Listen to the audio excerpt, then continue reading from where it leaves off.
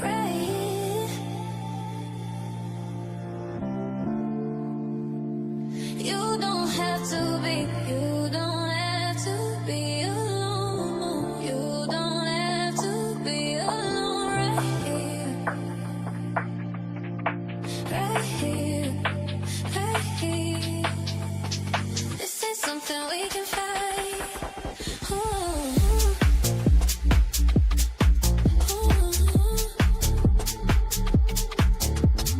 You just need a brighter guy, you need somebody by your side.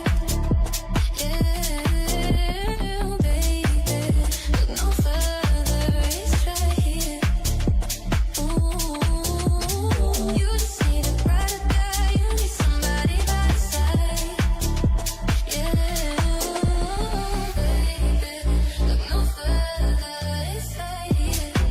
Right here, right here, right here,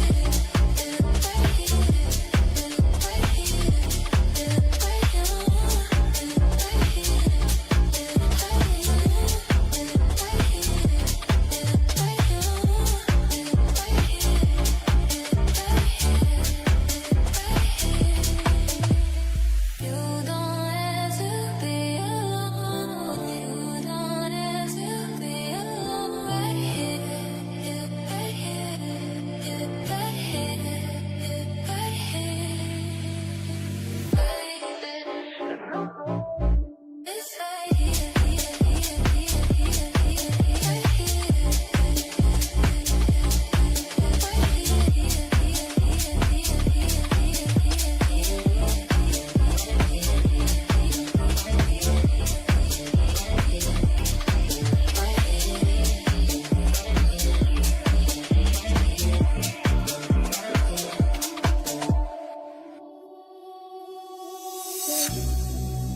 It's cold out here and I feel lonely.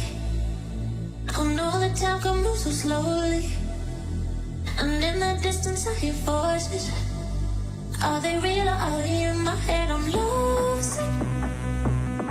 You got me lovesick, and I'm lovesick. You got me lovesick, and now I feel alive, feel alive, feel alive,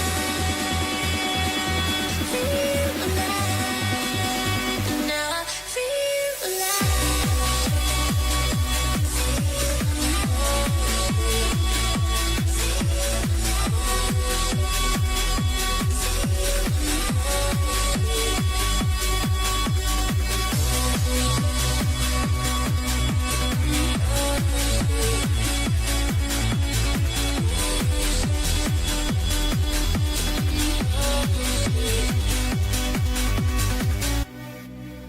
so many times they try to change me, and every time it drives me crazy.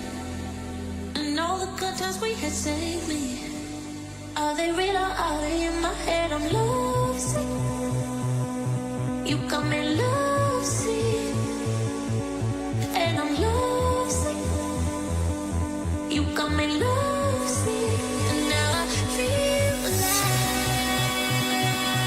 feel alive, feel alive, feel alive, and now I feel alive.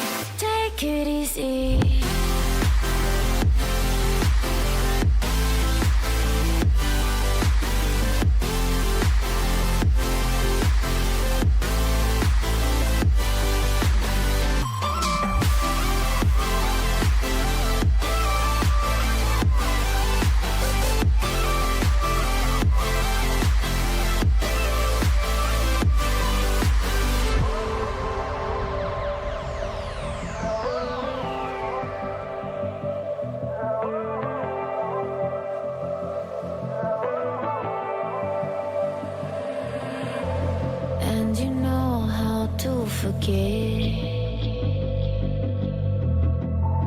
all the wrongs and every reason why we've changed. And there's a storm inside my head. It's getting me in trouble, baby, and I can't break away. I thought that I could keep it low. Take it easy, take it slow. We ended up just like before, so take it easy, take it easy. I thought that I could keep it low. Take it easy, take it slow. We ended up just like before, so take it easy.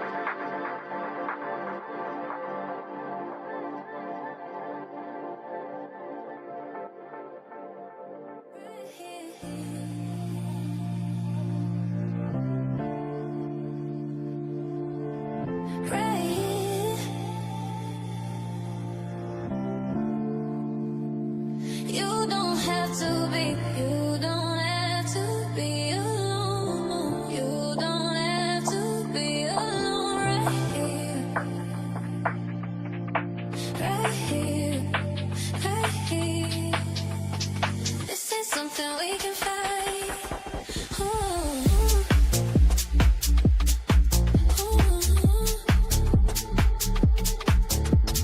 You just need a ride or die. You need somebody by your side.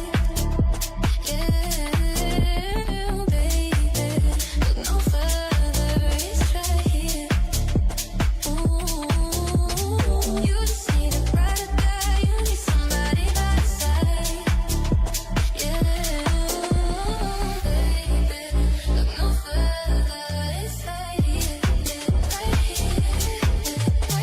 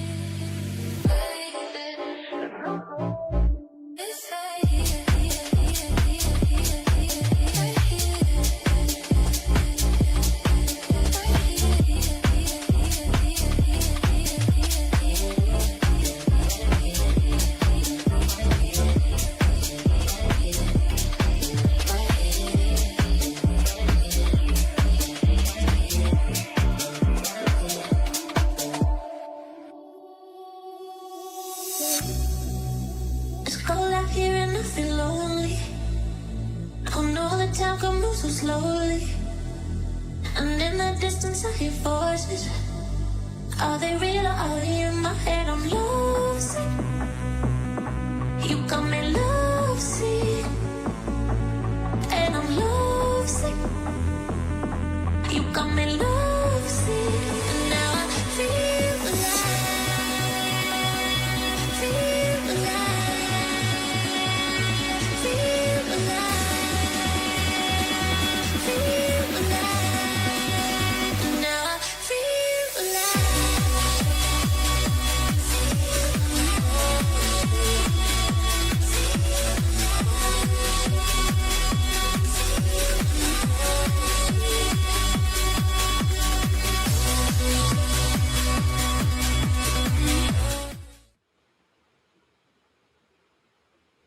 Championship 2026, wherein we are now in our winners final. Looking at the timeline right now, again, looking at the qualifier number one did start in 24th of July up until 26th. We're right now here on qualifier number two. It's the last day, it's the 9th of August, and everyone's gunning it for that win. Man, oh man, we have our world championship slot with having two, one going through hands of the regional champion, and the second going to the points leader in WCPS. Everybody, it's been one heck of a ride actually. Looking at the past games on the upper bracket, we saw Godlike versus Insight yesterday, Dolores and ETS as well. But now, what are they going to be fighting for, right? It's the road to Mexico City for the World Championship in 2026, and that final spot has a prize pool of $500,000, and it will be happening on December 4th the 6th. So be sure to get your tickets ready, or to clear up your schedules to actually see some amazing Call of Duty Mobile. We're also joined by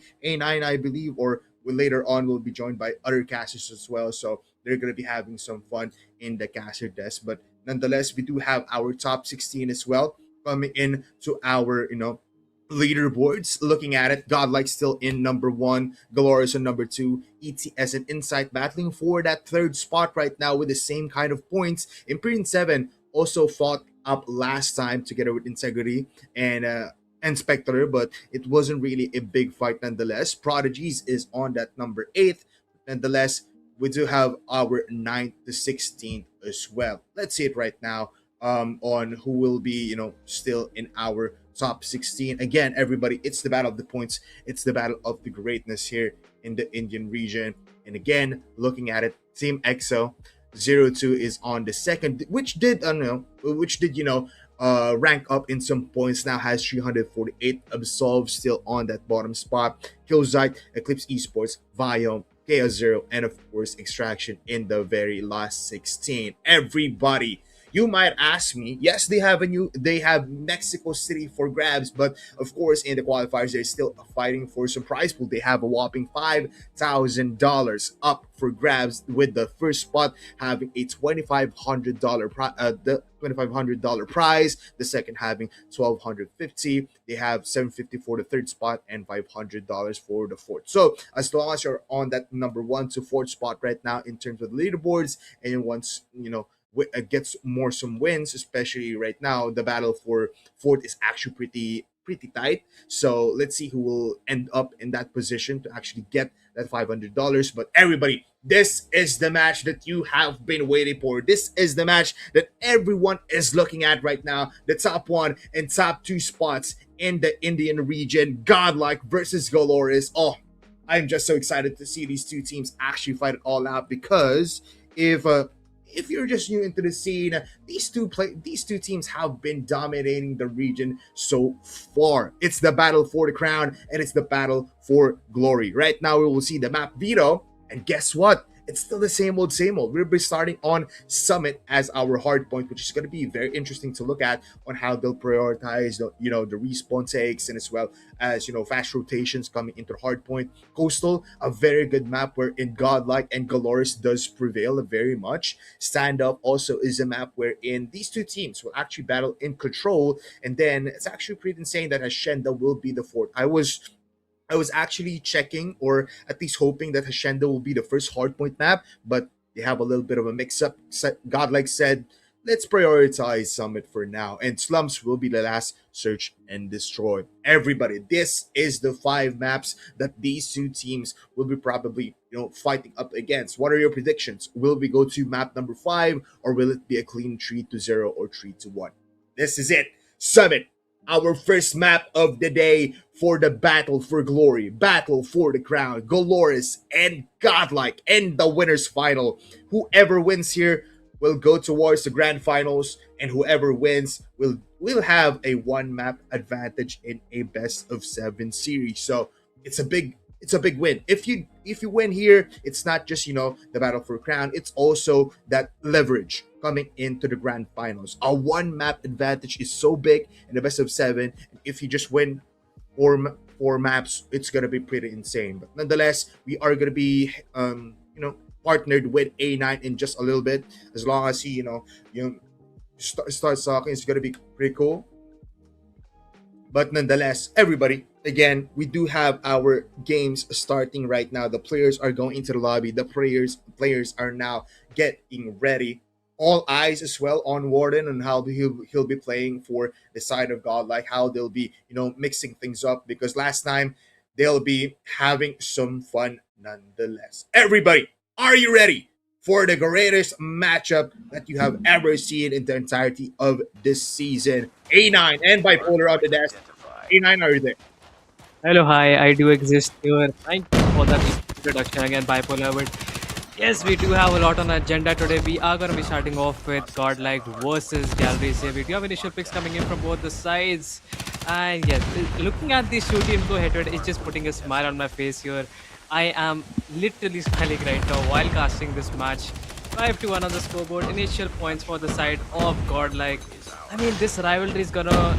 I think this is gonna be the longest rivalry I have seen in the Indian region for quite a while now.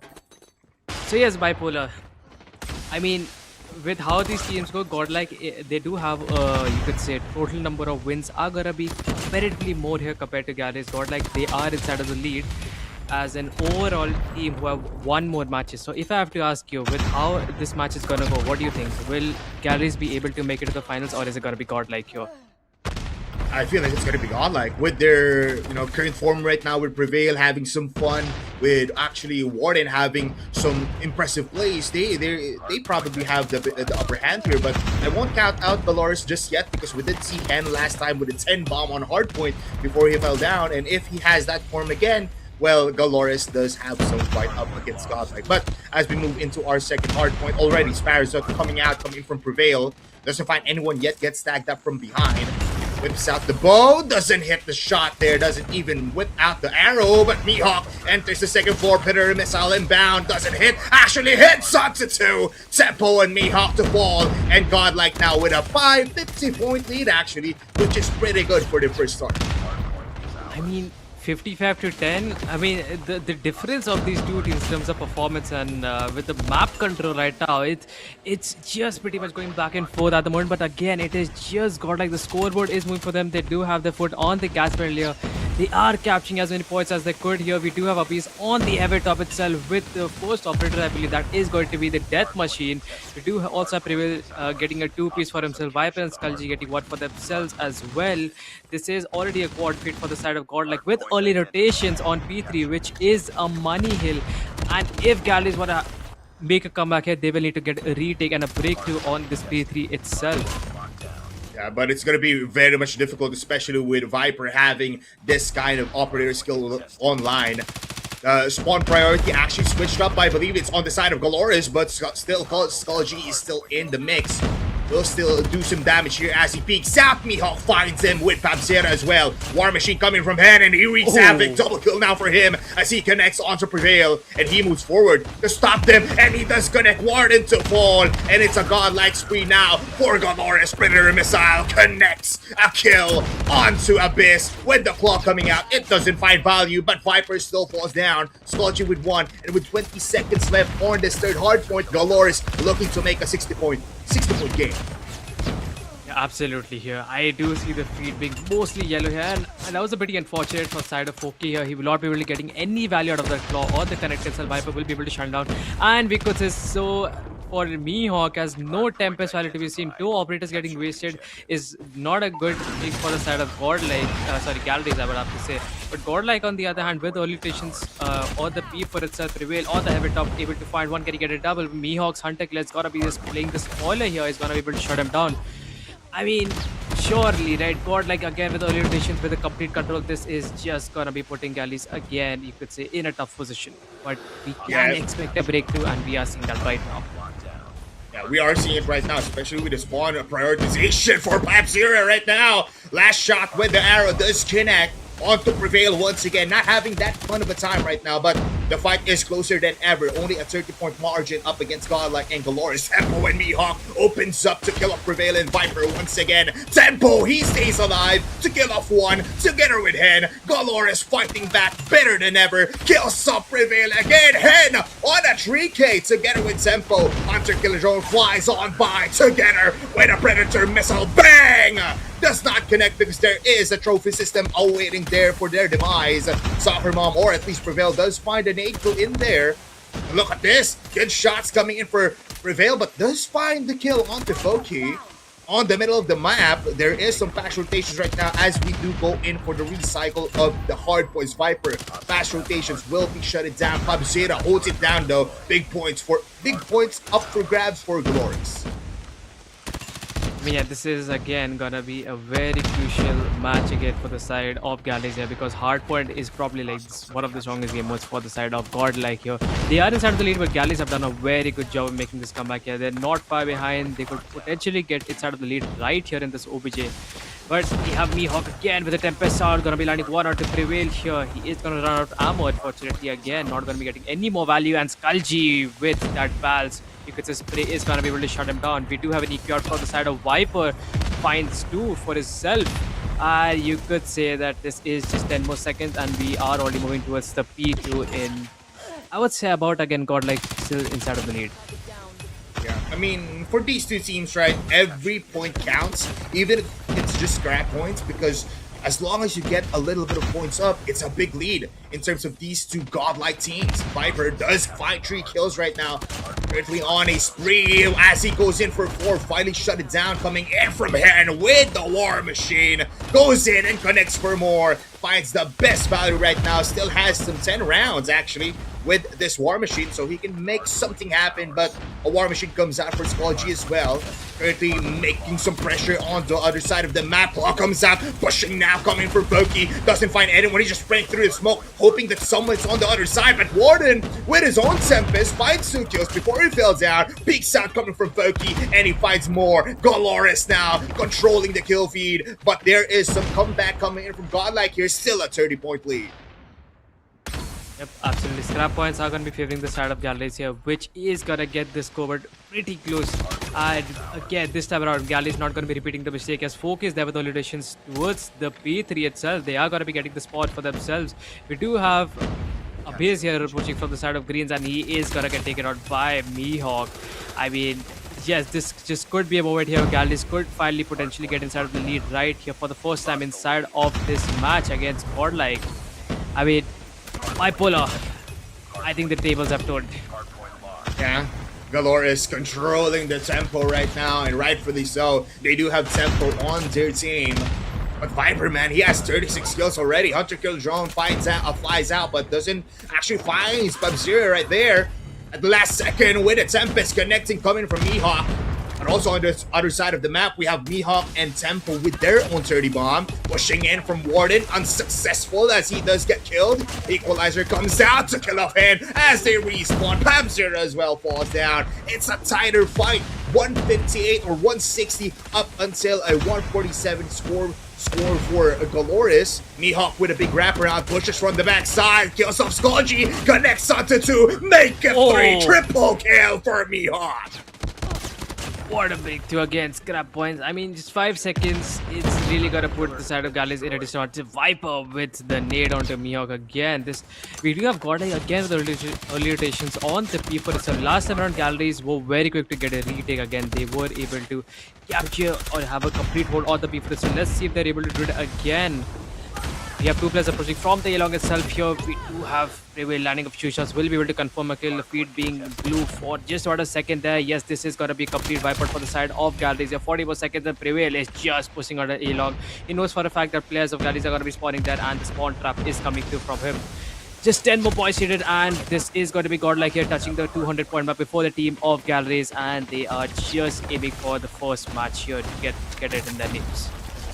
Man, the heroics coming from Prevail has given Godlike a time to actually claim 200 points, but the big clapback coming in from Galoris together with Mihawk with the Tempest, kills up Skullgy. Scrap points are available, will make a difference up against these 2 teams, but as it closes down with 4 seconds remaining, we go back to the 3rd cycle of this game. Tempo already trying to make some ground in the first hard point.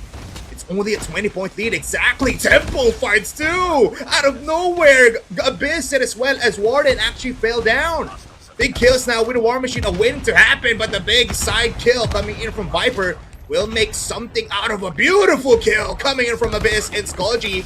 Galoris trying to answer back a little bit, not letting Godlike taste that 200-point mark, but giving it as well at the end of the day. 30-point lead now for Godlike. Prevail, still prevailing in the middle of the fight, using the smoke as cover as he finds more kills. Tempo to fall, not yet in fact. He gets more kills, 43 kills for him, but still, man, Godlike is still controlling the lead. I mean, there's something to notice here. For the side of Godlike at least, we have Prevail and Viper still using Switchblades inside of this map. I think it does make sense. It does have more ADS movement speed, and there is a more hipfire potential coming. Coming out of this SMG itself, but on the side of Galaxy, it's just all FSS at the moment here. I mean, it is the new meta with 3-shot potential, but we do love to see old Switchblades being used. I mean, it is close range here. This map is already close quarter combat, so it's understandable why we have Prevail and Viper here, basically top fragging and probably having the most part of the inside of this match. But focusing on with how these 2 teams are performing, we can see that just 15 more points are needed for the side of Godlike to win this first match inside of this BO5 series against the team of Galleries here in the upper bracket finals. I mean, Babs are gonna be able to shut 2 down here, and with 35 seconds remaining, I don't know if Galleries are gonna be able to stop the team of Godlike here from winning. And last 8 points, man. Godlike controlling everything as Prevail does fall down. Can Galores touch the point? One more. No, they cannot. Even the Predator missile is enough for them to be scared away. 250 secured for Godlike after what seemed to be a close fight after the second cycle of hard points. Galores, man, they just got picked one by one from the heroics of Prevail and as well as Skulji. Even Viper was going ham every time, making triple kills happen. Where in Mihawk, even though Pabzero was always there for the trade, it was Godlike just controlling and those fast rotations, man. You have to commend Godlike, giving up some scrap points just to prioritize those early points in those next hardpoint. It was the dagger basically. Plus, the initial fights in the first hardpoint gave them a 50-point lead immediately. Galores had a little bit struggle. They clapped back a little bit, but at the end of the day, 250 was gained by Godlike. Yeah, absolutely. Yeah. Another thing to mention here from the side of Mihawk, at least, especially from the team of Galleries, yeah, his feats were absolutely crazy. He was getting a lot of huge plays, l- taking down a lot of players from the side of Godlike here, and giving his team that opportunity from pushing inside the OPGs and probably getting a perfect hold. But if I have to say, the operator value wasn't the best here from both the sides. I think it just went pretty back and forth. The gunfights from both the teams was so strong. We could say the operator value was just a little bit on the weaker side. Don't you think, Bipolar? Yeah, I mean, I believe so as well. There was, I feel like the best spree that we had with operator skills for both sides was a double kill. It was always gunfights, making a difference for both of these teams. It was you saw Viper with a switchblade got 5 kills or 4 kills, in fact, and even for the other side, we saw. I feel like it was Mihawk finding beautiful kills with his own gun to claim a 47 bomb actually. So it wasn't really the operator skills that made a difference for both of these teams. It was just the sheer aim and accuracy of Viper and as well as Mihawk. Looking at the scoreboard right now or our stat board, so Prevail also helping out Viper in terms of getting those kills. But man, look at that. I love these two teams because they always prioritize finding some points in the hard, but that's why you see almost 4 players for the side of Galores having a 1 minute and above hill time, together with Godlike having almost 5 players having hill time right there. Only Prevail just 9 seconds away from having a clear 1 minute. Man, this is gonna be an interesting matchup. After seeing Summit, we have Coastal now. Do you feel like Galores can clap back or at least have a point in this series, especially in Search and Destroy? I mean, in Hardpoint, we did Hardpoint Summit. It's just a very strong map for the side of God. Like Galleries had no problem making a comeback here, and we did see the Galleries also do not make the same mistakes again and again. We like in the first round of Hardpoints, God like did have an early rotation on P3. Galleries had no problem getting a breakthrough, and they would be you could say they were able to flip the spawns. But on the second round of Hardpoints, they did have the early rotations and they'd have a better control. So they are not making those same mistakes again and again, and this is what Galleys is all about. I mean, they are still fighting for the first spot inside of this region, and right now this is going to be SID Coastal here. I mean, FSS is again going to be the most dominant, but I always mention this, that B side is just going to be filled with shotguns at least, and a sniper maybe. Yeah, we saw last time, right? Warden using the new shotgun in this map and was creating chaos one by one, clutch after clutch. Godlike was controlling this map, but Galores does have this kind of approach in this map specifically, wherein they become overwhelming, especially on the attacking side. So if they just do that as well, even if it's up against Godlike, they can possibly win some rounds and get some advantages here. But after seeing, not even Warden was popping off, it was Prevail and as well as a Viper was leading the fray in terms of kills and objective times on that hard point. They can easily transition their own hot hands in towards search and destroy. I'm just so excited to see our snipers as well on how they'll be picking up or at least finding some amazing angles. So big eyes coming for Abyss and as well as on Hen on for both of these teams on how they'll be using this kind of gun up against 4 players for each teams that are really much aggressive and not really scared of fighting these sniper angles in mid or at least on long A or even as they go in towards B. So it's gonna be pretty interesting on how these two teams will attack. I mean, yeah, I'm personally excited to see here Skulji gonna be sniping it from the side of Godlike, and probably see an SKS also from Abyss. So let's see how it goes here. The match has already started with Godlike being on the attacking side first. We have actually Abyss sniping here. Okay, a little bit change of roles. Okay, I was not expecting that, but surely here Abyss is you could say considered one of the best typers of the country, or maybe the best. Who knows? You have Skulji and using the SKS, as you can see, already getting the first blood inside of this round. At the game itself, this is already a live disadvantage for the side of galleries. And wait a second, Depo finds one or two Warden and Prevail getting a huge two, and this is going to be complete B-side control lost from the side of galleries here. A 2v4 situation, and the bomb has gone down on the side of Godlike. That was actually pretty insane. Galoris just got pinched by Prevail and as well as Warden. So a 2 for him, but Viper now found Foki on mid. Last player alive coming in for Galoris. It's Hen. Was able to find 10 kills before he fell down at least yesterday. Now he has fallen. Soccer Mom, or at least Prevail, finding 3 kills in the first round. What a great start for Godlike. Yeah, absolutely. Sure. I mean, yeah, the role switch for Abiz and Skalji here. Let's see how it's going to do here against the side of Team Galleries. But as you can see, we do have the same approach here from the side of Godlike, where the 3 players pushing in from the bit here. Potentially going to go for the B-side approach again, but Hen is there with the sniper, and the shot's not going to be landing from him.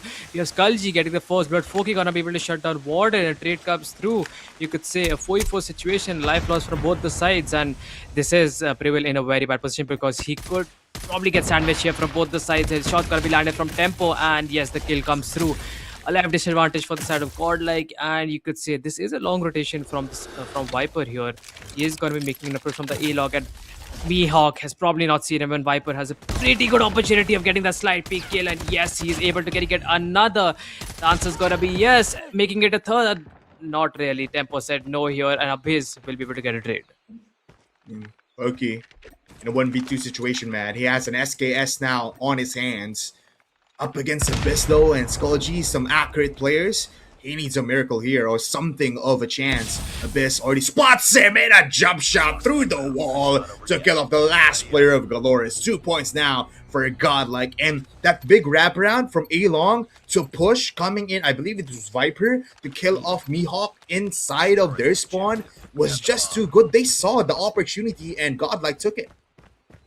Yeah, that was again a huge play from side of Viper. But what do we see here? 3 players pushing in from the galleries here or to A-Long, where Viper and Skulji are going to be there. The initial approach is there, and that's not going to be a good idea from the side of Godlike here. Both the players are going to fall from tempo with his... Oh my god, Foki again with the shotgun. Lands one. Can he get another? The answer's going to be no. This leaves Warden with a clutch situation of a 1v5. The entire team, actually, I have to say, finds 1 or 2 Hen with the Deagle itself. The 50 GS. I am not so sure he's going to be able to pull it off, as he is getting shot from behind, and that FSS is not going to give him any opportunity of even winning that.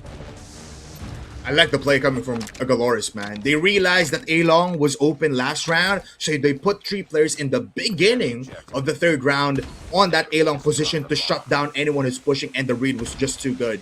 Godlike now feeling the pressure after Galoris finding a point for the smoke into mid. Puts Prevail in a position where he can push. Warden already found Foki, and Pubzera doesn't even find anyone here. He's unaware that they took B-side already with 4 players. So it's a 4v5. And checking out mid as well, but nobody there. Abyss just waiting for that big B main pusher. Lurk coming from Galoris. Spams now through the wall. Pubzera not finding anyone. This discipline coming from Godlike might be the better form up against Galoris. Prevail finds Tempo. 1 more for Mihawk. Can they enter the site? Yes, they can. But can they find the crucial players? No, they cannot. Ooh. Mihawk with a triple kill, but it's Skulji to get the last kill. Godlike claps back, or at least answers back up until, Galoris found the point. Mihawk is just back at farm here. I'm really, you could say, loving his performance today here. Every single time getting 3 to 4 picks here. So this is what I have been expecting to see for a very long time. And Mihawk, I think he did take a break in between. He was just not feeling it. But today itself, I think he is just at his peak right now. And we do have Hen finding the first blood again on to Prevail this time. And if you've noticed, I think Godlike is just sticking to the strategy. You could say pretty much the same here, where two or three players approaching mid side. They're trending for the B Bob itself. Here, Pabs are shutting down Warden. Tempo shuts down Skullgy. And I just have to say that Galleys, they're just so good at making those comebacks here. They just don't let Godlike get a lot of, you could say, advantage, or you could say, uh, probably, you could say, okay, you might just need to take over 1 second. Yeah, it's okay, man. And nonetheless, it was Galoris finding a beautiful point here. Godlike actually tried to do their similar strat beforehand, wherein two smokes on mid, push towards B on a B split push, but Galoris just holding so far back that Godlike couldn't find any picks at the beginning of the round. So it was just a bad fight coming for Godlike. Galoris taking the long approach. Big 3-man push on B, 2-man push on A short. But Abyss, the first one to entry on B. No one's close by, only on the right side. But Mihawk realizes that B main or the B entrance is very much open for Godlike. Big flash in. Mihawk finds them, pushes with a slide. Mihawk pushes into the side, and Viper just better with aim. On towards the spawn. Can he find stragglers? No, he cannot. But it's already a one-man advantage for for Godlike. Galoris now needs to retake, but they know that there's presence on A, so they can't just go in for a big retake on B side just yet. Big nade coming in from Viper. Sub-Zero finds one player coming in from A side, but look at this tempo. Already close by, finds Skulji on the backside. Abyss finds Foki though. Tempo, you need to turn behind because you found Abyss. He does get a kill. Viper gets the trade. It's all up to Pab-Zero, where in Warden with the 50 GS. The late flip works out, and Godlike claims back that 2-point lead. Oh man. Yeah, I just witnessed that. Yeah, I'm sorry, I'm back. I apologize for that. I did stumble a little over there, but yes, this is gonna be 4-2, and Godlike, they are still gonna be maintaining that lead here. Hen with again a sniper shot or to base, gotta be able to shut him down. The sniper battle was won for the side of Galleries here, and we do have a Godlike here. I mean, all the remaining 4 players on the A-log itself, they probably gonna go for an A-log approach here. Maybe a wrapper out to the B side from the spawn. Who knows if they change the strategy? And yes, I think that's gonna be the case here. Players are deciding here, but they also have a good idea that maybe Galleries do have a better, you could say, overall map control. So they would potentially get backstab, but Hen on the other hand is gonna be able to shut down another player from the side of God, like that is going to be Viper, which leaves, you could say, a 3v5 situation. But Skullgy finding 1 or 2 Hen, the sniper main is gonna fall. I think this is very much doable, but let's see if Gallery is gonna allow that. That was too much pushing coming in from Henman. He had found 2 kills in the beginning of the round to kill a Viper as well as Abyss. But that was too much. Warden now, big kill coming in towards Foki as he retries that quick scope on towards the bar of A short. Skullgy with the big kill as well. So the 2v2 making a 2v1 prevail with the big lurk. Big wraparound all the way from A long. 5 points for Godlike, and man, they're controlling the tempo once again. Destroy the objective. Yeah, I mean, Bomb acquired. like I said, it was very much doable for the side of Godlike, and they just proved it here. We are going to be looking at the last round before the side switches, and on the other hand, Galleys again with a pretty risky approach here on the A-Long itself. I mean, you don't know if Godlike is again going to stick with the original idea of going to the B side like they've done in the initial first 3 or 4 rounds inside of this match. We do have 4K already getting 1 pick onto Warden here. And this is again, you could say, a pretty bad news here for the side of Godlike with the life disadvantage, and a trade comes through from Mihawk again. I mean, Godlike, they are just stuck here. They are unable to move on the A-Long itself, but Abyss gotta be able to land the shot on her tempo. The life card being back to equal here. Mihawk not gonna be connecting those shots. Not the good idea to peek that sniper from the side of Godlike. I mean, he will fall back a little bit here, but still has some pressure onto A long. 3 players live for Galoris, 3 players alive for Godlike as well. But the bomb is close towards B, so I feel like Godlike's just making distractions on A side right now, but they will still go towards B side unless Skullgy just, gives out B and connects with the players on A long. Galore is still using this 2-1 position where 2 players are on A, 1 player hiding on the backside of B. It's 37 seconds though left. So Godlike needs to move here. They need to choose quite carefully. Mihawk checking out Along with a big slide, checking fast. If there's going to be pushing, now he finds them, so he confirms that players are on Along. It is going to be an A push, A split coming in from Godlike. Is Galoris ready for this? There's two players here. They get backstab, and Mihawk ready for the trade, but there is still one more player. Skullgy finds him with the wall. It's all up to Foki with a Hurricane from A short. Bomb has been planted. Abyss not finding him yet, crawling his way. Silent Killer with a dead silence finds him with the HS. Never mind. Skullgy just spears and impales Galoris in the first half. It's a 4-point lead for Godlike. I mean, did you just notice the perfect timing for the side of God? Like a two players approach from the E long and one from the A shot itself. I mean, the timing could have been absolutely, I would say absolutely perfect. It could have been any better. Both the sides, the two players on the side of A, you could say, both were getting sandwiched here. They could do much. They didn't know where to look. We have Skullgy already shutting out one player that's going to be Tempo here, and this is again Godlike, you could say, gonna be pushed out of the B side here, and Gal is gonna have a full control. I mean, this is what Galaris is known for, right? Big 5-man pushes on B side, and they have taken B side already. The bomb has been planted, but there's still 5 players alive for Godlike. Meanwhile, Galoris has 4 shots now missing coming from Abyss. It's on by Viper, finds Hen as they push towards B main. With 30 seconds left, it's looking pretty good for Godlike as they do fall down. Abyss with a wide peek. Pub-Zero checking the left side, but they're falling down one by one like flies. 2 players left for Galoris, 1 player left. It's all up to Mihawk with the Hurricane, and he falls in Warden's hands with the HS. Godlike with a 5-man retake to claim 7 points.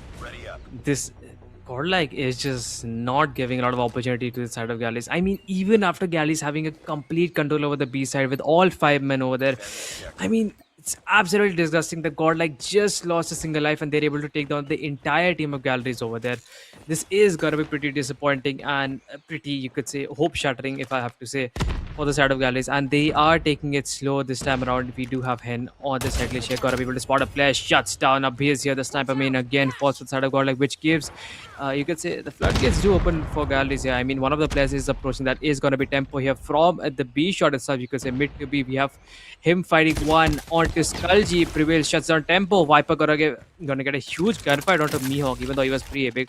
Still manages to win that, and this comes down to a 3v3 situation as Warden's there with a shotgun onto A shot, finds one. Can he get another? Foki is gonna be able to get a trade for his teammate, which means that Gallis is gonna have a complete A side control as both the players are gonna be there. Viper making an approach here, spots a player, but Foki's shotgun is gonna be the end of him, and Prevail all by himself in a 1v2 situation, making an approach from the A shot, spots a player, but Hen with the sniper at the perfect time again, pre-aiming, is gonna be able to shut him down, and this is gonna be another round for the side of Galleries. Man, just big shots coming in from Hen. You saw it. He was right on point on getting the first frag and the last frag of that round. So Galoris still not giving this big, beautiful lead for Godlike that easily. Denies them 8 points, but Prevail loves this spot so much. He just, crouches away, but this 3-man push from Prevail, and Viper works out beautifully to kill off Hen, Mihawk, and Pabzera. What a big surprise for Galoris, but Foki and Tempo, they're silently walking towards the backside of A-Long, but Skullgy is here! A big turnaround! And there goes Skullgy with the push! Godlike playing with their minds out of the field. Galoris could not even comprehend what was going on. I mean, I am just lost for words here. 8-3, this is a do or die for Galleries here. Godlike's already won the first match out of this BO5 series, and if they win another one here, this is pretty much going to be a pretty bad situation for Galleries because they cannot afford to lose a single round. If Godlike win it right here, they will just need one more match here to make it to the grand finale here of the fall split qualifiers too, but we have 2 players up from the side of Galleries here. Pabzera finds one, and we have Skullgy, and Abyss finishing it off. Skullgy, what aim transfer that was, and this is gonna be Godlike again getting a 2-0 lead inside of this BO5 series in the upper bracket finals here. What a game. What a game indeed. That was beautiful, man. Last 2 rounds and last 2 kills every time for Skullgy. The precision, The accuracy of this man is close to none.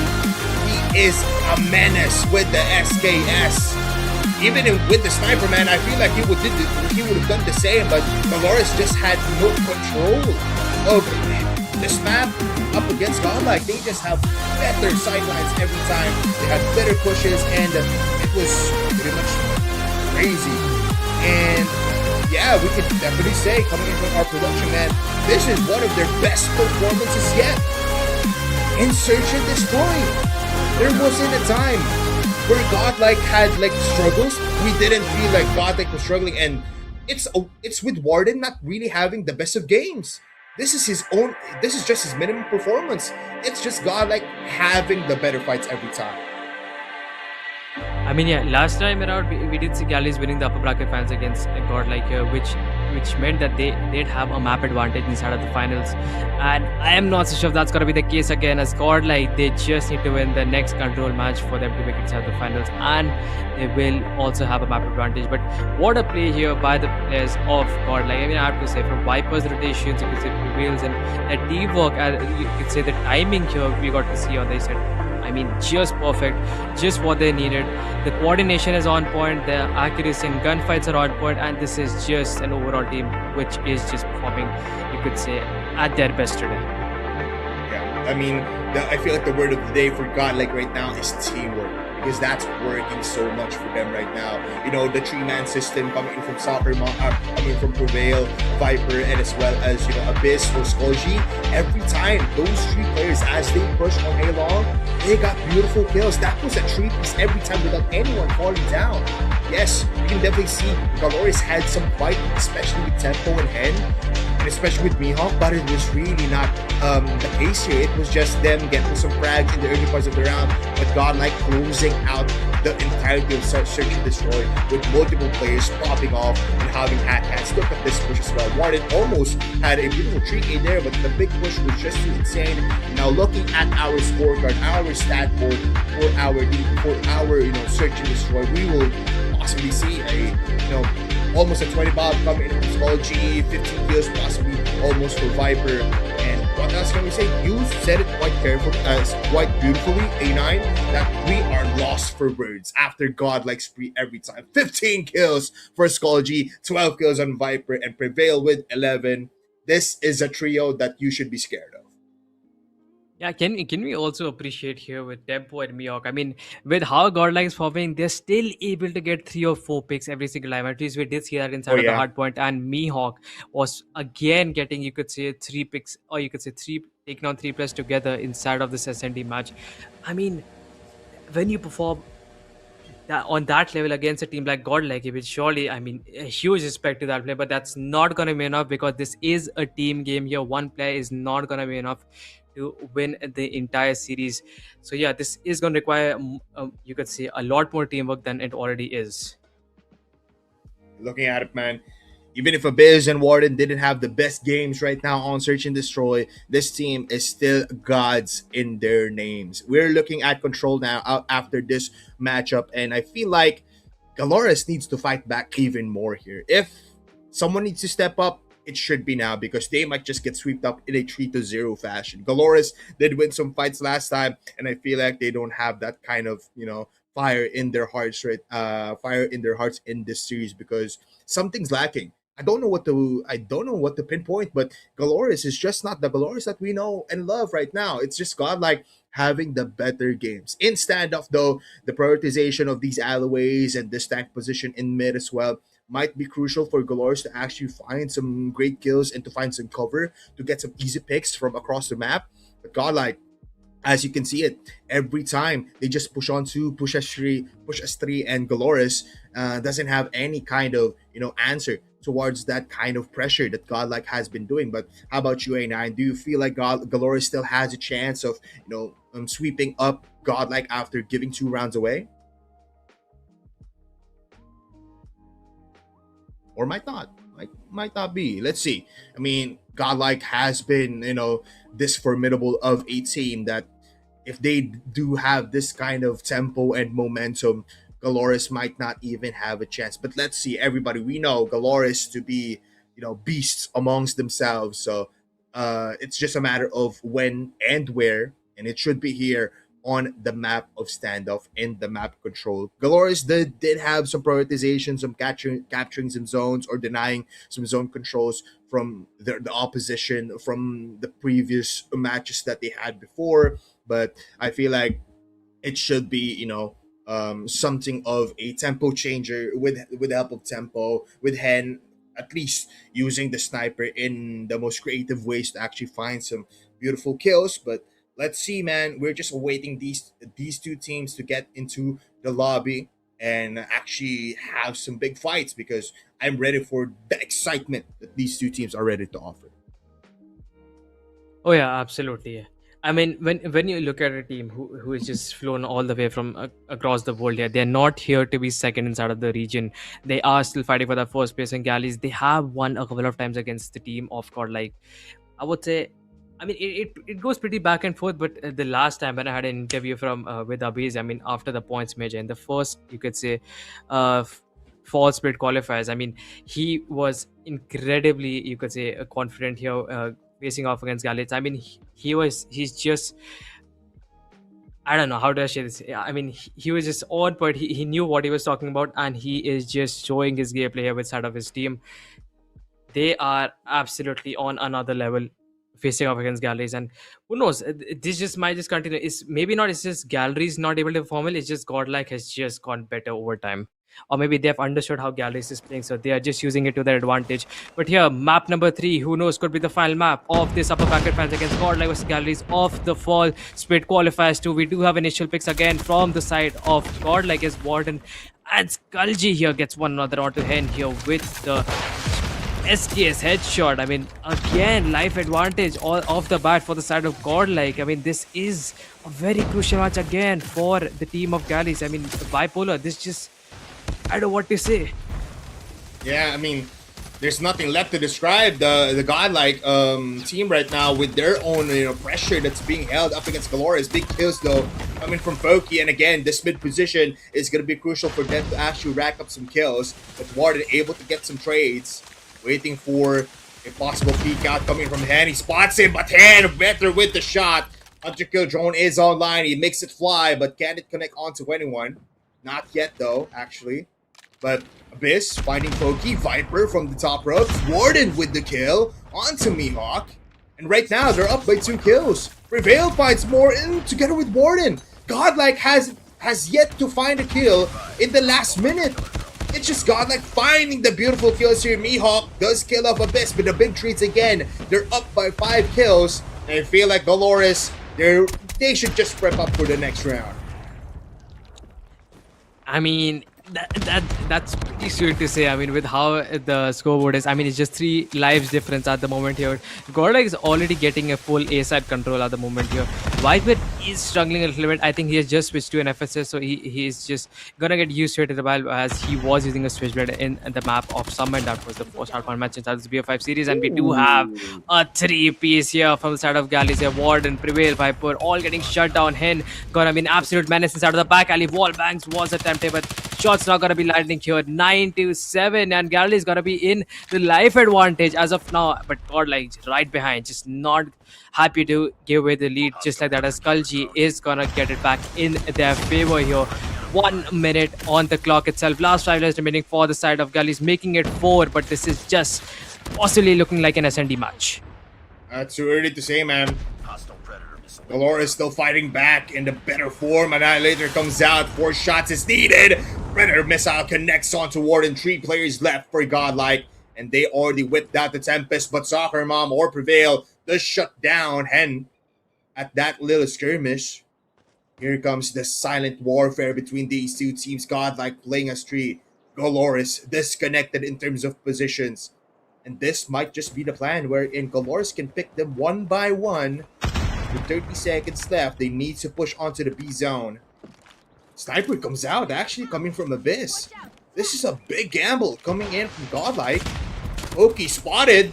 Sprays with a switchblade coming in from Prevail. They go in towards B. The big shots connecting, and Godlike now down by 2 players. 1 player left coming from Godlike. It's all up to Abyss, the sniper that they should count on. Pabzera pushing now, and they get the first round. A big comeback in the first round of Control. I mean, yeah, absolutely. I mean, it was too soon to say anything, and Galleries are going to be winning the first round and start up this match here off to a good start, I would have to say. But here, Godlike gonna be on the defense side now. Let's see if they're able to pull it off here, or is it just gonna be another round for the side of Galleries here. We do have Pabzera getting the first blood inside of this round here. Skullji popping out his war machine early on, and Pabzera is gonna be giving him a tough competition again with the war machine of his own. Gonna be getting one onto Warden. Skullji facing off, finds one. Can he get another long shots? And that's not gonna be connecting with Pabzera on the other hand, making it a 3 for himself. Makes an approach from the broken, gets one on this prevail, and he is gonna get taken out. Viper, huge confines out of the granny here. Tempo attempting for a spawn trap with the equalizer, and Skullji said, "Not today. This is not gonna be happening. You already won the first out. This is now our chance." And we do have Viper making an approach of his own with the Sparrow, finds one. Warden with a back alley, gotta be able to get one as well. And Bipolar, I think this just might be another long game we're gonna have. Might really be, but look at this. Prevail pushing now on the backside on the alleyway. Close fights now, 17 to 15. It was a 21 to 17 at one point in favor of Dolores, but it's closer than ever as Pabzera makes it a bigger gap now in terms of lives. Annihilator comes out coming from Abyss. First shot doesn't connect. The hipfire actually connects up against Foki. So 13 lives versus 12. Prevail still making chaos up against Hen. Pabzera still alive, but now will fall down with one shot. Triple kill now with the Annihilator coming from Abyss. Golgi connects onto one player as well.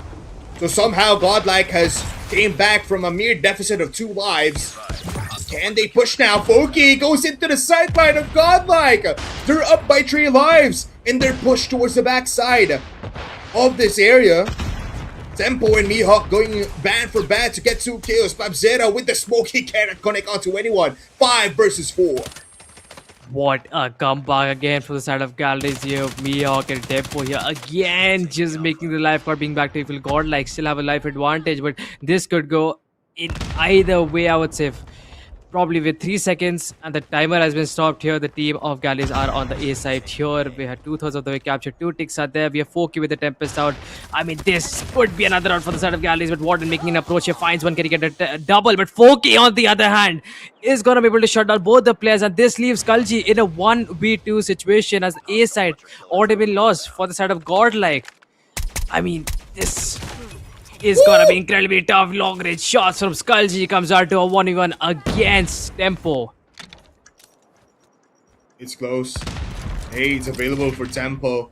He's capturing B-zone, last bar. They need to push. Golgi needs to push. And he does. But Tempo better with the aim. Can you see it now, Dolores? Comeback of a season. After giving 2 points in the series for Godlike, they claim 2 points in Control. 1 more and they claim a round in the series. I mean, talk about a gamble or risky play. That was a freaking risky play by him. I mean, I just have to say this because SKS could also potentially give you a 1 shot on the head. So that was a pretty risky play from him. But it quite worked out in the FIFA. I think he knew what he was doing here. We do have an approach coming in from the side of Galleys here onto the offense side spawn, where the team of Galleys are entering for a spawn trap, but Godlike are always going to be able to push back here.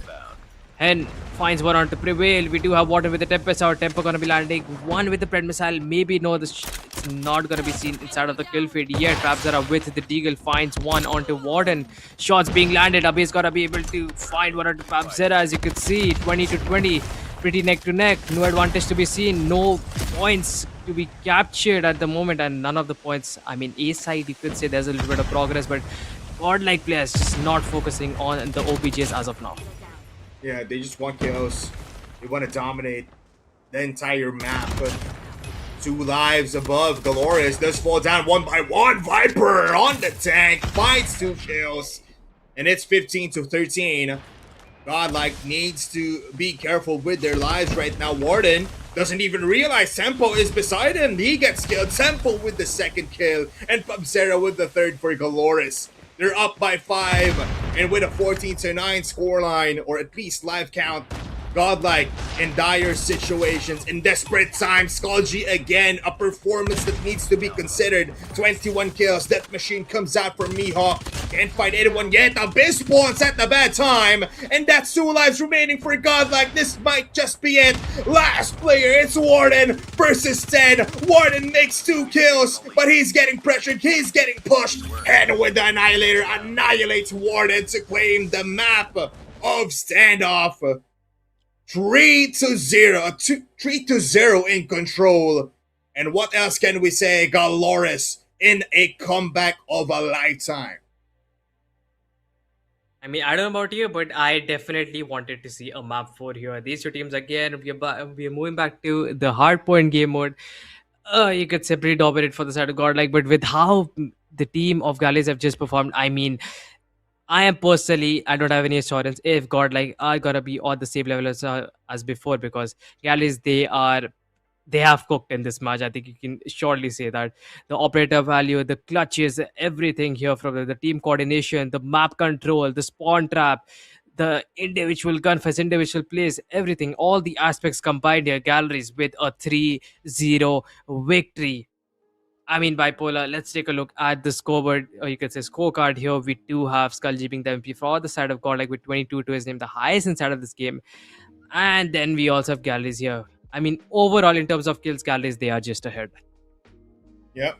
Galoris just had a better control. They had better mindset coming into to this map, and they just dominated every time. Despite 22 kills coming into the hands of Skull Warden finally finding his rhythm, and together with Viper have finding 13 kills, it was still not, the best kind of form up against Galoris. Galoris just had better tempo. I mean, no pun intended. Tempo with 19 kills there. Mihawk with 18, and Hen. Man, Hen has been on fire since yesterday. You saw it from Hardpoint yesterday and up until now, up against Godlike, the so-called the top teams right now. He's still firing it up with 20 kills into his name. It's just Galoris looking better than ever, and I feel like even if in Hardpoint, despite Godlike having this kind of like dominance in that kind of mode, Galoris can easily go toe to toe with them in that map. Yeah, absolutely. Yeah, this is going to be your map number 3 here. Favoring the team of galleries. I mean, 2-1 inside of this BFF series, and still, this is a do or die for the side of galleries, because now it is gonna be hard point again. I mean, with Godlike, they did have a strong start inside of Summit here, and now we do have Hacienda. I mean, you know for a fact that FSS, I mean, Switchblade just might not be the best option, because this is a mid to long range map. I mean, it is not close quarter anymore. So we are definitely going to be seeing FSS and a Bal being the most dominant. Maybe SKS as well. I mean, with Hardpoint actually being a kind of a fast meta, so SKS is you could say a bit optional at the moment. Bal is just very dominant at the moment. But yeah, again, talking about P2 and you could say P4, all bunny hills, something, I mean, early rotations are really gonna matter here. So galleys really, I mean, you could say that this is the time that you would need to avoid all of those mistakes. Yeah, Hacienda is a map wherein big rotations and big flanks and lyrics can be granted for them, but as we go into the map, the very first hardpoint does give us a little bit.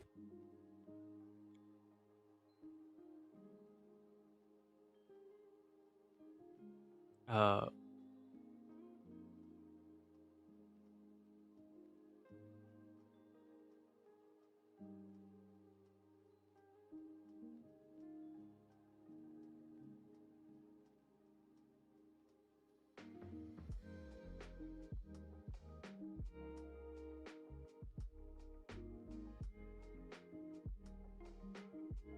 okay, I think, guys, my bad. I thought it was mine and that went, but yes, so as you were saying, yeah, this is gonna be a very crucial match again for the side of galleys. I mean, every match is pretty important, but now this is, like I said before, this is gonna be do or die for them. If they lose, it's just gonna be Godlike making it to the grand finals again with a map advantage. And like I mentioned before, that this is the map which you want to avoid all of those mistakes, especially in those P2s and P4s, because early rotations are really going to matter here. They do have, I mean, you can get the better spots in both of them with a better control. Smokes are really going to be useful here. P1s and P3s goes pretty back and forth here, as He could say both the hard points are pretty open, so he could get shot down from both the sides. Nades, lineups, the operator value, everything you just name it. You are gonna be seeing here from both the teams. But end of the day, it's just I think ARs are gonna dominate here. And FSS, how can we forget about that? Switchblade being out of I mean Switchblade is still being used, but FSS is still like a 3-tap meta weapon. I mean it is just the better USS9 that has been introduced, especially those mythics are absolute laser. So yeah, we're just gonna have to wait and watch and see how things are going. But guys, also I know I've just joined a bit late, and we are having a bit of a network issue. I mean, at least I am, and Bipoler just did. So do click the subscribe button and hit the like button down below on FSN Asia. Do check them out on Instagram and do join their Discord server if you like to take part in community events and tournaments. And if you have any doubts about what are we casting or what this tournament is, head over to playmobile.gg. Everything is gonna be mentioned over there. But this is map number 4 of the upper bracket finals against Godlike versus Galleries.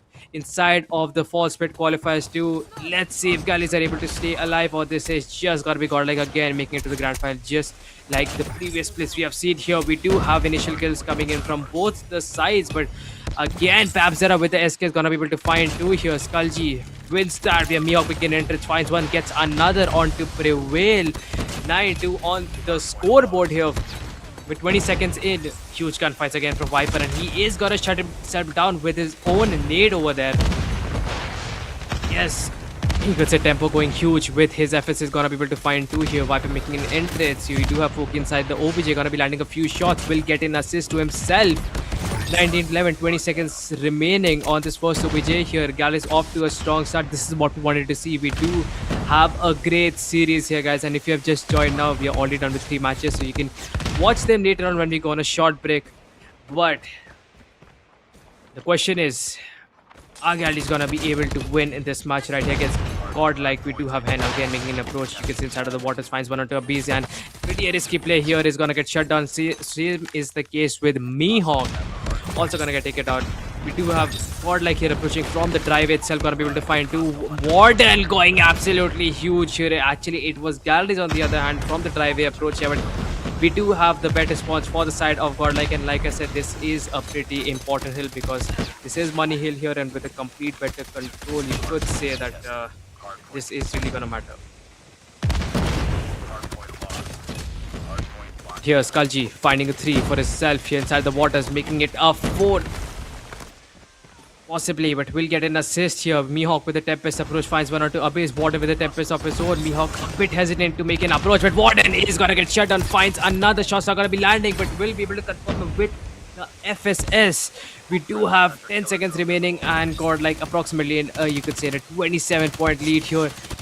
And both the teams are going to be fighting for the scrap points, but it is just going to be Galleries here getting those final 3-4 seconds with early rotations again favoring the team Godlike. We do have 2 operators ready from the side of Galleries here, which is potentially going to give them that advantage going in this P3 here, probably getting a better side spot and a control here. We do have Viper attempting to win that gunfight with the Switchblade. I was not ready to see that, but on the other hand, Papzera with a complete, you could say, patio control here with the Death Machine here, and Viper with the Revenge is gonna be able to shut him down. Foki not gonna be able to connect that Sparrow shot here, and Hunter is also not gonna be seeing the light of the day. We have Viper with the equalizer of his own here, gonna be going for a spawn check here. He knows for a fact the players are gonna be spawning near the garden, but Warden is going absolutely crazy with his FSS. Huge value to himself here. Viper shuts down Hen, gets another onto Mihawk, has not spotted a 3rd player from the side of Galleries here, and Tempo is gonna be finishing him off, but Skulji with an assist, and this is Godlike pretty much inside of this P3 with, you could say, reaching the 100-point mark right here. Papzera all the way over towards P4 here for the first time. We do have him fighting one onto Viper itself. Also guys, yes, Bipoler is gonna be on a short leave here, so he is gonna be back later. But for now, it is just gonna be me here that I'm gonna be casting for this match. Who knows, could be the final if Galleries are not gonna be able to win it right here. do have Prevail making an entrance here. Is going to be able to get a complete wipeout on the team of Galicia. Penta kill to his name, and we have Warden popped out his Tempest again. Long shots from him. Going to be able to connect that. Babzera, or you could say Foki, is going to be the end of him. 107 to 62. Godlike still inside of the lead. Prevail with a huge red missile here, shuts down 3 players. The trophies went down for the side of Galicia. This is a pretty big, I would have to say, disadvantage coming in for the side of Galicia. Godlike, I think after a hill or two, they are just gonna be 100 points ahead, and the level of domination we're getting to see from them is again just like what we saw in the last split.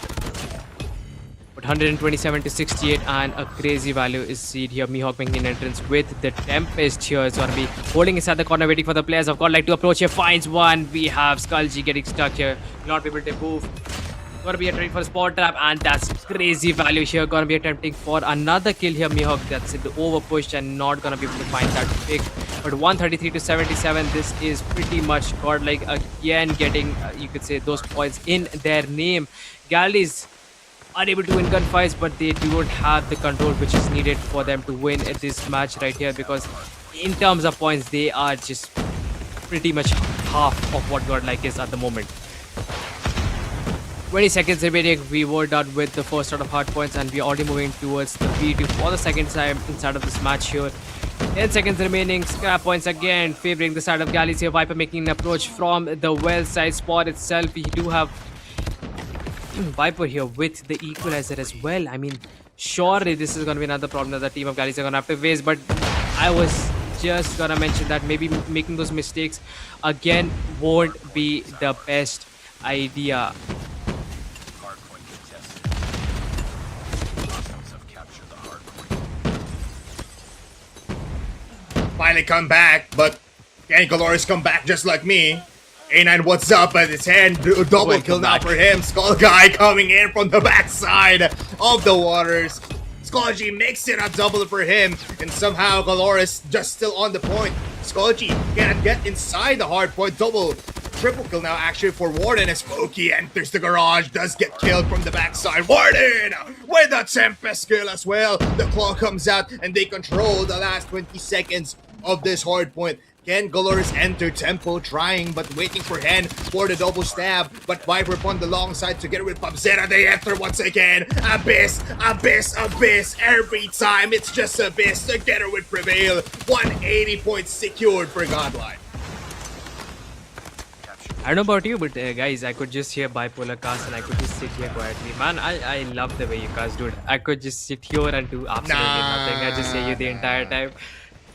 But since I am here, I am gonna do my job here. But we do have a Tempest popped out from. Okay, I was just about to say Prevail is not gonna be seeing any value here. Abhi is gonna be able to find two near the well itself, and the Sparrow is also gonna get popped here. Tempo making an entrance with the equalizer, but Skullgy's War Machine is gonna be able to shut him down. Abyss finding a fourth piece with his Sparrow over there making an approach inside the OBJ. He knows where the players are. A fifth onto Tempo. The value is absolutely crazy from his.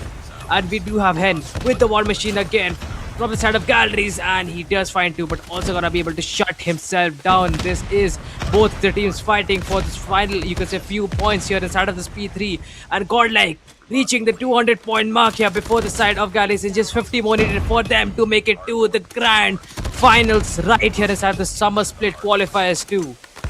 Oh, this might just be it. 100 point mark only for Galoris. And they're now fighting for blood, fighting for glory, and fighting for redemption. Triple kill for Godlike, and they're controlling the entirety of the map. Big kills now coming for Babzera as he swims towards the point. Can he do it? Nade inbound. Can he find him? Switches to the left, switches to the right, but can he get the kills? Yes, he can, because 1 + 1 = 2. Double kill for Foki together with his battle. He whips it out, connects Satsuma again. What is happening? What is on their minds? It's just domination. A big comeback. 60 point lead. Now what seemed to be a 100 point lead. Godlike has yet to stand on the hard point, but now it's time. Big kills again for him. Pabzeta falls down. The push from Viper. It happens. It's successful. It's making it work. One more for him. It's a double. It might just be a triple. Can he fight Pabzeta again? No, he cannot. Hunter Killer Drone in the skies. Can it hit anyone? No, it cannot. Tempest comes out though. Warden sneaking into the hard point. It resets. He realizes, but he can't find anyone. He finds players on the water side. Connects onto one. 13, 14 points left for Godlike. Like you mentioned, 14 points remaining for the side of Godlike. Here we do have Prevail with the Law out here. Gonna be landing a few shots. Finds that pick here onto Tempo. We do have Warden finding a 3 to his name here. We do have Galley's all the well side Sporia. Hipfaz gonna be landing shots from the side of Prevail here. 247, 248. Final approach from Tempo. Gonna be able to get that contest in. He is gonna be staying alive. Shots going down from Mihawk. And this one more second. And this is Godlike winning this BO5 series against Gallus in the upper bracket finals and securing their spot inside the grand finale here. What a series this has been.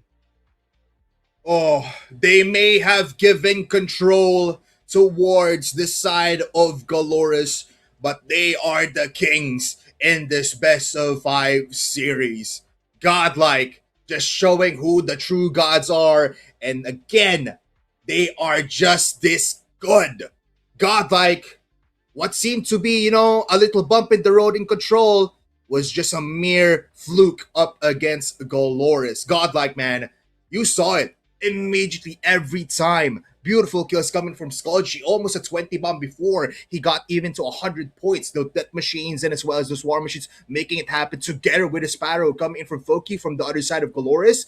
But it was still not, the big tempo that they were looking for. The rhythm was not there yet. It was just too difficult for them to actually get some points in. And there was a big point in time wherein there was a 100-point mark between these two teams. So Godlike was just sitting pretty at a throne already given towards them by Galoris. And at the end of the day, it was just a beautiful display of performance coming in from Warden, coming in from Prevail, and as well as Skull G. It was just amazing to see, man. And I'm glad I came back for this.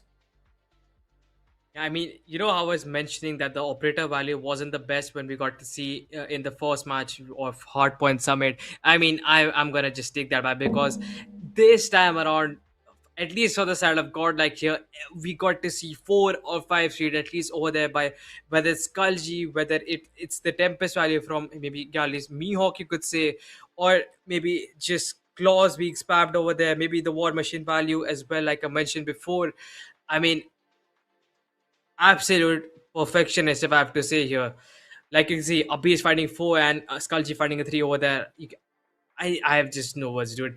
Godlike has been so, I would say their performance has been so annihilating when it comes to hardpoint. It does not matter which map you're playing in, or no matter what team it is. I mean, we did see a bit of a fallout in the control game mode, but when it comes to hardpoint, it's just pretty much Godlike, dude. There's just no argument over there. Yeah, I mean, there should have been an argument, but we didn't really see it, man. We have to be honest. Galoris had some fight in them as we cycled to the second reset of hard points, but at the end of the day, look at this man, especially this coming in from Viper. He found 4 kills from that transition from the hard point into the respawn of Galoris. 41 kills on Mihawk, and look at the difference, man. That Mihawk had to do for Galoris to actually rank up some points up against his teammates. Foki and Pabzera almost close by into 30, but not really having some kind of points. The hell time, though, is so formidable for Foki that he had a minute and over. But for Godlike, they had a 41 KDA together with Skull Guy and as well as Viper. 37 kills on Warden, but at the end of the day, man, now they go into the grand finals with a 1 map advantage. Talk about rhythm. I mean, I did mention how Mihawk is definitely putting on a show for us today. His performance, I mean, he's definitely back in his form. But yes, guys, this is gonna be our first match of today here. This is the qualifiers. You can say false split qualifiers to day number 3. We are looking at the finals, and Godlike is gonna be securing the spot. We're gonna go on a short break, and we will be back with our second match pretty soon.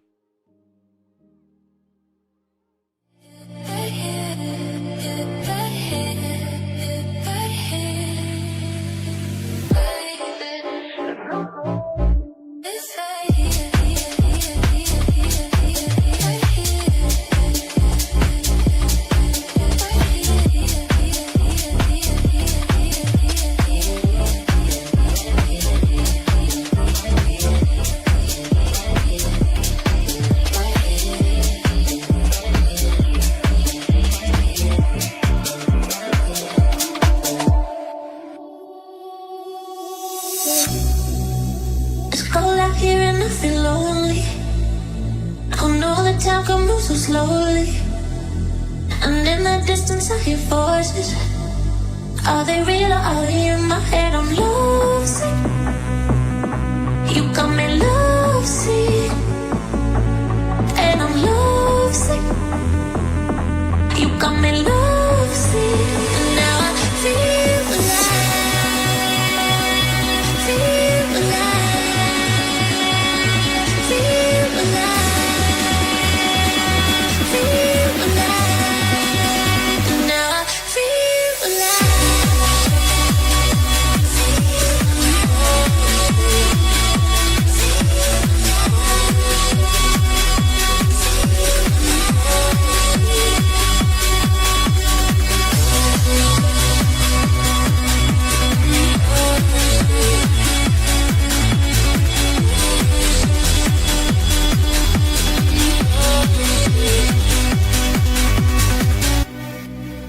So many times they try to change me, and every time it drives me crazy. And all the good times we had saved me. Are they real or are they in my head? I'm lovesick. You got me lovesick, and I'm lovesick. You got me lovesick, and now I feel alive, feel alive, feel alive, feel alive, and now I feel alive.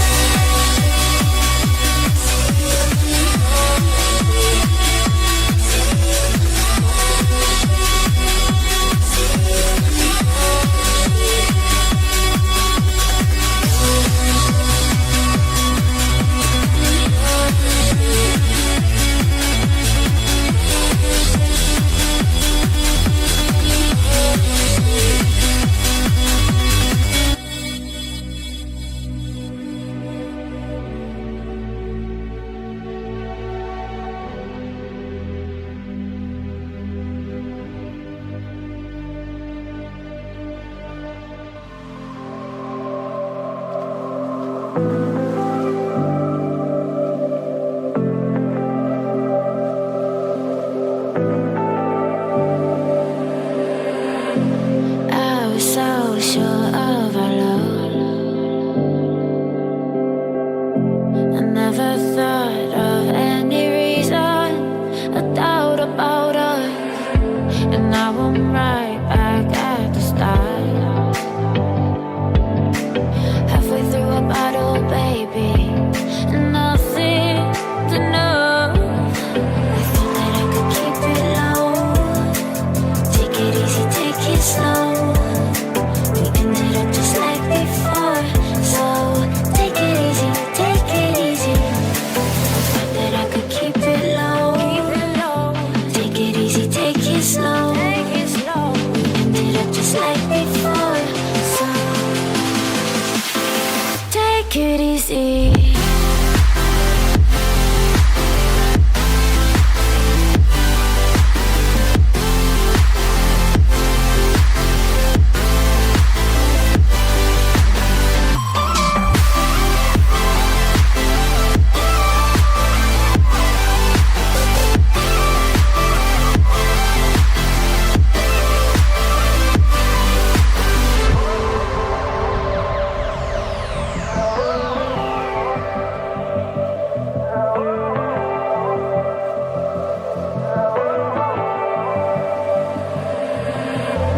And you know how to forget all the wrongs and every reason why we've changed.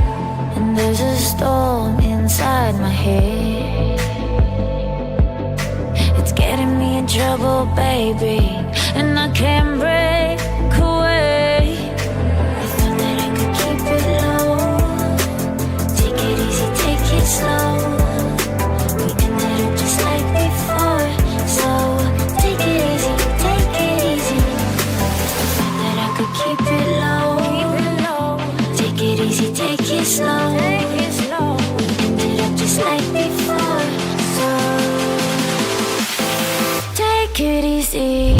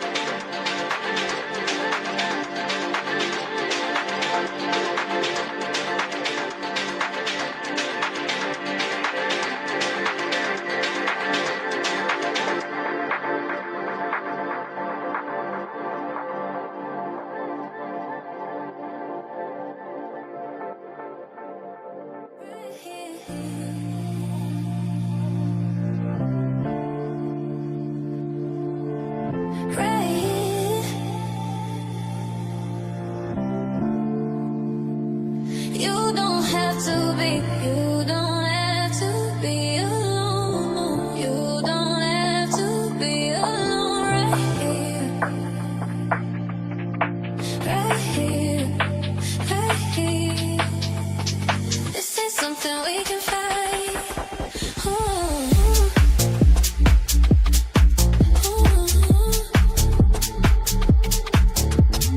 You just need a brighter guy, you need somebody by your side.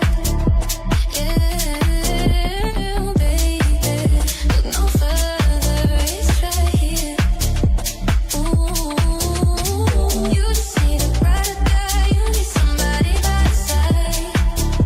Yeah, baby, look no further, it's right here, right here, right here.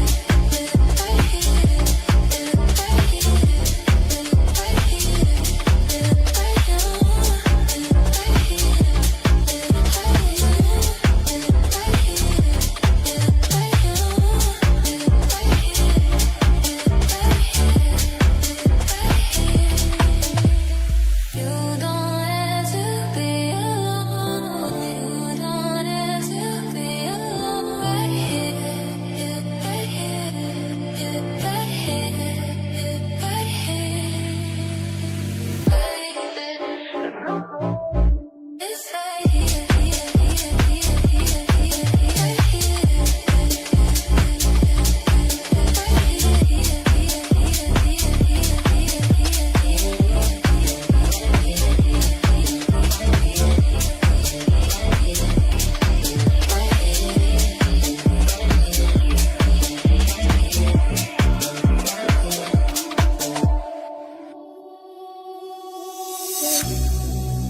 It's cold out here and I feel lonely. I know the time can move so slowly. And in the distance I hear voices. Are they real or are they in my head? I'm lovesick. You got me lovesick. And I'm lovesick. You got me lovesick. And now I feel alive. Feel alive. Feel alive. Feel alive. And now I feel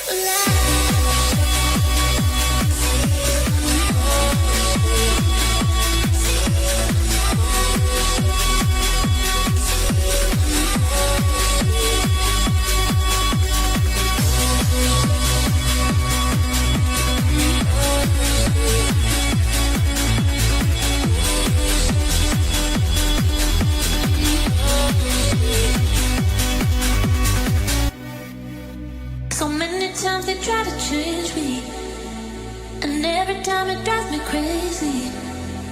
And all the good times we had saved me. Are they real or are they in my head? I'm lovesick. You got me lovesick. And I'm lovesick. You got me lovesick. And now I feel alive. Feel alive. Feel alive. Feel alive. And now I feel alive.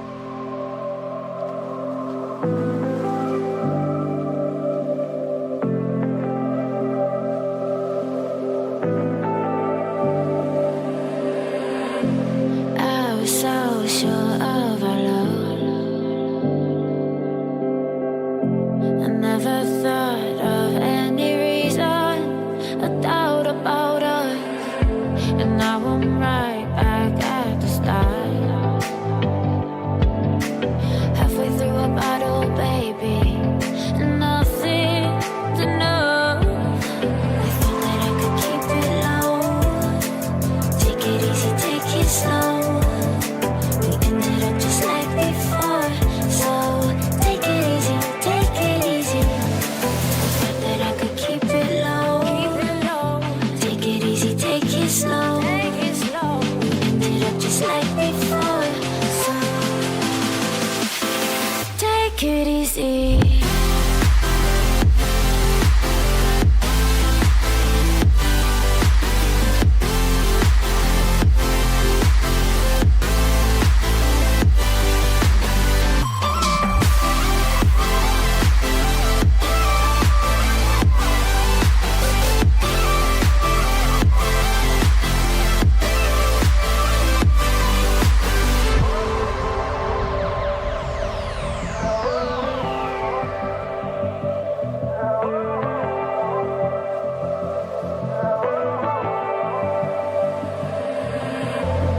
And you know how to forget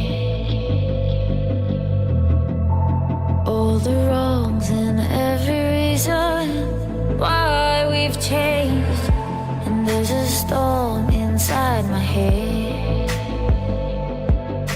It's getting me in trouble, baby, and I can't break away.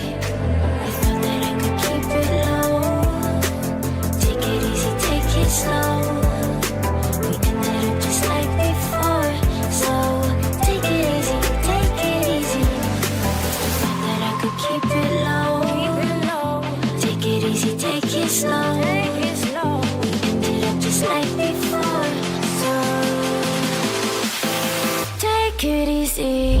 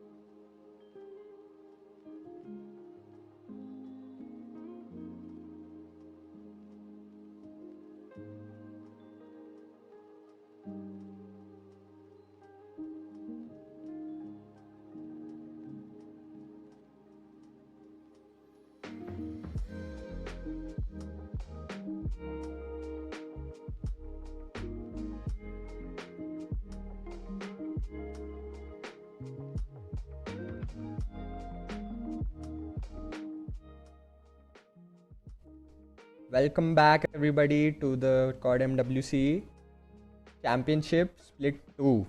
Today we have a new caster in me. If for those of you who don't know me, let me introduce myself. I am Luigi from Imperium 7 Esports. I am being chosen as the guest caster for this match right here, and I hope much better insight and a few tips and tricks of my own for the matches that we'll be seeing today.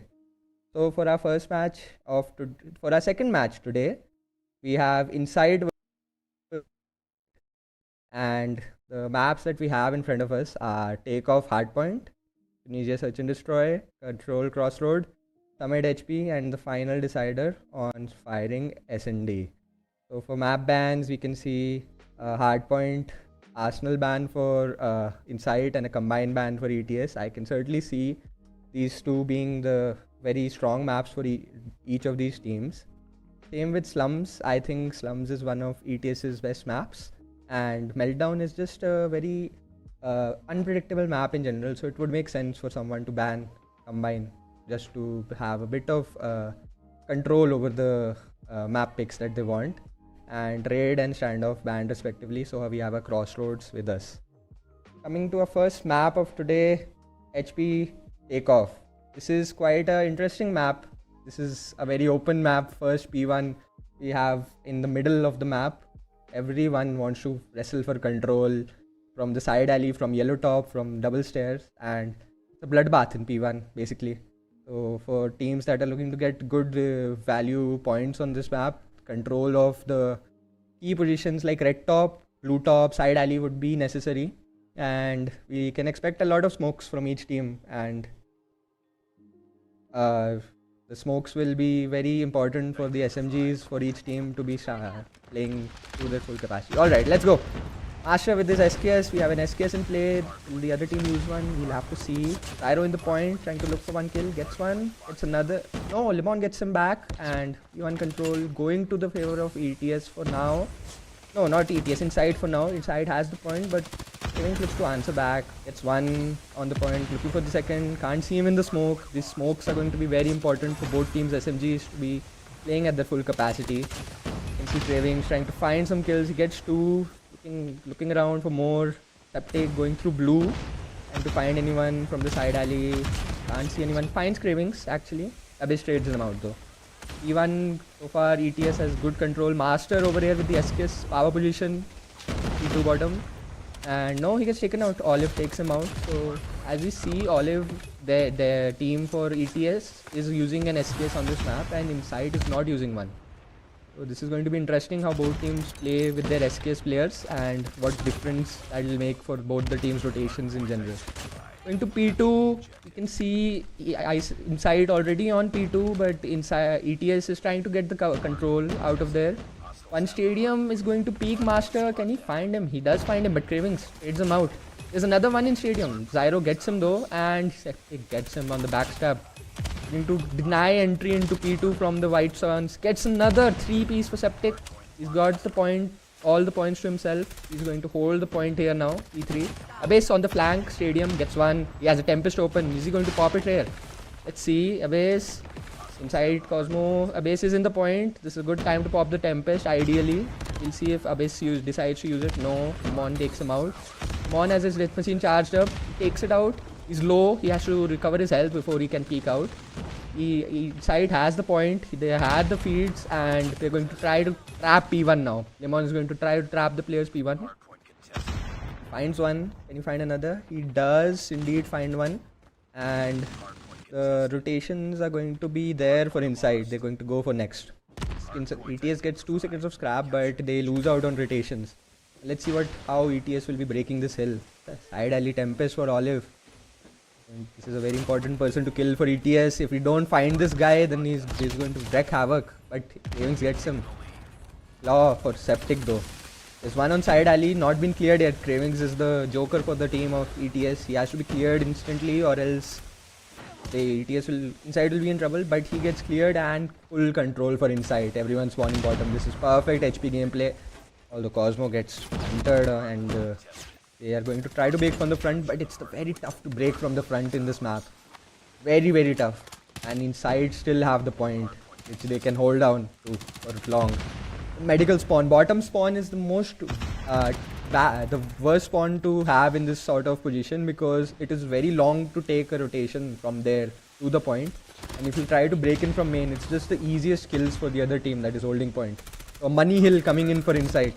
At least 50 seconds were given to Inside here, and they're trying to go to the next. Let's see what happens though. Abyss gets one. Master has his Sparrow open for the next. Will he invest it here on the top side of blue? Yes, he does. He's trying to go card the blue, but he blows himself up. Unfortunate there. Scav gets him, and 2 people bottom. Scav trying to clear out the people. Gets one. Can he get another? He's trying to melee him, but he misses, and he gets 3 here. Scav is holding out 4 piece for Scav. Hunter out. Scav is single-handedly defending the entire point. He has a pred. He's going to shoot it. 2 people main. He gets the pred, and he does get one. Another crazy hill coming in for Inside. 3 people main. Oh, he doesn't get any value with the Death Machine. That was a bit of a throw. And Scav though has his War Machine. He's going to invest here with the EMP to compound the war. He's going to throw it all out on the main. Let's see what he does. He gets 1. He gets 2. He dies though. Crucial break from ETS, but it's not long-lived. They break back instantly. Although Master gets some scrap time for his troubles. Inside have so far had perfect control of the first rotation, and they're leading by 80 points right now as we go into the first P1 again. Side alley control for Inside. Let's see, Septic trying to go to red top. Not really find here. 2 people spawning bottom. Being a nuisance here. Gets cleared out. Master is in the point. 1 more person in the point. Trying to feed. War Machine pull from blue top for Cravings. Trying to get the person on red top, but he gets traded out. Not the best position for the War Machine, but he did get 1 kill at least. Septic trying to dodge the person in the point. Cosmo EQ. Gets taken out with the Bhala. There was a bit of lag, I didn't see. Abyss gets taken out, and 15 seconds. The Inside are still maintaining the lead that they have had for the majority of this game. Master still trying to get some clearance with the SKS. Not finding anything. We go to P2. Rotations are on the side of ETS, but Cosmo clears 2. And he's going to go jump up yellow. Abyss is waiting with the Tempest. He gets the Tempest. Huge kill from Cosmo. Although the claw is out now for Zyro. This is a very Crucial position for the claw. Oh, counter claw to counter the claw. Oh my god. He gets 2. Can he get one more? This is prime estate for the claw. This bounce is very deadly for the people trying to enter in. And he gets 2. And he gets another one. He's going to push out. He's going to get another one. 4 kills for Septic. He's dry. He's just making them spawn behind them for forever. Oh, he's tempested. Oh my god, the equalizer got tempested. That was pretty sad to watch. Scav, War Machine on the stairs. Nobody can enter from here. Nobody can. But Master, he dies off it. Unfortunate for Scav. ATS breaks in. Yes, gets 2 people spawning white. He gets melee and Insight take back the point. 100-point lead for Insight now. They're just maintaining the lead that they've kept since the P1 rotation, and they're not letting ETS have a single money hill from the P2 start. But this hill, P3, this is the important hill for ETS. If ETS gets a good hill here, 60 seconds of time, then they can easily be on track for the comeback. Although Limon has trying to deny that. Sparrow out for Master. Can he stop the people coming from main? He does get one. Sparrow runs out. There's one P2 top. He doesn't get the person P2 top. Cosmo is being a nuisance on the red top. He's pulled out his EQ. Huge EQ for Cosmo. What else can he find with this EQ? He gets 3. Master on the heady. Master has switched to his Bal. So I guess the P1, the SKS was useful for P1, but these P3 and P4, the Bal will be more useful for his team to use. Scav trying to find some breakage.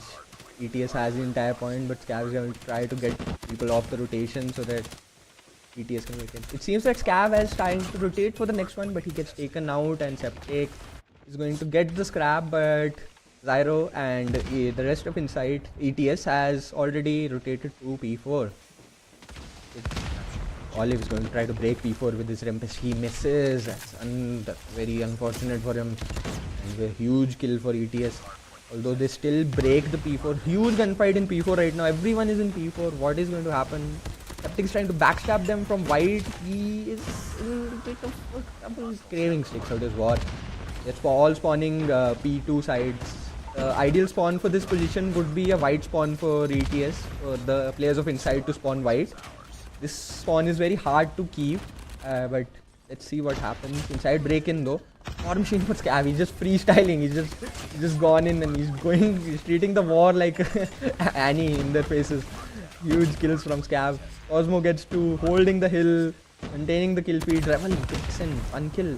Limon dies off the flank, but ETS Insight still has the point, still maintaining the lead they have had for the entire map.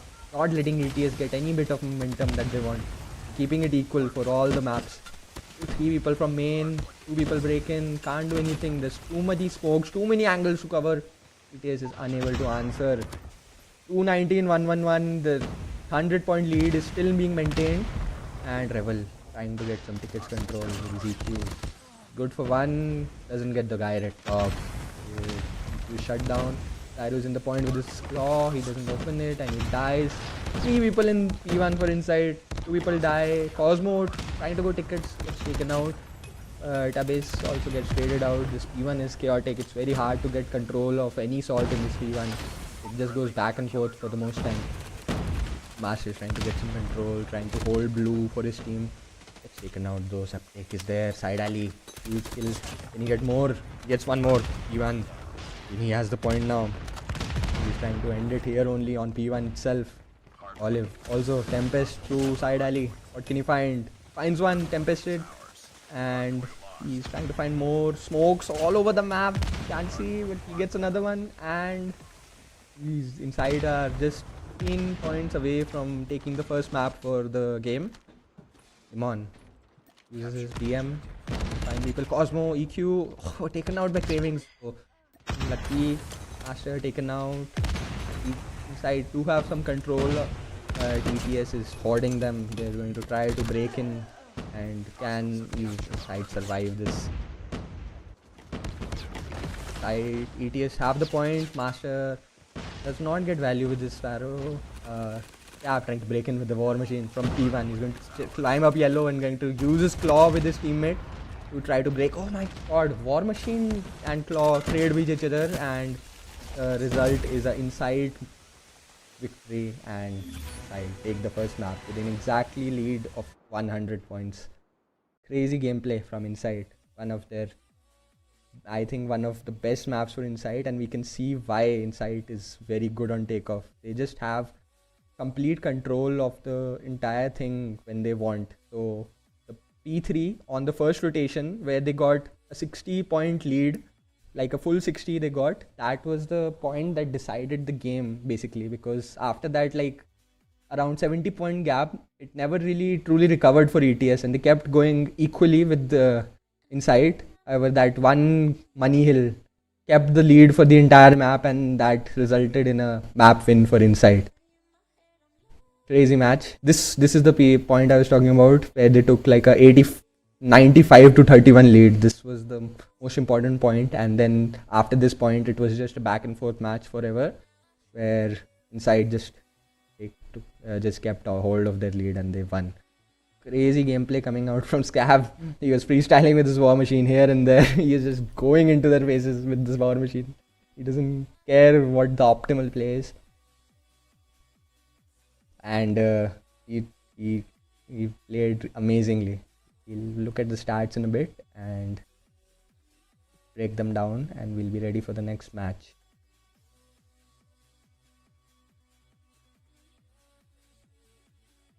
Acha.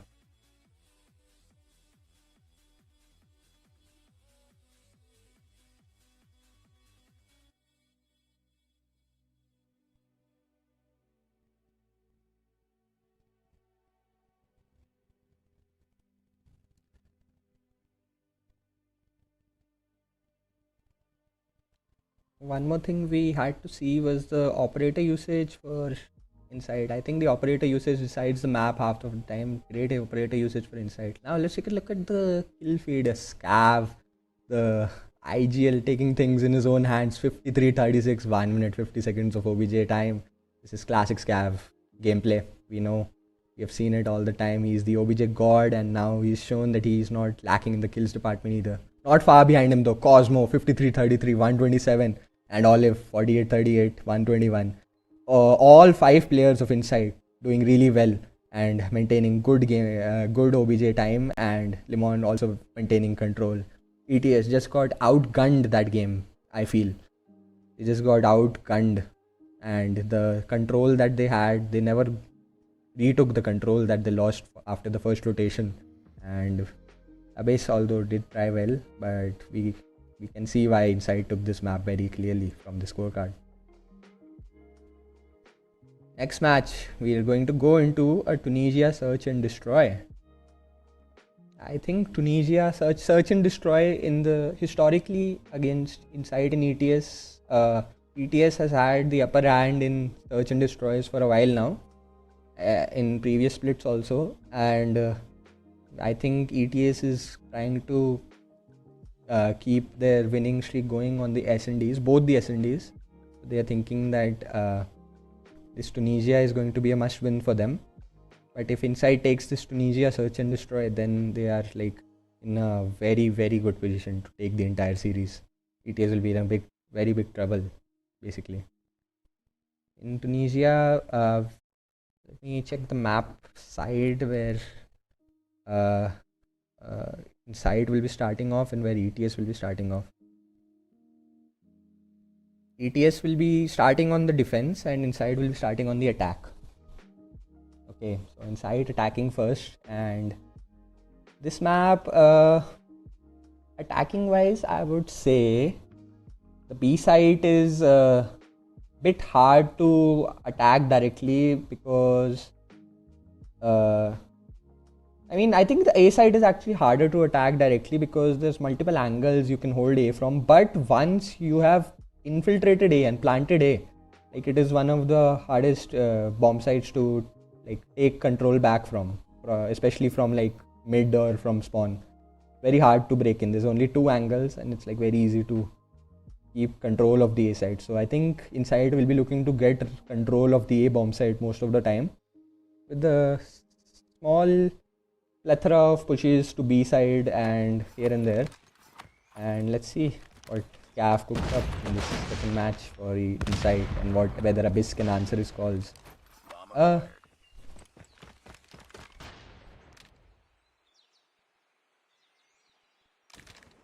Abyss trying to stop the players from entering the B bomb site. Gets one, gets Limon entering B bomb site. Two people have crossed though. Abyss has given the information to his teammate that is behind him that two people are in the red tunnel and he's getting support. Red tunnel players don't want to push in, but it did push in though. Abyss gets caught off guard. Master alone on this bomb site. Gets support though from Zyro and from Cravings. Cravings gets sniped out though. 2 versus 1 for Olive. He's in the red tunnel. The ETS has the info for the player and they'll just look to play it slowly. Wait for Olive to initiate the gunfight. And Olive will be in a disadvantage if he does so. He doesn't know Zyro is here. And he misses the shot. Round for the ETS and they take a 1-0 lead in this match.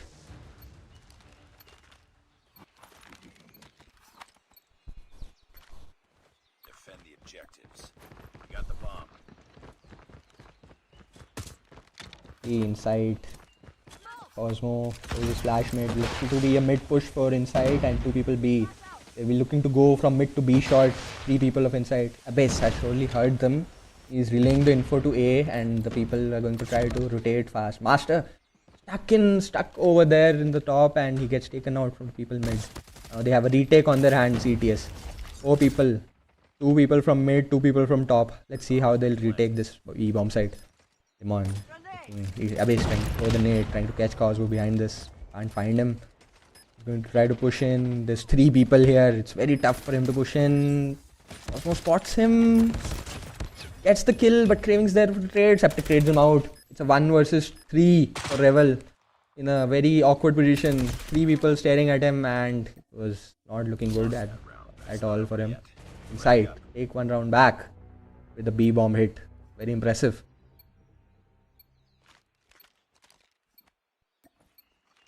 Enemy has dropped the bomb.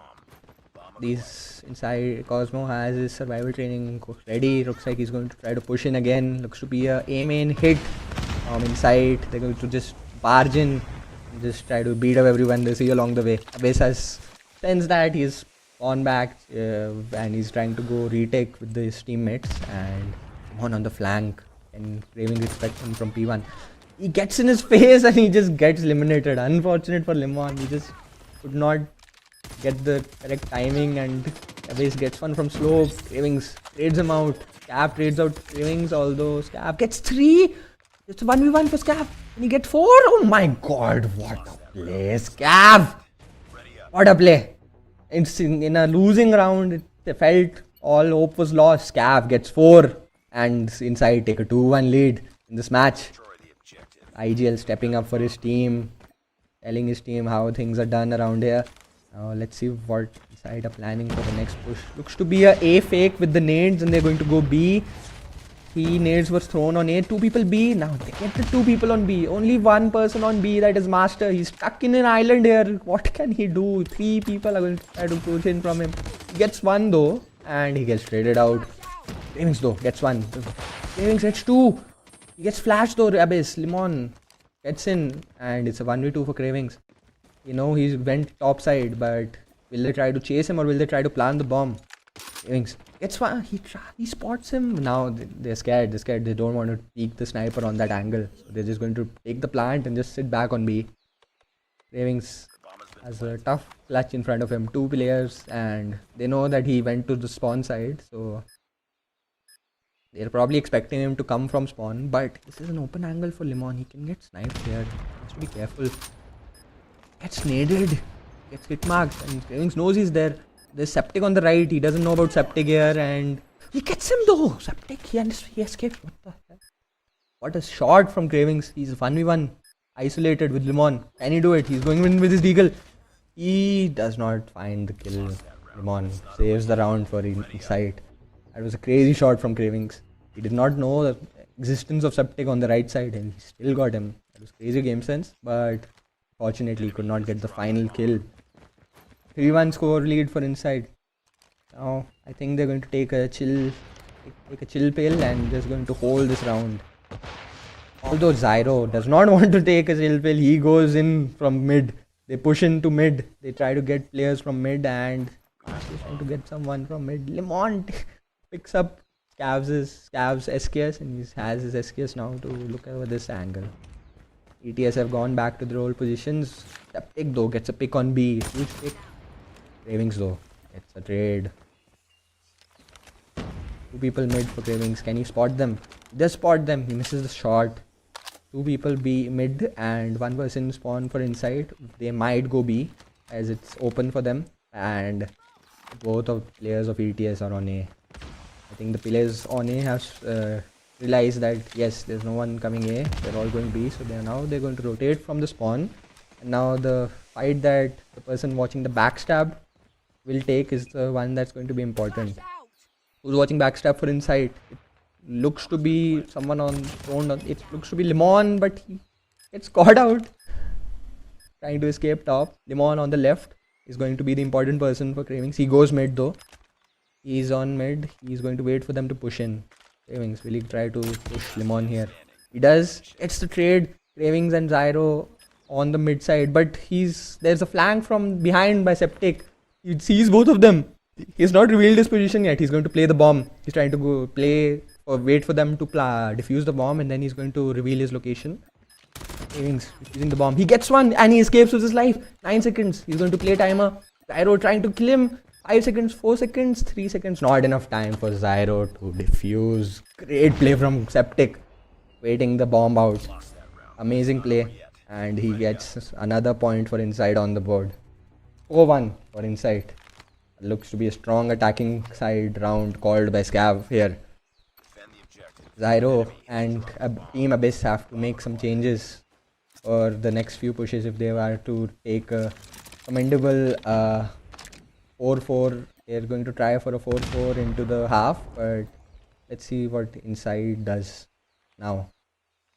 Level 3 people stacking on A for in ETS, and they're going to hold now.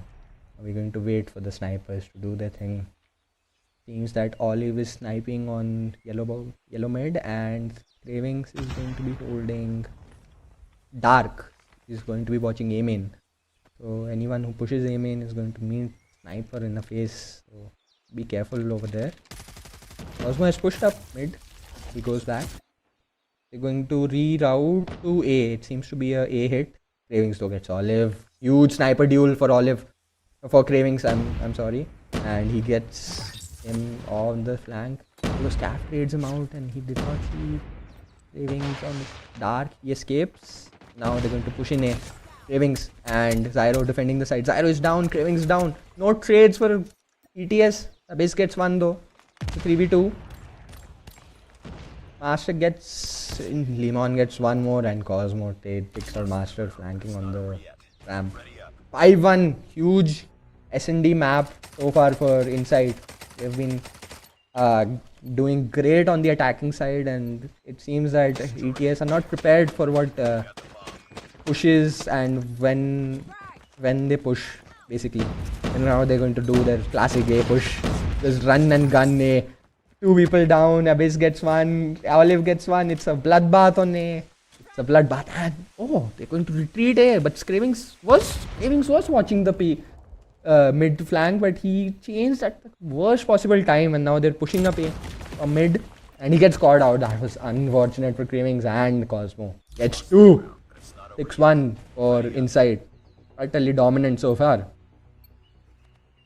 It seems like ETS have no answer. Apart from Cravings, no one has been going so far for ETS, and Scav has been leading the pack from inside to Ninja glory so far. Now they're going to go full B, and one person, Olive, with the bomb watching the A flank. They're all pushed into B. Master though gets one and runs away. 2 people from... They're on B slope. They're now mid. Septic takes out Zyro in mid, and Cravings is here trying to figure out where these guys have gone from mid. He's hard scoping mid, but he doesn't know Scav has taken a position below him. And Revel is on the opposite side on yellow. Will Scav be found out here, or will Scav take him by surprise? He reveals his position, Scav. Septic gets one. 2v2. Cav behind, there's someone behind you. He gets run over by 2 people. Septic in a 1v2 situation. Bomb dropped on A main, and 2 players from ETS are looking to do a crossfire in dark. It's going to be hard. This location has been compromised, and they're going to both try to rush at the same time. He has taken a good heady though. He gets one. The other is low, and Septic gets the 1v2. Huge misplay from ETS. They thought that Septic was not in a good position, but he had taken a great head glitch there, and he got both the players. Crazy stuff from Septic, and it's a 7-1 attacking side for Inside as the round switches to defense for Inside and attack for ETS. So far it has been flawless from ETS apart from the first opening round, and let's see if they can keep the streak going and end on a strong 9-1 basis, or does ETS have some tricks on attack of their own that can change the outcome of this match. Flash from Winery. Abyss gets the person below him without the trade from Rom, but Septic trades him out. Pyro also gets traded out. Master running in with his SKS gets 2 huge kills for Master, although it's equal trade so far and it's a 2v2. Nade came in from the top, missed Master though. Olive on the ramp. He sees Master. He's going to try to take the peak. Huge risk from Master taking that battle with the sniper, but he escapes. Limon on Winery top. I don't think anyone has read him so far here. Does anyone see him? Master does not see him. Limon drops into dark, and Olive gets Revel. 8-1 so far. This is going to be a 9-1 for Insight after all the wins that ETS had over them. This is going to be a 9-1. Surely not. Surely ETS has to show us some signs of life in this match. But it has been utterly brilliant from Inside so far in this map. ETS just don't have any answer for what they are being presented. Going to try go into mid again. Scav gets 1. Limon gets traded out. Scav gets 2 in mid. Huge kills for Scav. He gets the sniper and the SKS player for ETS. Although Septic gets traded out. It's 3v3. Abyss gets 2 huge kills from both IGLs here. Abyss gets 3. The IGLs are taking the match into their own hands right now. Abyss is trying to motivate his team to get to more rounds here and try to take some games off this time. 2v1 for Olive. What can you do? Sniper in hand. Very tough position. Zyro gets him from bomb side. 2-8 finally. After 8 consecutive rounds, 1 round goes in the favor of ETS. But this is too little, too late now. We'll have to see what they do now. They'll have to be flawless from here to go end it at 8-8 and then try to take it in overtime. Can they do that? Or will ETS Inside just finish one simple round and end this game? Take us to potential map 3 winning, map 3 decider map on Control. Cravings trying to get the person yellow bottom. Spots him. What a shot from Cravings. It's the SKS player Scav in the bomb side. Another one dark. He misses a shot. Septic gets 2, but no, Limon gets 1, but Zyro gets 2, and it's 3v2 for them. One person spotted in mid, Limon, and one person in spawn, Olive Sniper from slope. This is a tough retake, very tough retake for Inside. It'll be all down to Olive. Oh my god, he gets the wall back through the wall, and his Renedy is out. He's trying to get the person gets the trade. 1v1 Cravings versus Limon. He knows his position. Cravings knows his position. Depends on the shot. He misses. He gets the follow-up. Crazy clutch shot from Cravings. Keeps the match alive. What a shot from Olive, but it was in vain for the round. Got him through the wall bang from deep slope to the A heady. At bomb site, wall bang is like very rare to see. Like that. Almost cost ETS the round, but they clutched up Cravings with that perfect sniper shot. 14 kills so far for Cravings. Carrying the team on the back. And let's see if ETS can take this momentum and do something well with it. Olive, sniper on B, trying to push up a bit. Doesn't see anyone. He's going to try pushing up. Bit risky. Oh, Abyss spots one slope. Abyss routing for info. One on slope spotted. But now he's going to try to nade the guy on slope. And he's telling his team come from A main and we push into A. He does flash A. Gets the guy bottom, but Scav trades him out with this SKS. But he gets removed also. Revel 4v3 for ETS. ETS are taking this A bomb site specifically because it's very hard to break into, as I said, and they're going to probably try to break into this every time now. Let's see how ET Inside does this 3v4 retake. Again, it depends on Olive only for the opening picks, probably. Olive's coming from the backside. Master is looking at him. He gets him. Huge opening kill for Olive. Lemon inside the point. Gets one. Cosmo, he sees the person. 3v1. 1v3 for Cravings. He is overrun. And it's over. What a round from inside for 3v4 bomb retake on a bomb side. And they've taken this map. And they've taken a surprise 2-0 lead against the team that beat them in both the fall, in both the points major and the fall split 1. A shocking 2-0 lead, but it's been well deserved from the side of Inside. Utterly dominant games on both HP and SND for Inside. ETS have been just caught lacking so far. They have not had any answers for the aggression that Inside are bringing in this match. And it has now reached a point where they're 2-0 down in this series, and now they'll have to win every match so on to have a chance at keeping their spot in this lower bracket. To clarify, the winner of this match will take on the loser of the upper bracket finals, which was indeed Galleries. So whoever wins this match will have the next match against Galleries. So far it's looking to be Inside versus Galleries for now, but one map still separates them from that title. We'll have to see if Control will go any different for ETS. Can they make changes, or will Inside continue their dominance and take a 3-0 flawless bracket win?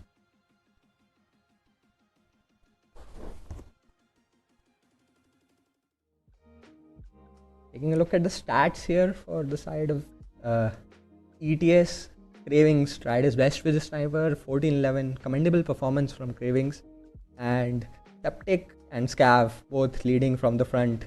A team effort from Inside, and they had full control of the maps, of the entire map, so they took most advantage of the key positions in the map. Crazy good game from Inside. Tough luck for ETS. Now they'll have to improve on this if they want to take the control and begin the reverse sweep, if there is to be one, or Inside would want to shut it down and control itself.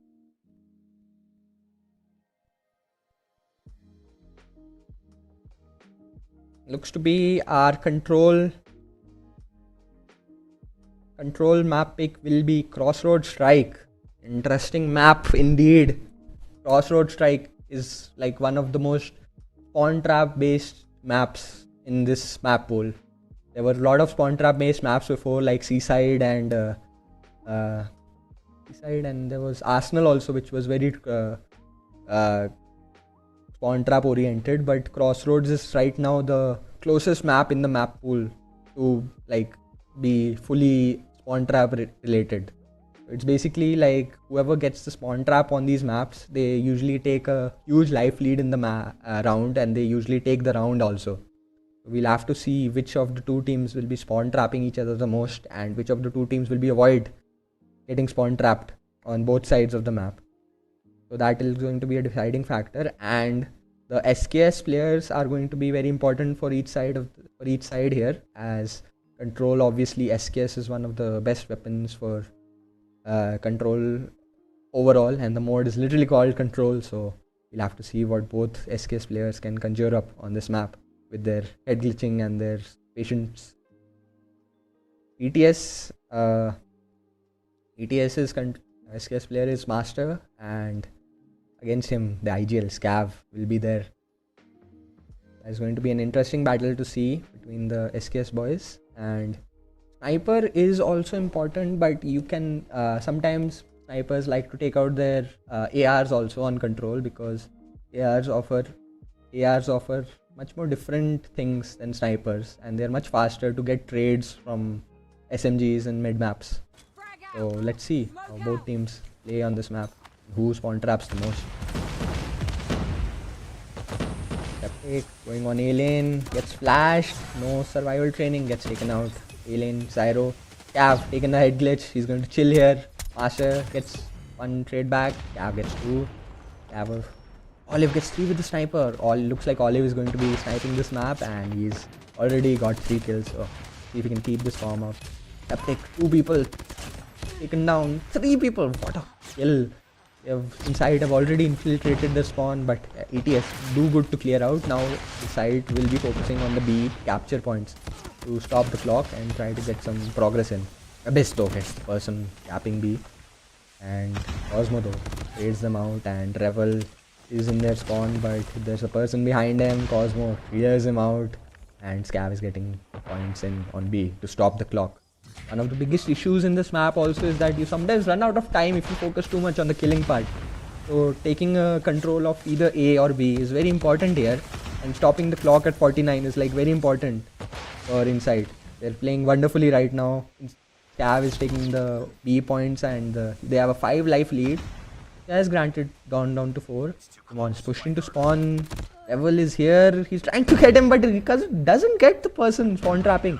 Simon is still alive on the big rock, and he's being a nuisance there. They finally clear him, but they're so focused on clearing him that Cosmo comes in and gets 3 people off guard.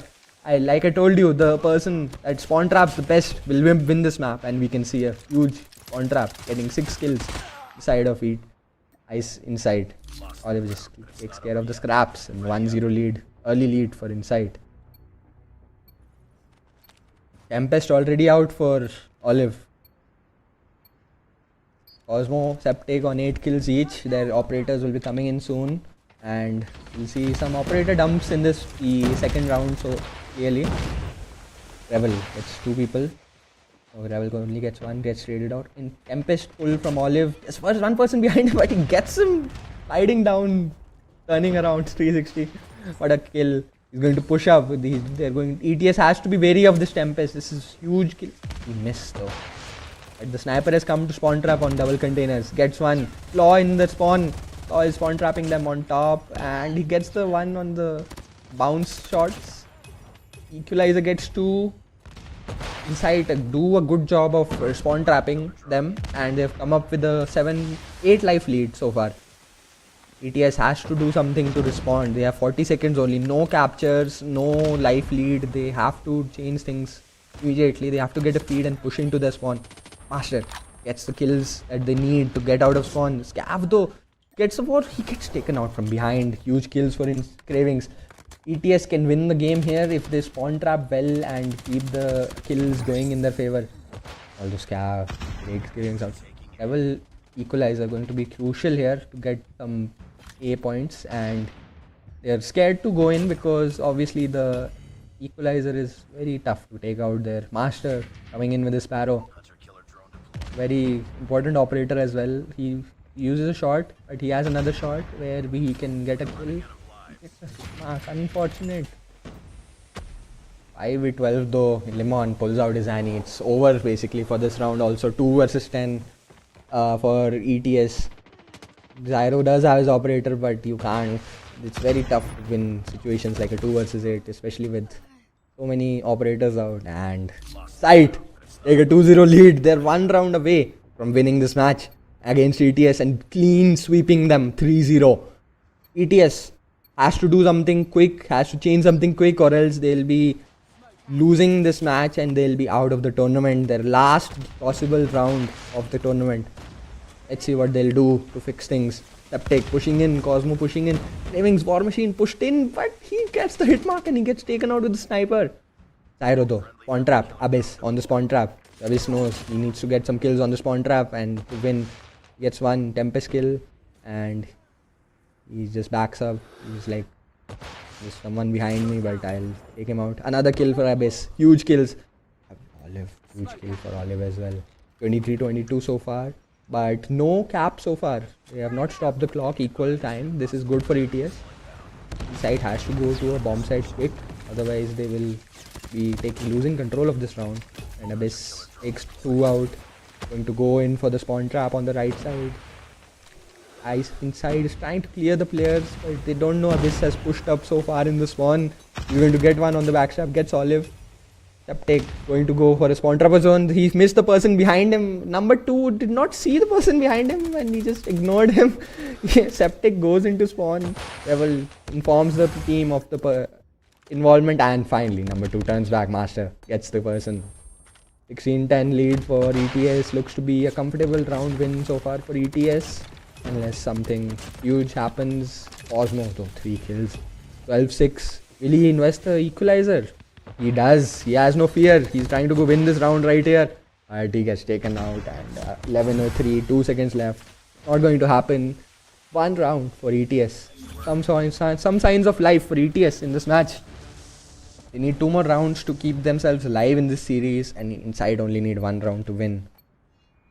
Operators are going to be crucial. Who gets the best operator value? Who gets the best spawn trap value? So these questions are going to be answered. Zyro wants his claw out in a good position to get some kills. Cav trying to get Cravings out from the opposite side of bridge. Huge battle there.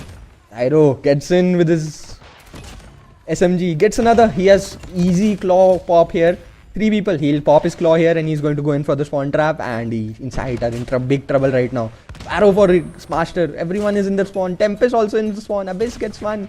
Abyss gets 2. Huge spawn trap on the side of ETS. Side can't get out. They can't get out of the spawn. Olive gets 1. Cav also clears 2 people, but Master has got 1 more kill. Damage has been done. 7 life lead so far, and a lot of progress on A. Captic clears out A, gets the caps back, and the life lead has simmered down. 3 kills only separate the 2 teams. But Scav has his war machine trying to get some value. Yes, just going to push up. Scav gets 1 with his war. And he's looking for 1 more. Cravings on the ball. Tire Heady gets 1. Gets 2 huge kills for Cravings here. Sniper player picking up the AR for this map for the extra control and stability.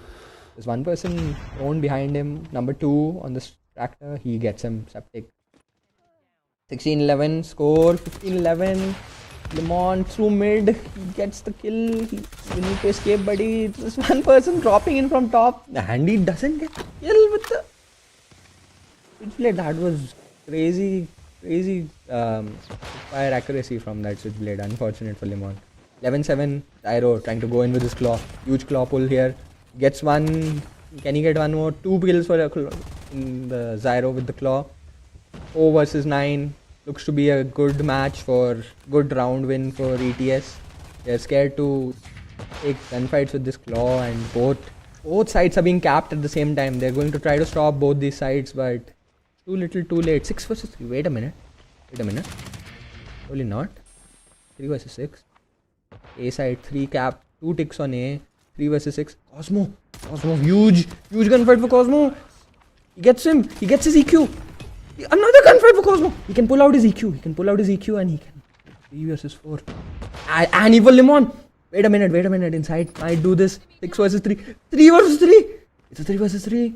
Annie for Lemon. Equalizer for Cosmo. No operators on the side of ETS yet. It's a 3 versus 3. They're going to try to wait the operators out. They're very scared right now, ETS. They don't want to push out.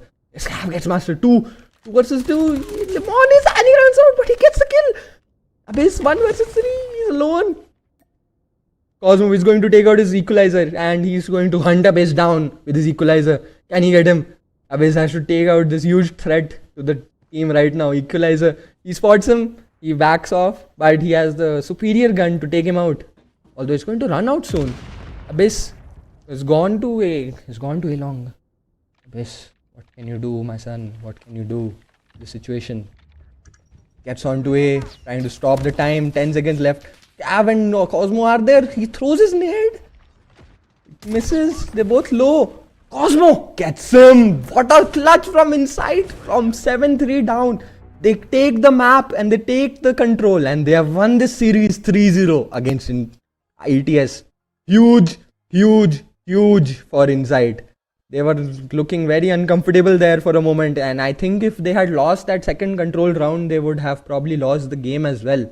And who knows what would have happened after that. But a huge clutch coming in from Lemon with his Annie, and Cosmo with the secret push in to Revel on the spawn, getting 2 kills. That was crazy from him. And he saved the round single-handedly basically with that play. Huge clutch coming in from Inside, and a 3-0 win. And a 3-0 clean sweeping ETS. For the first time in a while, I'm sure this has to feel very good for Inside. They are now confirmed to be the top three in India, and now they're going to face off against Galleries for a chance to be in the winners' grand finals against Godlike. Next up,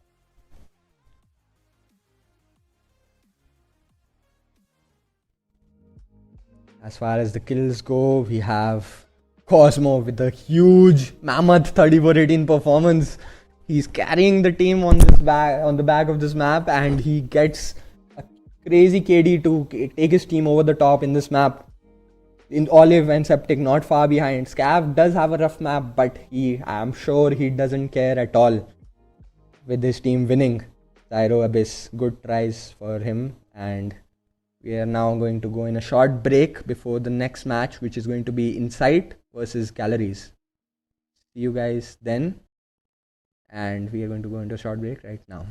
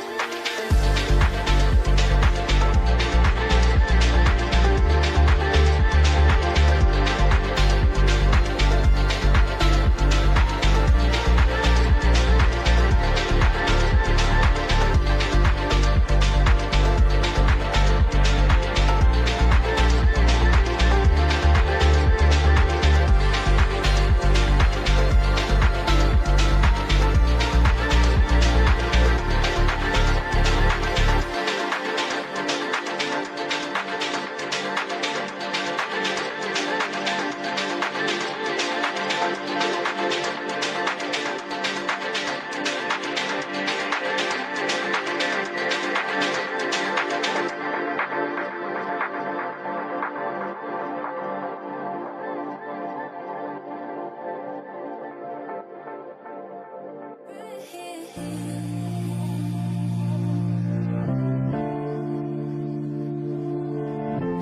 here. You don't have to be, you don't have to be alone. You don't have to be alone. Right here, right here, right here. This is something we can fight. Ooh.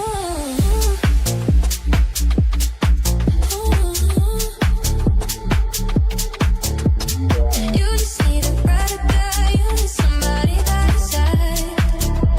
Yeah, baby, look no further, it's right here. Ooh, you just need a brighter guy, you need somebody by your side. Yeah, baby, look no further, it's right here. Right here, right here.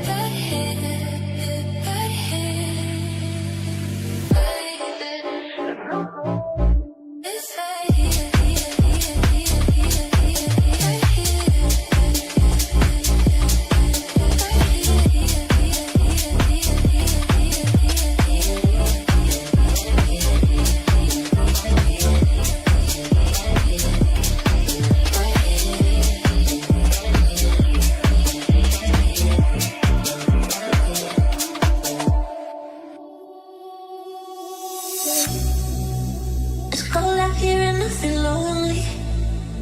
I know the time can move so slowly, and in the distance I hear voices. Are they real or are they in my head? I'm lovesick. You got me lovesick, and I'm lovesick. You got me lovesick, and now I feel alive, feel alive, feel alive, feel alive, and now I feel alive.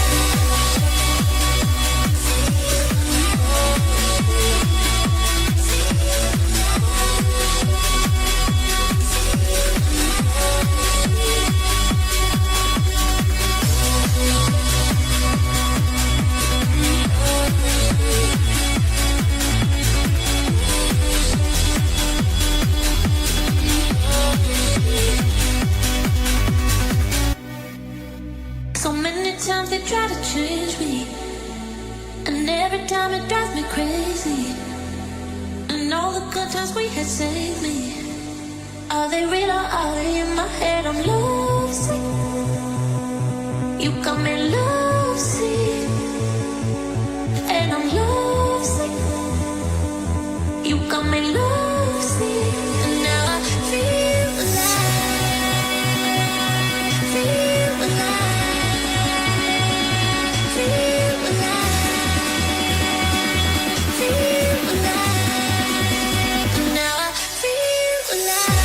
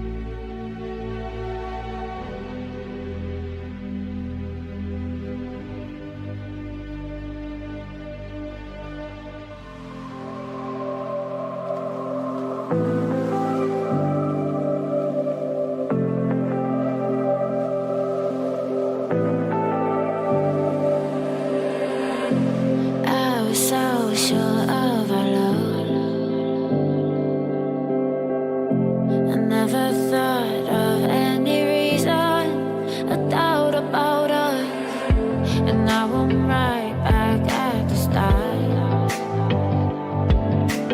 Halfway through a bottle, baby, and nothing to know. I thought that I could keep it low. Take it easy, take it slow. We ended up just like before. So take it easy, take it easy. I thought that I could keep it low. Take it easy, take it slow. We ended up just like before. So take it easy.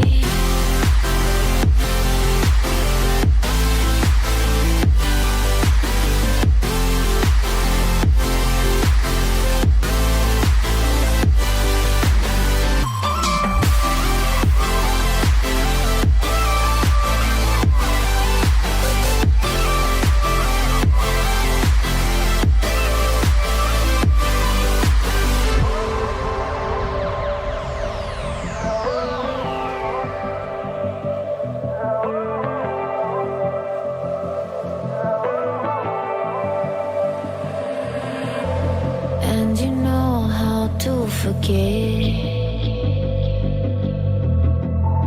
all the wrongs and every reason why we've changed. And there's a storm inside my head. It's getting me in trouble, baby, and I can't break away. I thought that I could keep it low. Take it easy, take it slow. We ended up just like before. So take it easy, take it easy. I thought that I could keep it low. Take it easy, take it slow. We ended up just like before. So take it easy.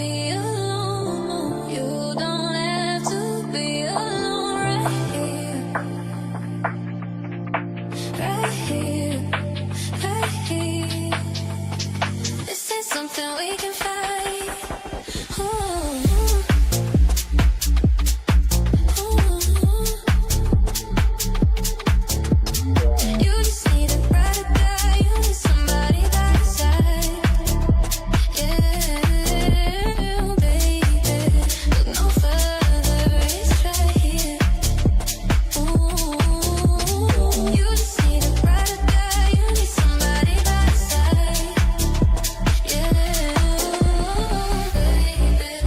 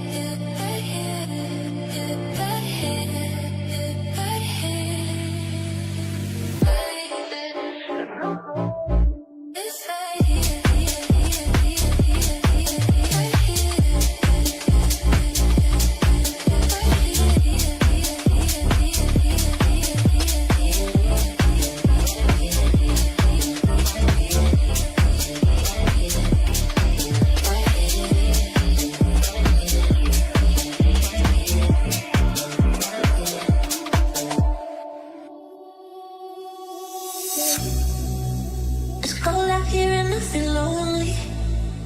I know the time can move so slowly. And in the distance I hear voices.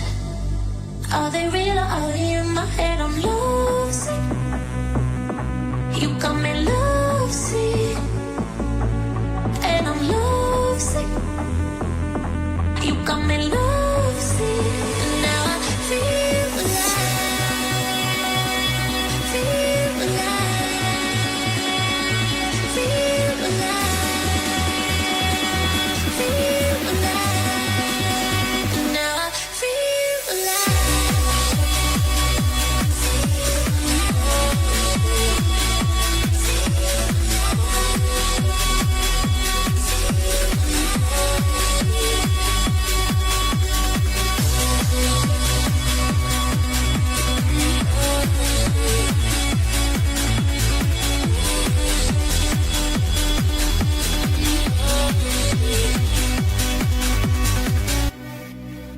So many times they try to change me, and every time it drives me crazy.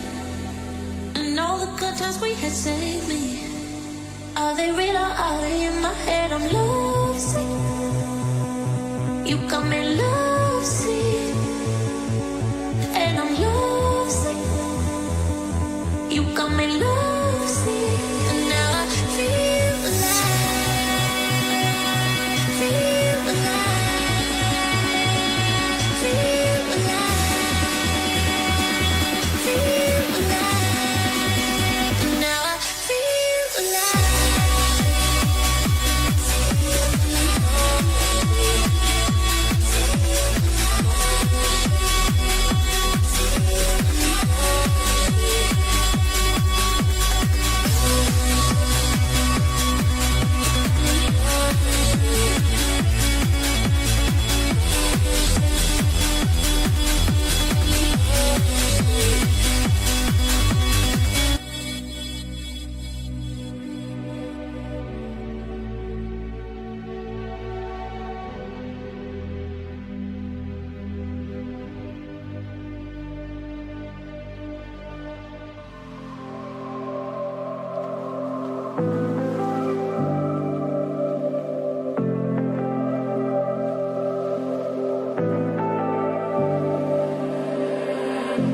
I was so sure of our love.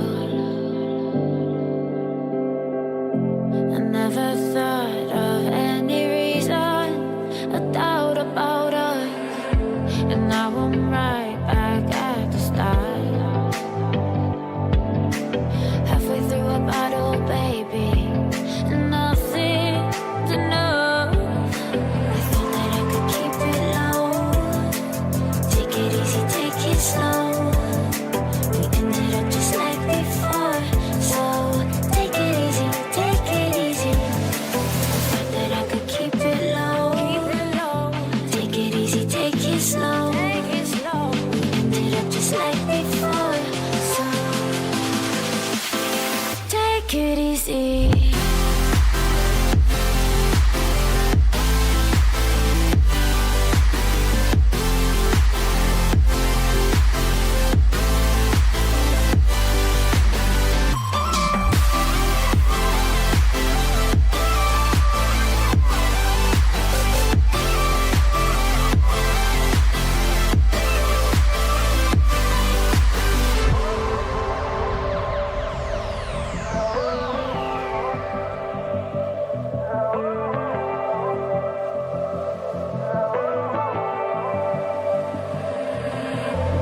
And you know how to forget all the wrongs and every reason why we've changed. And there's a storm inside my head. It's getting me in trouble, baby, and I can't break away. I thought that I could keep it low. Take it easy, take it slow. We ended up just like before. So take it easy, take it easy. I thought that I could keep it low. Take it easy, take it slow. We ended up just like before. So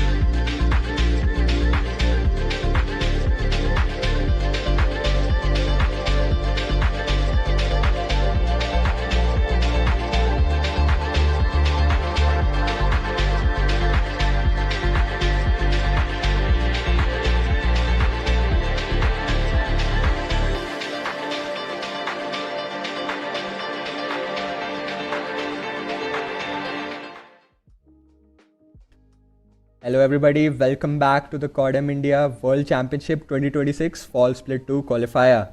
I am Captain Koopa and I am joined now by a new caster. Hello Kronos, how are you doing, my brother?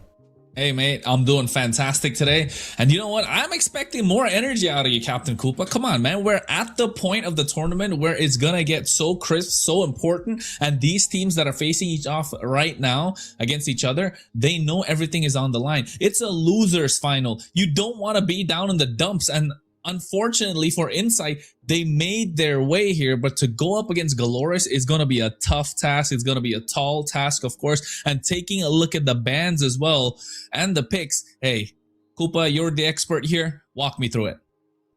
All right, so Insight have a mammoth task here up against Galleries.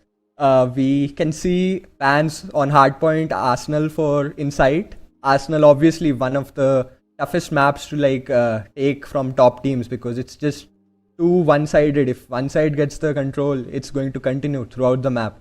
It's good that they banned that against Galleries. Same with Slums and Crossroads. You don't want to get spawn trapped on Crossroads by Galleries, and Slums also is like very one-sided map-wise. So good bans coming from the side of Insight. And Galleries, we can see combined Tunisia raid banned. First map, we'll go to Hardpoint, Hacienda. Hacienda, as we know, is a very AR-oriented map. And in a meta which is dominated by the Switchblade, we are going to see the AR players shine on this map for both teams. So it will be interesting to see how Insight's ARs can match up to Galleries in this map. Yeah, and I think you spoke about the meta as well, right? Yes, it was the Switchblade, but off late we've been seeing the FSS Hurricane pop up as well. So maybe teams have opted to go a different route. But folks, we're gonna get into Hardpoint starting off at Hacienda. It is the losers final, Insight versus Galeris, and I think it does not get any better than this.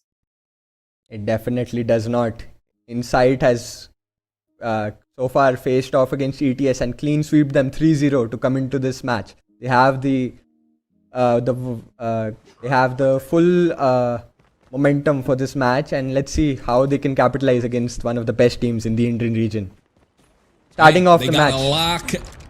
They gotta lock in. That's what Insight's gotta do right now. The hard point's already up, and you can see straight off the bat Tempo and Hen taking out Scav as well as Olive. A bloodbath to start things off. Looking to deny, have some high ground as well. Tempo with a triple to start things off for Galeris, and at the same time able to deny the hill to Insight. Meanwhile, Cosmo able to catch him off guard as well. Septic finds the nade onto Fuki, and seems like it's working out right in the middle of the map. Nades flying through, smokes coming out as well, and there's no possible way Insight are gonna let Galeris get this for free.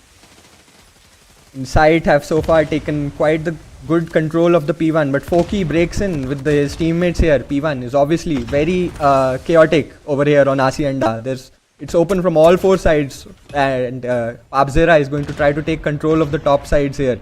And usually whoever takes top side control gets all the points on P1. So we can see Galleries going to the P2 with a sizable 24-5 lead. And I think this is the start, right? I like how you mentioned that it takes all four sides is open, especially in the first one. And now after getting that down, Galeris have got a massive lead, 24-5, 25-5, and they're going to keep racking it up right now. And Insight needs to find answers. If not, they're going to be so behind. And next thing you know, Galeris will just take it away from the sweep, the rug underneath their feet. And that's what they're trying to do. But Cosmo and Scav trying to prevent that from happening, but they're not allowed inside whatsoever. Galeris are not even letting them get any sort of scraps off this entire hill, and now racking it up even more. 5 times 10 is 50, and Galeris just might hit that before he can even get out of the 2-digit mark, if I may say so. And Galeris racking it up. Look at Fuki, gets himself a double. The FSS Hurricane that we were talking about earlier on, Koopa, I think that's making a massive difference with the adaptation in the current meta as well. Yeah, I think the Switchblade meta has certainly been topped over by this FSS Hurricane, as we can see 3 Hurricanes on the side of Galleries. And since that P2 spawn is so simple, there's only one spawn, Rocks, that Galleries needed to keep. They got a full 45, 50 point hill on that, and they'll be happy to go into P3 with a 75 point lead right now. They're going to go through in. Damn.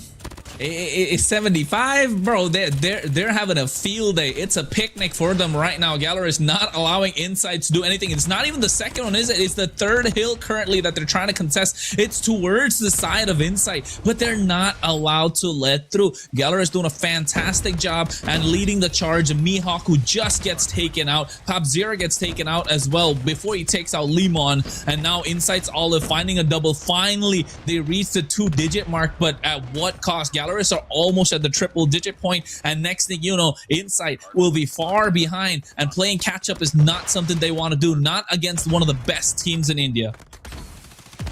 Absolutely. Utter dominance coming in from the start of this match from Galleries. We can see Galleries Mihawk getting 3 with the Tempest, and that shock, it's so important. Kronos, that Tempest shock, that once the person dies, the Tempest shock that remains, it's very important, and it often catches a lot of other players off guard. We can see now Olive will try to do the same with his Tempest. Ooh. Gets one, and he's going to try to block that spawn. You'll see the Galleries players wait a bit before coming in. They both get shocked. Look at that. They both get shocked, and Olive picks out the kills. He doesn't see the third one though.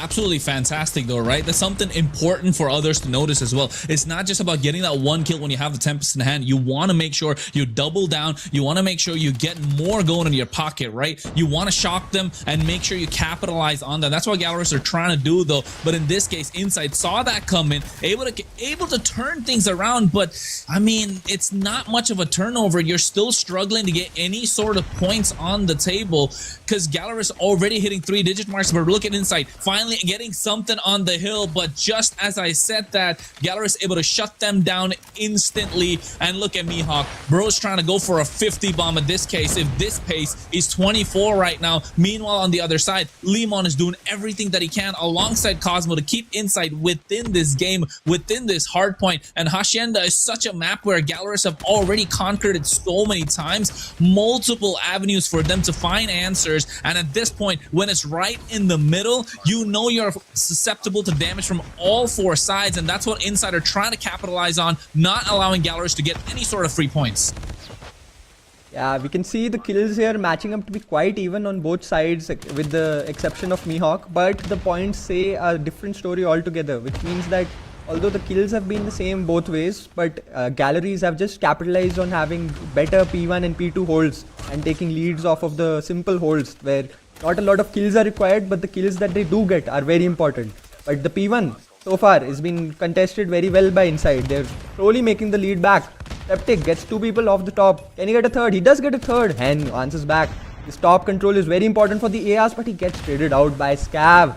And he's going to try to hold the point on his own. 2 people come in. 5 seconds left. The next rotation is underway. You can see 1 person from inside there, but 2 people on Galleries are trying to get him out.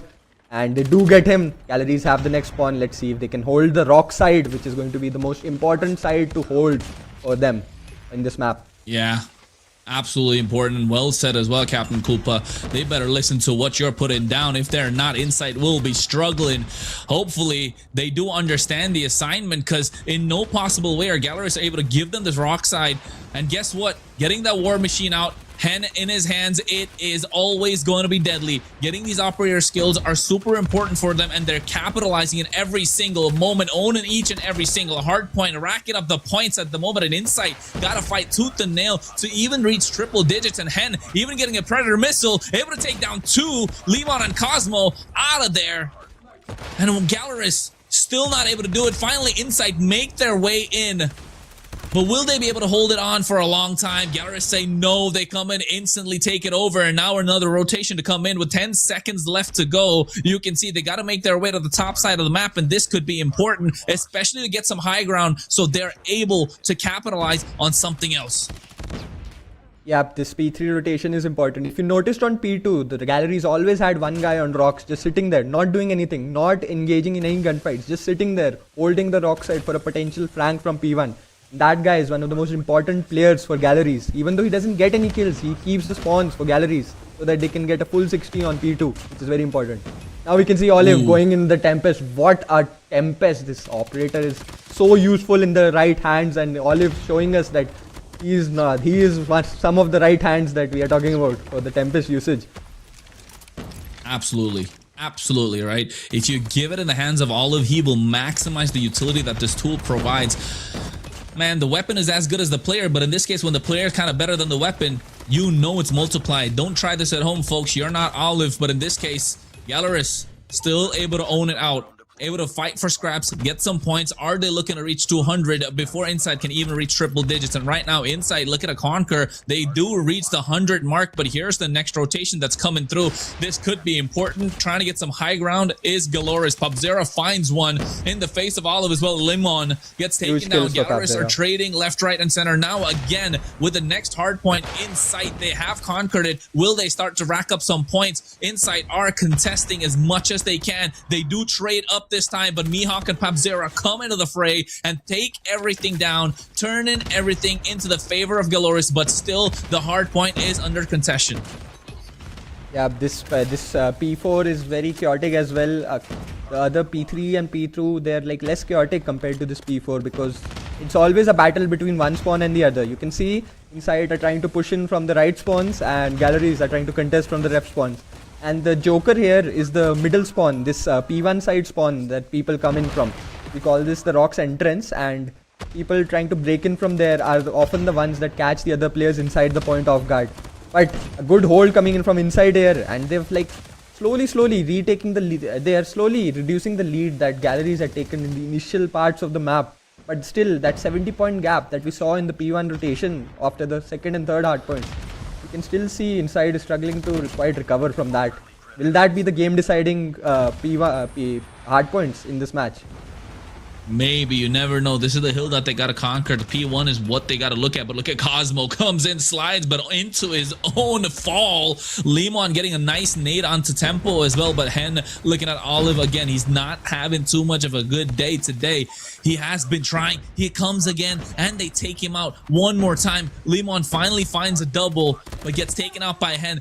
Galeris just knowing how to trade, knowing how to play the objective game, and Insight have no answer to their rotation whatsoever, knowing what's the important part of the map. Like you mentioned, covered the entrances, right? Utilizing the walls, the stones, the rocks, whatever you got in your arsenal to move things around. And not just that, it was a massive Predator missile that came in earlier, a great hunter-killer drone just to buy some time to get the chip damage in for somebody else to flank them from the side. And that's what Galeris are good at doing. But finally, Insight, every single time they come in, it's always for scraps that they're fighting, while Galeris are looking to make the next rotation and covering all their bases.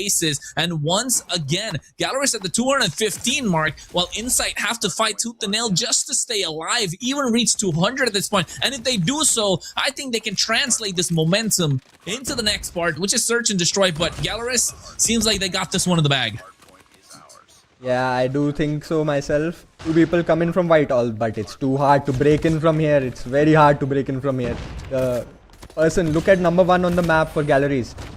He's going to come into point, and number 2 is now going to hold rocks for Galleries, and they're trying to hold that point so that all the players from Inside spawn on the well side, and from the well side it's like very hard for them to just do anything in general, because they just come to White and they'll just get feeded off from White. See, 3 people coming in from White, and all 3 of them run into Pabzera's.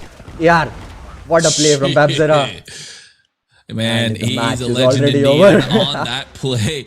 Off of the back of that play, able to get 250, hit the target, owning every hill. And guess what? For Insight, it was just an uphill battle, man. Sometimes you're just not built for it. In this case, Galeris just understanding the assignment, knowing that they can get on top at first. And once they were on top, Insight never got a sniff of the wind, nothing. Every single rotation they made was what, 10, 15 seconds left when the hill was on, at least when the next hill was about to spawn, when the next hard point was visible. But Insight, they knew they had to be there, right, to get something on the board. And for them to reach what, close to 100 when they were at 5? Yeah. I mean, Captain Koopa, you got to tell me, man, how do Insight turn this around, right? Especially in Search and Destroy right now. Fine, Galeris got the hard point. You got Hacienda on the map. You shake it off. How do they reset right now? This is going to be a very tough thing to do for Inside, because as we know, Gallery is one of the best Search and Destroy teams in CDM as well. They have taken multiple maps off of OUG, Wolves, and all the top performing teams in CDM right now. Inside certainly have a very uphill battle for if they want to win the SND. But however, from what I've seen again from their S&D against ETS, they have been doing very well today, and they were dominant in that particular S&D against a team that I thought was much more well versed than them before based on past results. So if anyone can surprise us in the S&D, it can surely be Insight and is their IGL Scav. Taking a look at the kill boards here, you can just see total consistency across the board from all 5 players of Galleries. And one thing to notice, Kronos, I did mention this map is a AR oriented map, but it's the SMGs from both sides shining here on the kill board. Amen. And the ARs have struggled a bit. I mean, is the FSS and the Switchblade meta really upon us right now? I mean, I've been seeing for the past few days, right? Not just here, pretty much everywhere. I think Switchblade, the last time I saw it personally was a couple of months ago almost, right? Maybe a month ago. I'm losing timeline. I got the memory of a goldfish, but in this case, getting the FSS out and knowing when to use it, how to maximize value, even though it's pretty much not the best tool currently. I mean, arguably, right? It just comes down to how you utilize that. You mentioned it before. So Olive in his hands when the Tempest is dangerous. Similarly, the ARs are just not working out in a map where it's supposed to. So maybe the meta is slightly shifting, or maybe these teams have understood how to maximize value using different weapons, right? So I would say catch up or you're going to fall behind, and that's what happened. In this case, Galera is just able to get the FSS on point. Insight still sticking to the Switchblade and just weren't able to make through. But hey, search and destroy, meltdown, walk us through it, bro. All right. As far as search and destroy meltdown goes, this map is huge, man. It's very big map. There's a lot of things going on. There's a lot of things going on. Yeah, I know, man. I know. There's a lot of things going on all sides of this map. And what happens usually on this map is that there are just players that just go on different rides by themselves. They just go on a sightseeing tour. And they're moving here and there. They just find kills. And people can't just keep a hold of all the angles at this map at the same time because it's so big. So I think the key here to winning would be to have good flanks on point flanks and catching the opponents off guard in this map, because that is the most lethal tool any S&D team can have, catching your opponent off guard. It does. Gotta have rotations. You gotta have a plan. And if you don't have a plan, it won't work out. But even if you have a plan and gets punched in the face, you never know what's gonna happen. Getting nades on. Insight, gotta be the defenders. In this case, Gallerist the attackers, and you know the attackers when they're on Gallerist, it doesn't even matter. You can be the attacker, you can be the defender. You're always gonna get advantage, and already trading up as well. Gallerist losing 2 out. Insight doing a fantastic job right now. If any team can cause upsets here in search and destroy, it's going to be them. And Pabzira doesn't have one yet. Scav leading the charge. Limon got one as well. Fuki able to get a nade. Is he gonna land it right now? Waiting for the time, goes for it, doesn't find anyone. It's a 1-for-2 right now. Septic's the only one down for the side of Insight. Rotation looking to go towards Bravo. Oof. Nasty. Nade by Hen. He gets the sniper player Olive off guard on the sniper nest, and B, they have a free B plant here. It's a 3v3 retake for Insight, and B is fully controlled by Galleries here. This is a tough thing to retake, but they have 3 different modes of avenue to get into the point. Middle, left and right. So you're going to get 2 from middle. Hen is going to get 1 back on the trade. It's a 2v2 situation. Hen knows there's 1 more in mid. He's going to hard scope with the sniper. There's 1 more on sniper. He gets him. Scav! Nasty that. Hen was looking to snipe him down, but just not able to get whatsoever. Hey, man. Pabzera comes in, takes him out. Pabzera! In with the man down, able to get the job done. What a kill, what a 2 feed by Pab after that insane shot from Scav on the head glitch. I thought that Insight would be taking the bomb site and getting the plant diffused down, but Pabzera denies that with his 2-piece and gets a 1-0 lead on the board for Galleries.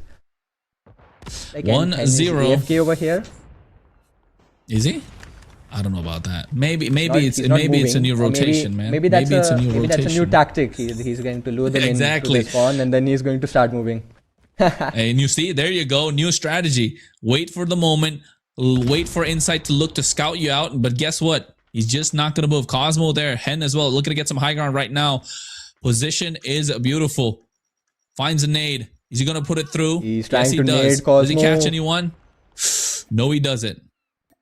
Cosmo is still safe here. He's got his flag jacket on, so even if that nade did connect, he wouldn't have got the kill off it because of that flag jacket. However, that information would have still proved vital for galleries.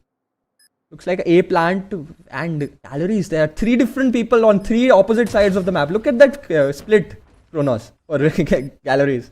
There's 3 people on opposite sides of the map, and now they're going to meet up to try to defend the A-bomb site.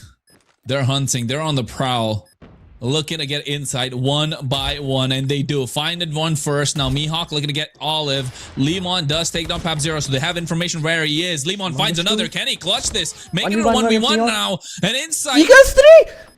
Oh no! Lemon! 3 indeed. What a clutch! An What a absolute clutch. beast. With 5 seconds left, he's looking to take out and defuse the bomb. What a play from inside.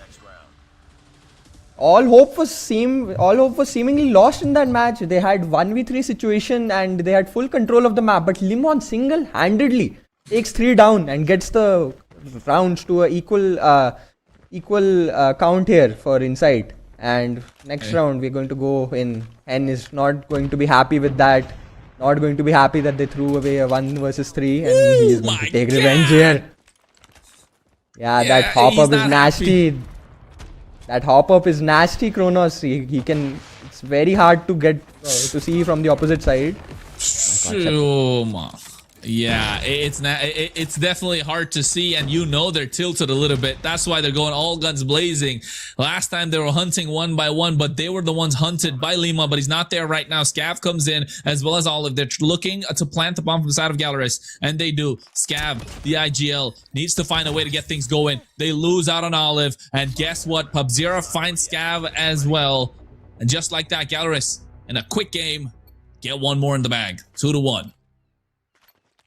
2-1 indeed for Galleries. That round must have been a very big wake-up call for them. They can't keep on throwing away rounds like that if they want to close this map out properly and in the Galleries fashion that they have always done in these splits. Let's see, Mihawk. 3 people from inside are going under the going under the middle, and they're now in front of Hen. What does Hen see against these people? He does not see them, and Cosmo gets them. They have infiltrated the main building from gallery spawn. They do. They have. Hen didn't see it coming. All he saw was his death screen right now. It's a 3v4. Insight have the advantage. They have the numbers. They're playing hooky right now with the rest of Galaris. Mihawk, Pub-Zero, and Fuki. They realize that. Covering all bases. Mihawk sees it, finds information, communicating with the rest of the team. They double up on that side.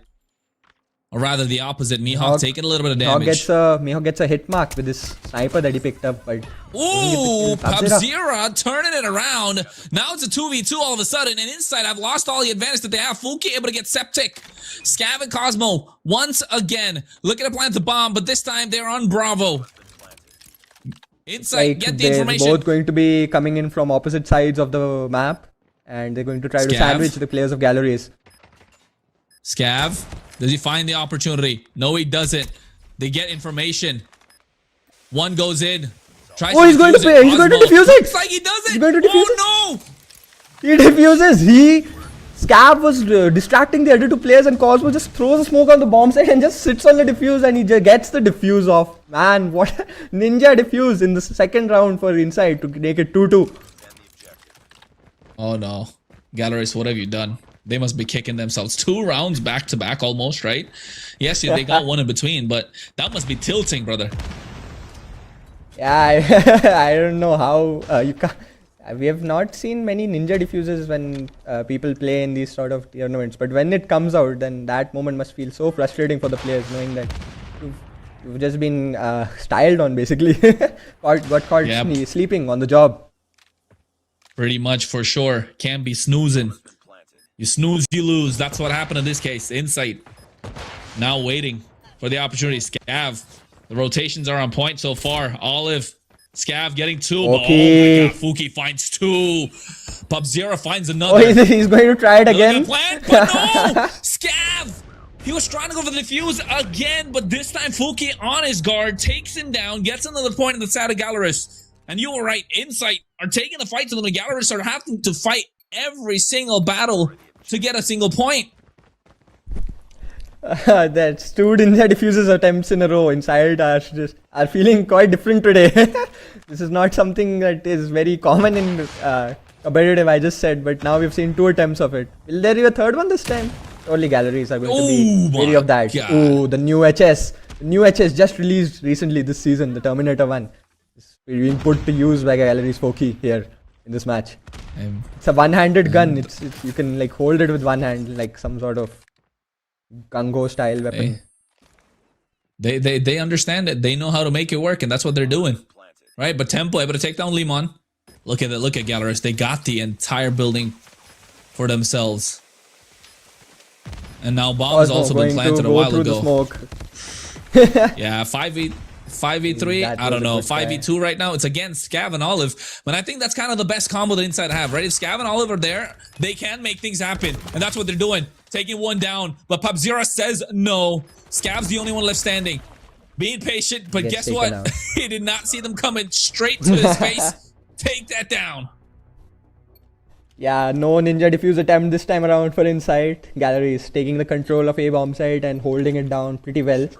For this map, the A bomb site is much easier to hold once you've gotten control of it than the B bomb site. So once someone plants A, Kronos, it's very hard to break in that bomb site. The same is not true for B. B is very open. You can break in very easily. Look at this, Foki, and who's with Foki, number 5 Tempo. They've gone through the bottom and they're going to catch Scav off guard. They're in their spawn now. They're in the spawn building, and their Tempo is going to get Limon as well. That underground tunnel proving valuable for first Insight, and now it's proving valuable for Galleries. Definitely. It's a back and forth trade this time, right? 2 traded for 4. God damn. Olive's the only one left standing. I mean, yeah, you can try to snipe him down, but guess what? Need to find angles.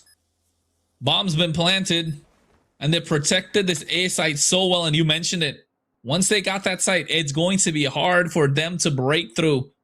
Usually the defenders want to protect it, but this time, Galleries being the attackers, got every single base covered, and this might be just a little too much for Olive to do and work with.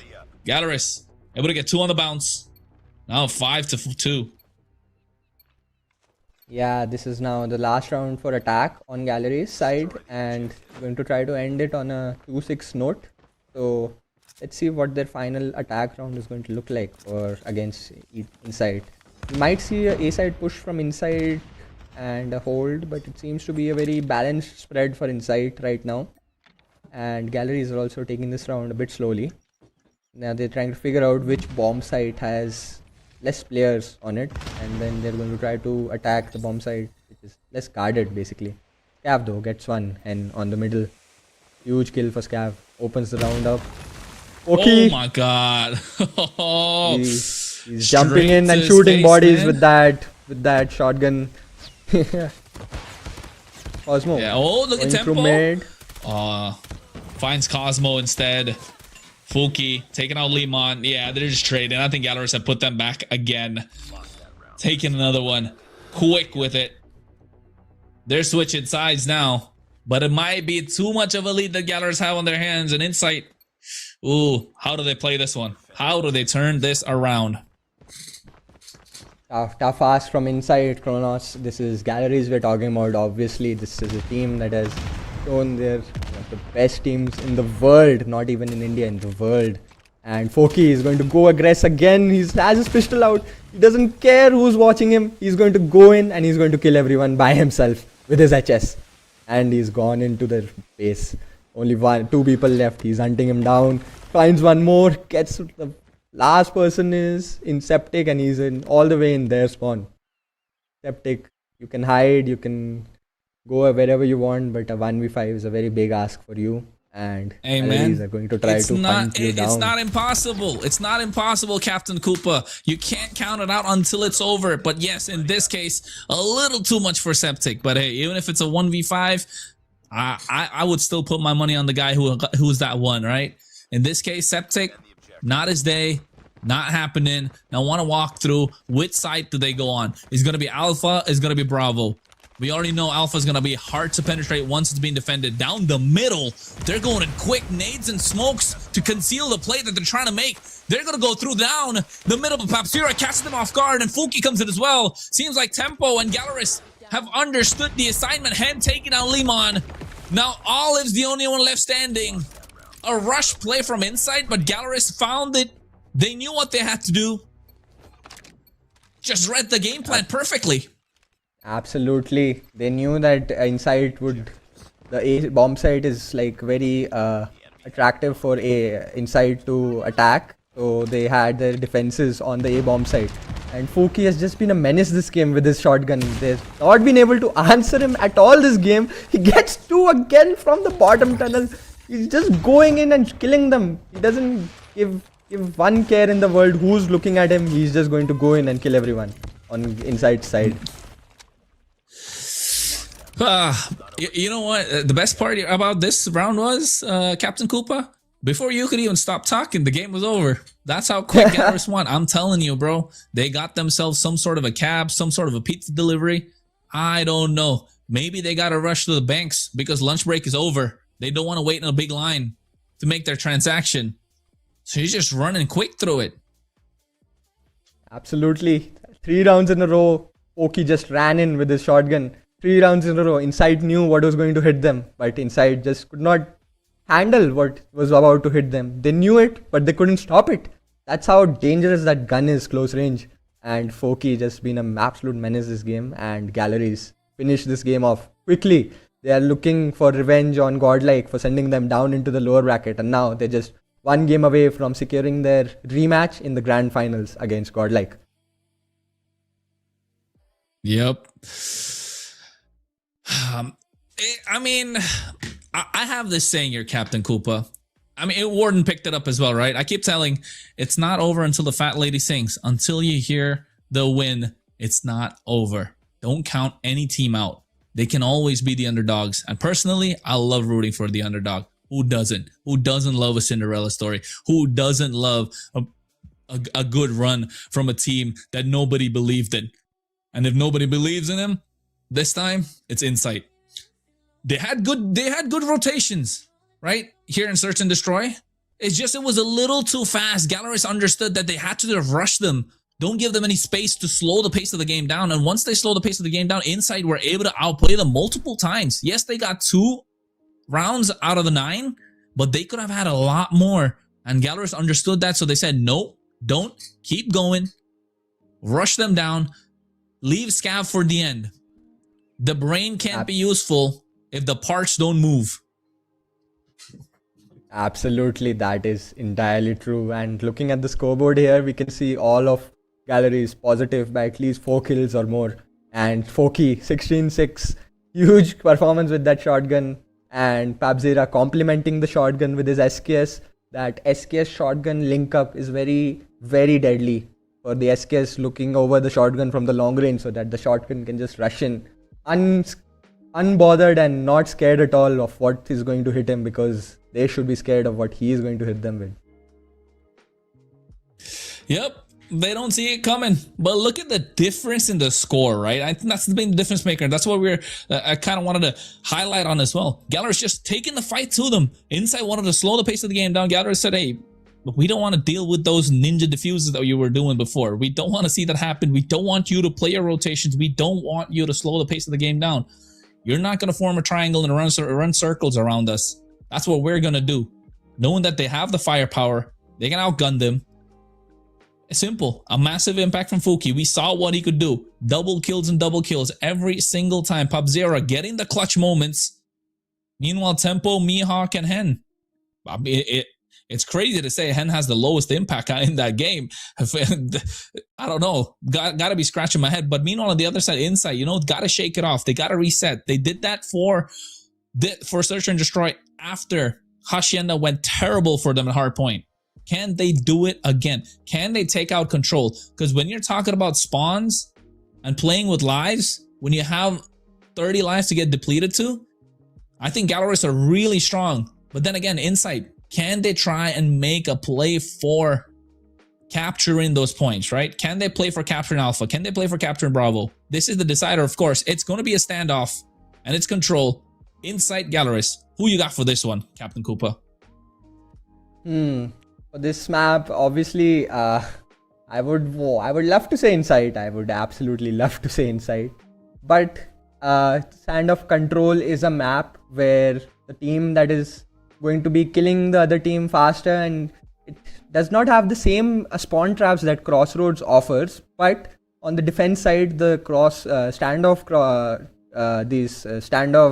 spawn traps are also pretty nasty.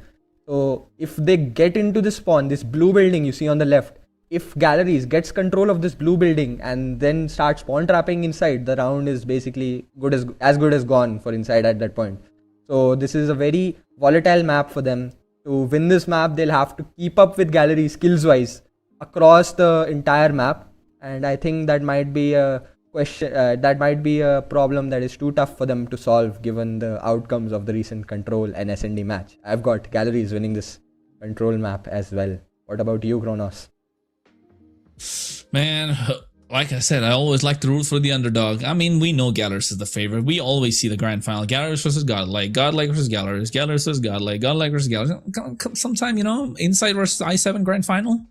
Kabhi kabhi to hona chahiye bhai. But you never know. Yep. In this case, Inside versus I7 grand final would be pretty sick. But nah, that's far from happening right now. 2-0 down Inside. They need to take a reverse sweep against Galleries if they want a chance to face off against Godlike.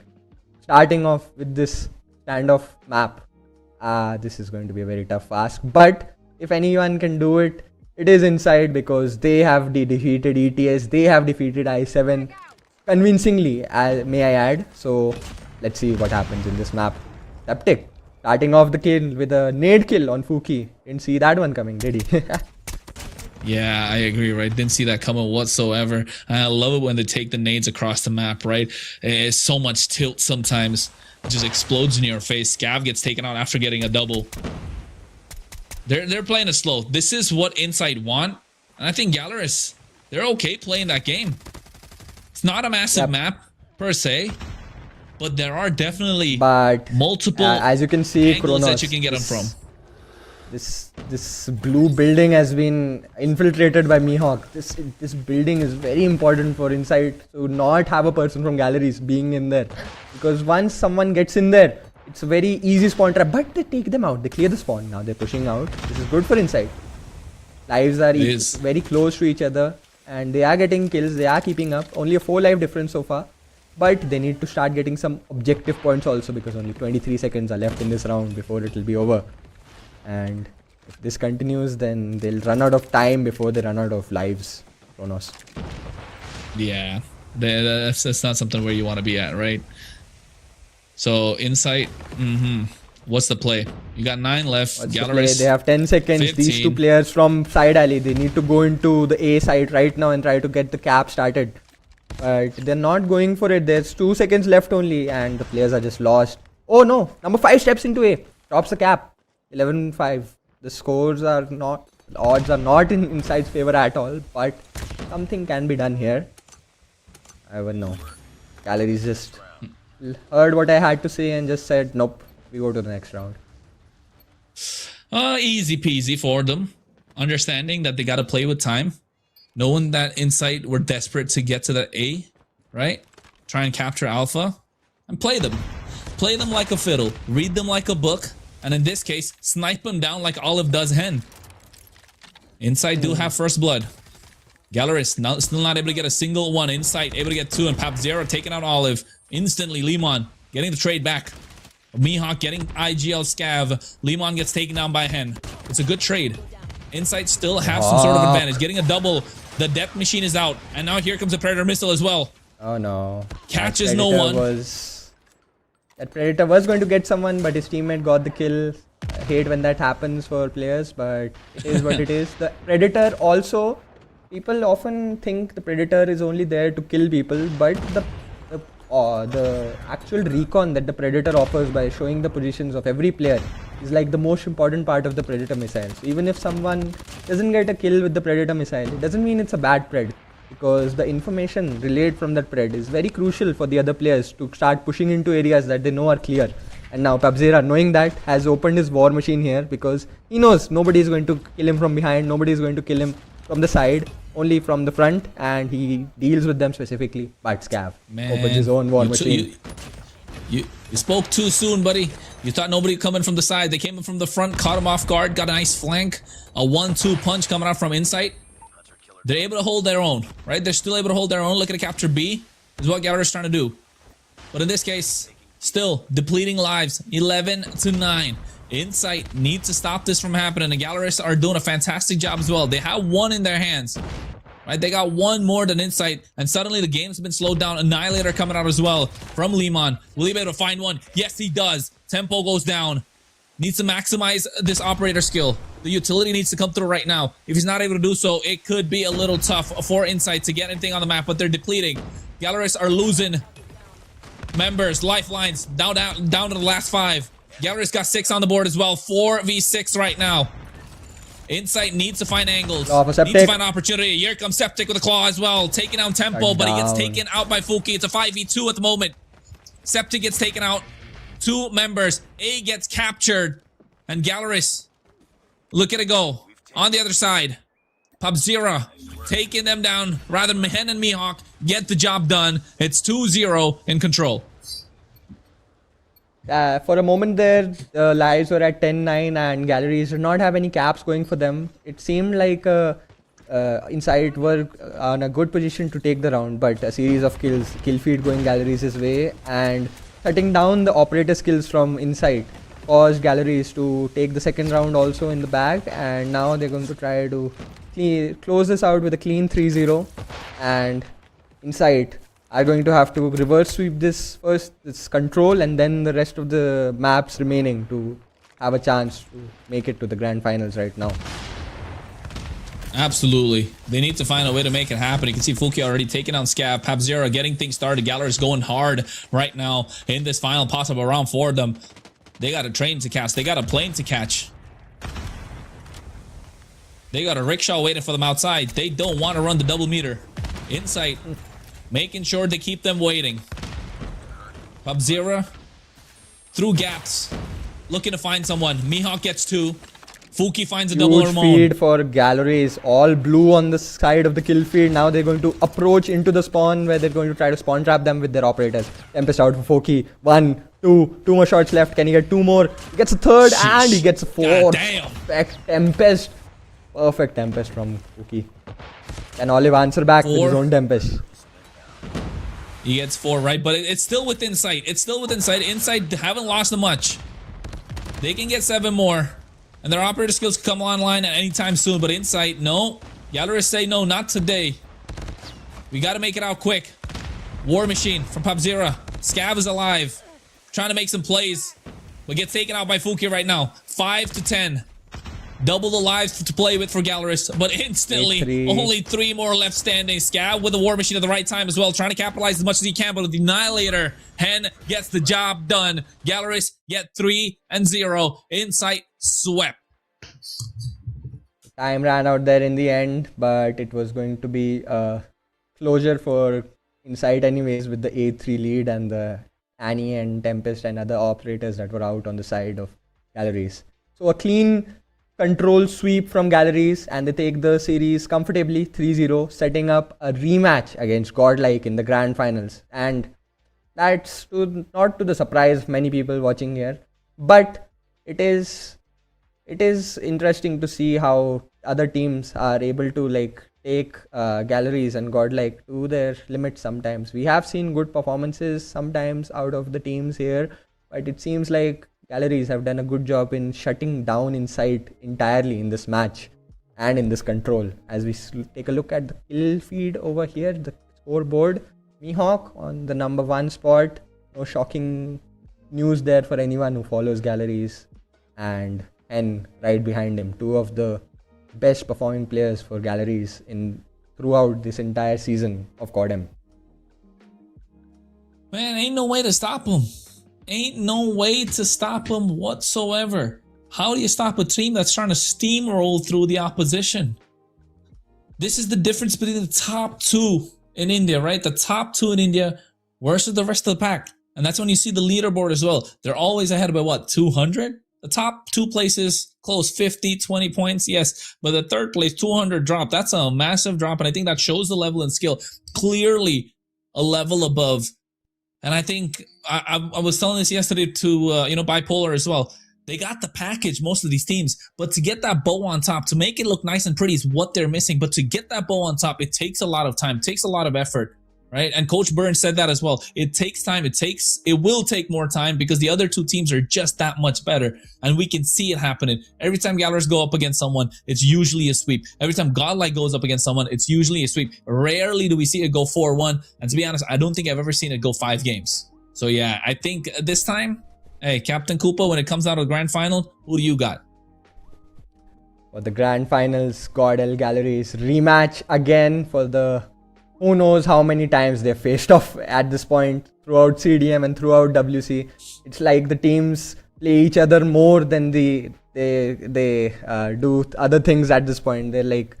They probably know the other players by heart by now, how they play, what they do, what all positions each player individually puts on each map, because they've played so many times. It'll be interesting to see how that goes out. But now we have a little break for us, and once we come back, we're going to go through into the grand finals of the CODM World Championship 2026 Fall Split 2. See you guys there.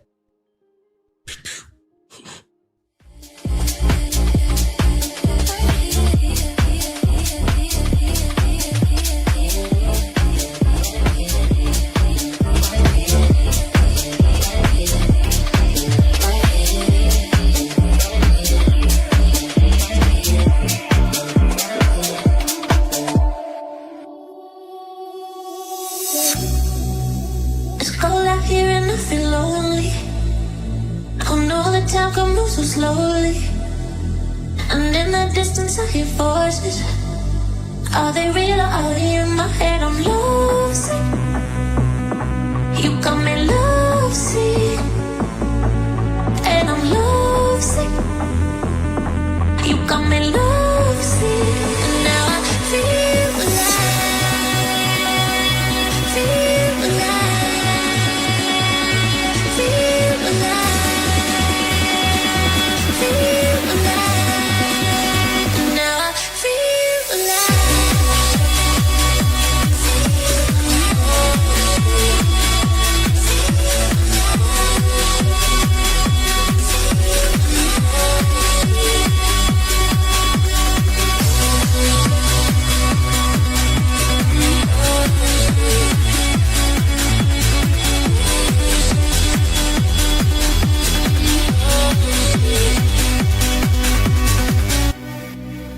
So many times they try to change me, and every time it drives me crazy. And all the good times we had saved me. Are they real or are they in my head? I'm lovesick. You got me lovesick, and I'm lovesick. You got me lovesick, and now I feel alive. Feel alive. Feel alive. Feel alive. And now I feel alive.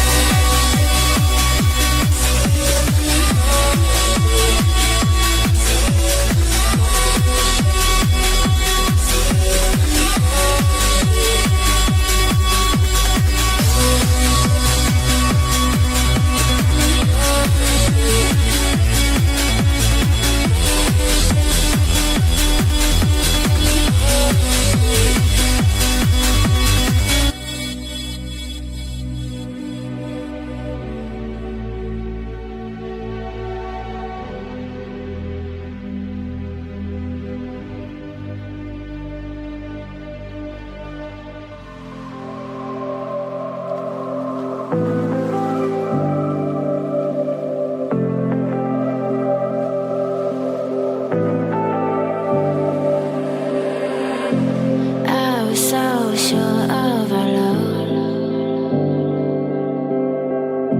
I never thought of any reason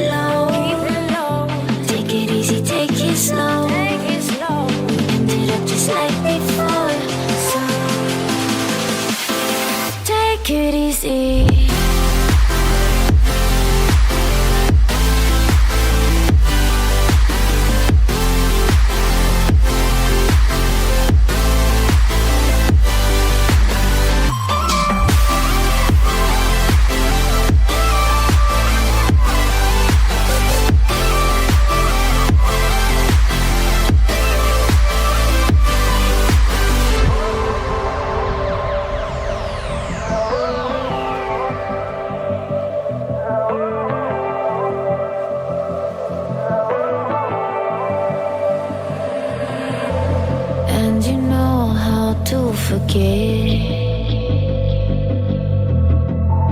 all the wrongs and every reason why we've changed. And there's a storm inside my head. It's getting me in trouble, baby, and I can't break away. I thought that I could keep it low. Take it easy, take it slow. We ended up just like before, so take it easy, take it easy. Thought that I could keep it low. Take it easy, take it slow. We ended up just like before, so take it easy.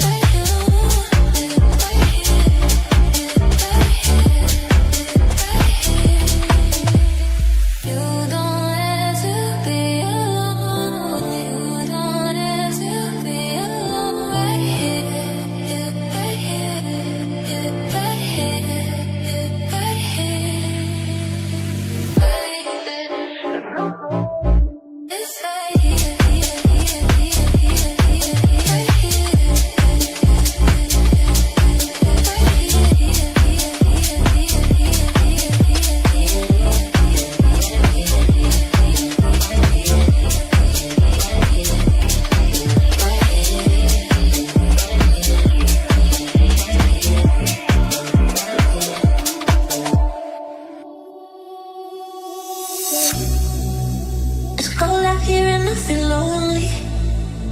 Oh no, the time can move so slowly. And in the distance I hear voices. Are they real or are they in my head? I'm lost.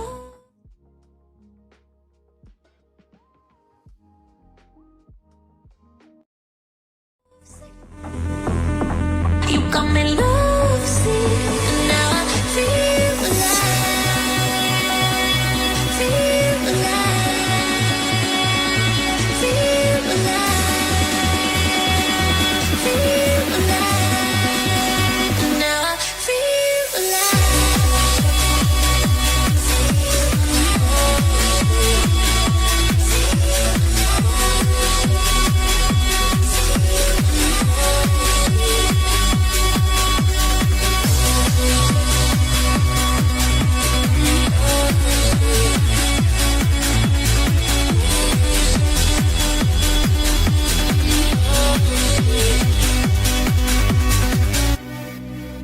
so many times they try to change me, and every time it drives me crazy. And all the good times we had saved me. Are they real or are they in my head? I'm lovesick. You got me lovesick, and I'm lovesick. You got me lovesick, and now I feel alive, feel alive, feel alive, feel alive, and now I feel alive.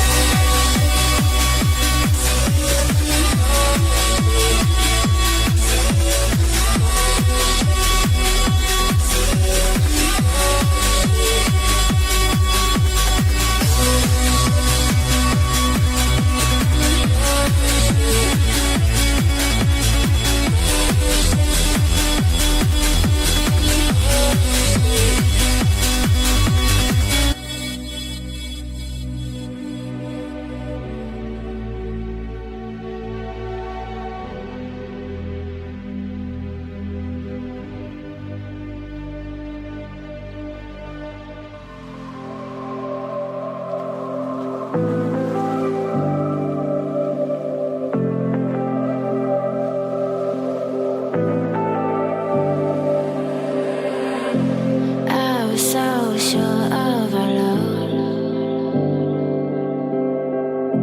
I never thought of any reason, a doubt about us.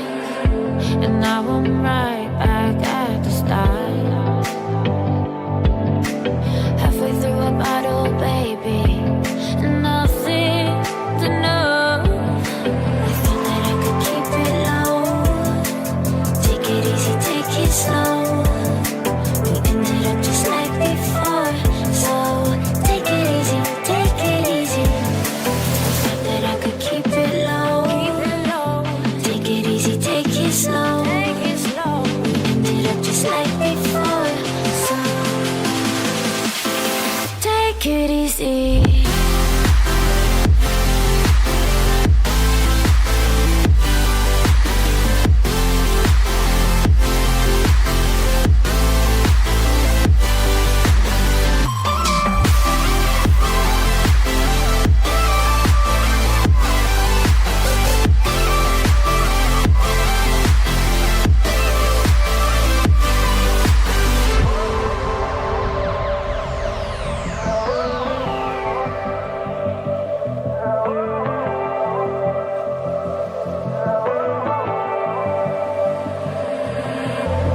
And you know how to forget all the wrongs and every reason why we've changed. And there's a storm inside my head.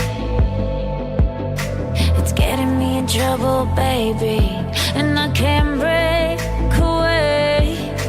I thought that I could keep it low. Take it easy, take it slow. We ended up just like before. So take it easy, take it easy. Thought that I could keep it low. Take it easy, take it slow.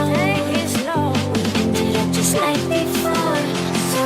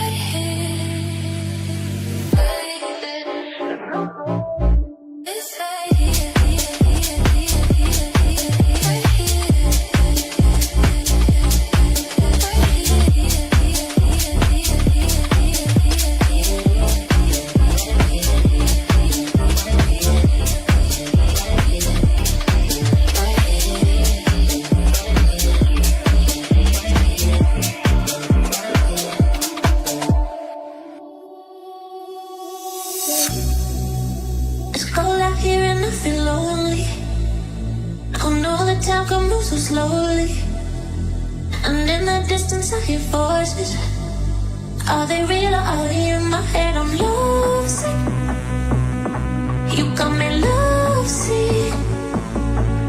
And I'm lovesick. You got me lovesick. And now I feel alive. Feel alive. Ladies and gentlemen, boys and girls and friends of all ages, reached the pinnacle of course, the Fall Split 2 qualifier for Call of Duty Mobile Championship 2026 in India. And guess what, ladies and gentlemen? We got another person on the desk, myself, Kronos, to bring you the action alongside me. I don't think he needs any introduction. A9 the K9. This time, A9 plays, bringing in the action as well. And hey, you know these teams for a while. You've been here for a while, my guy. You don't need no introduction. What's good? How you? No, I'm doing great. Yeah, like you said, I don't need any introduction. And the Damn, he's players and living the it. teams we are playing today, yeah, I've been here pretty much for all the splits here with, watching the points major as well. I mean, I have to say, this is like probably the fifth or sixth time I'm seeing Godlike and Galleries facing off against each other inside of the finals. And there's not much you could say, because sometimes in the upper brackets finals, one team is winning, and in the grand finals, you can say that there's a little sudden turn of events. So I'm not gonna count on anything. We're just gonna have to wait and watch and see how these two teams play out today. We did see that Godlike did win in the upper bracket finals today, so they do have a map advantage. And as you can see, these are going to be your 6 maps. So Kronos, you wanna highlight them for the audience here? I mean, hey, it's my first ever time doing a BO6, but also at the same time, ladies and gentlemen, we start a hard point, go search and destroy control, and then we run it back, but with control in between. Hacienda, Slums, Raid, Summit, Standoff, as well as Coastal, right? And we know Godlike are a fantastic team in this grand final.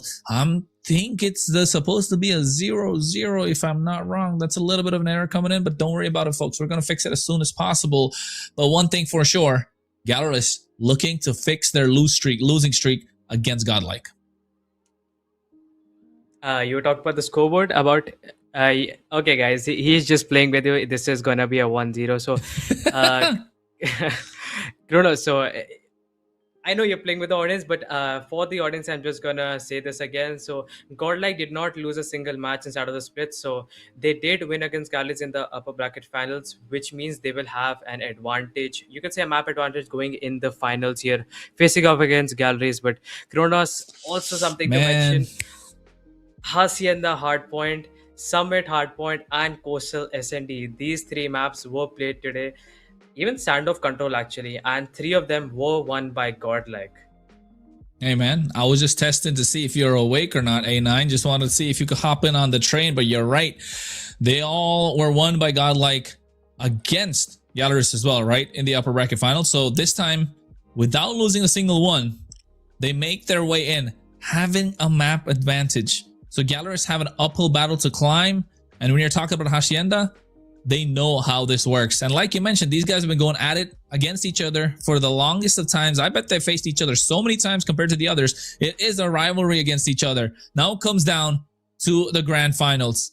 It's a beautiful map to start things off. Well, will it change? Will Galleries be able to smash Godlike, or will Godlike get one more over Galleries? I mean, right now, Godlike is on top of the charts. They are the #1 team of the region. They do have the most points at the moment. So let's see if Galleries are able to pull it off right here. But I think we're just gonna have to wait and watch. I mean, the first match is again Hardpoint Hacienda. You know how it is. Those FSS and BALs are gonna be rock kick inside of this match here, and Operator Valley needs to be there.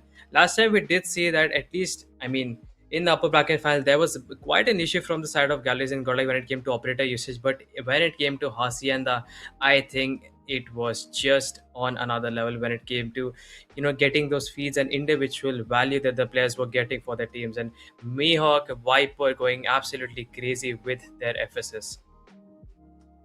I mean, that's the new meta as well, right? It's the new meta. They know how to manage their operator skills, individual brilliance coming through. So, I mean, we can keep speculating, we can keep talking about it. It's already been proven many times that Godlike have taken over Galleries, but at this point, when it matters the most, Gallerist could come online. They could show life. And yes, to start things off in Hacienda, I think they need to get life. They need to start off on a hot streak. If they don't, it will be, again, 2 on the side of Godlike, and you do not want that to happen. So in this case, with the grand finals, with the better part of 5 grand on the line, Gallerist need to pull up. Yeah, absolutely. And Hardpoint in general is like one of the strongest game modes when it comes to godlike here. They just do not hesitate when it comes to like absolutely taking down their enemies and just thrashing them. But yeah, we're just gonna start in a few seconds here. Teams are getting ready, and I think this is just gonna be another pretty interesting evening. And ladies and gentlemen, if you're new, do hit the like and subscribe button down below. Do check out FSN Asia on Instagram. Do join that Discord server if you like to take part in community tournaments and giveaways.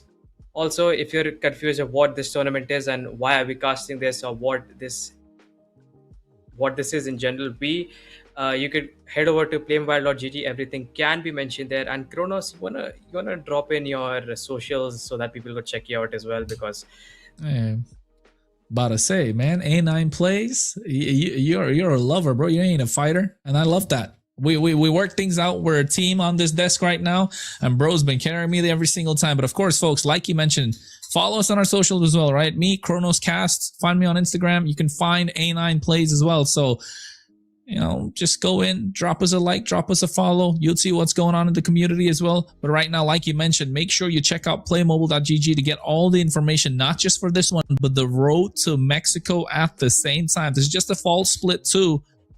And while you're at it, FSN Asia bringing you the best of the action that's happening in India currently.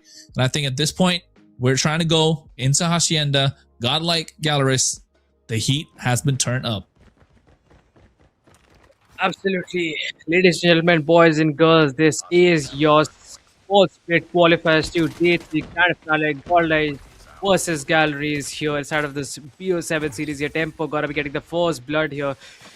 Okay, you can see a few kills coming in from the side of Godlike here. We can also see the initial picks are gonna be favoring them with the early, you could say, points in their name with 15-0 on the scoreboard here with 25 seconds in.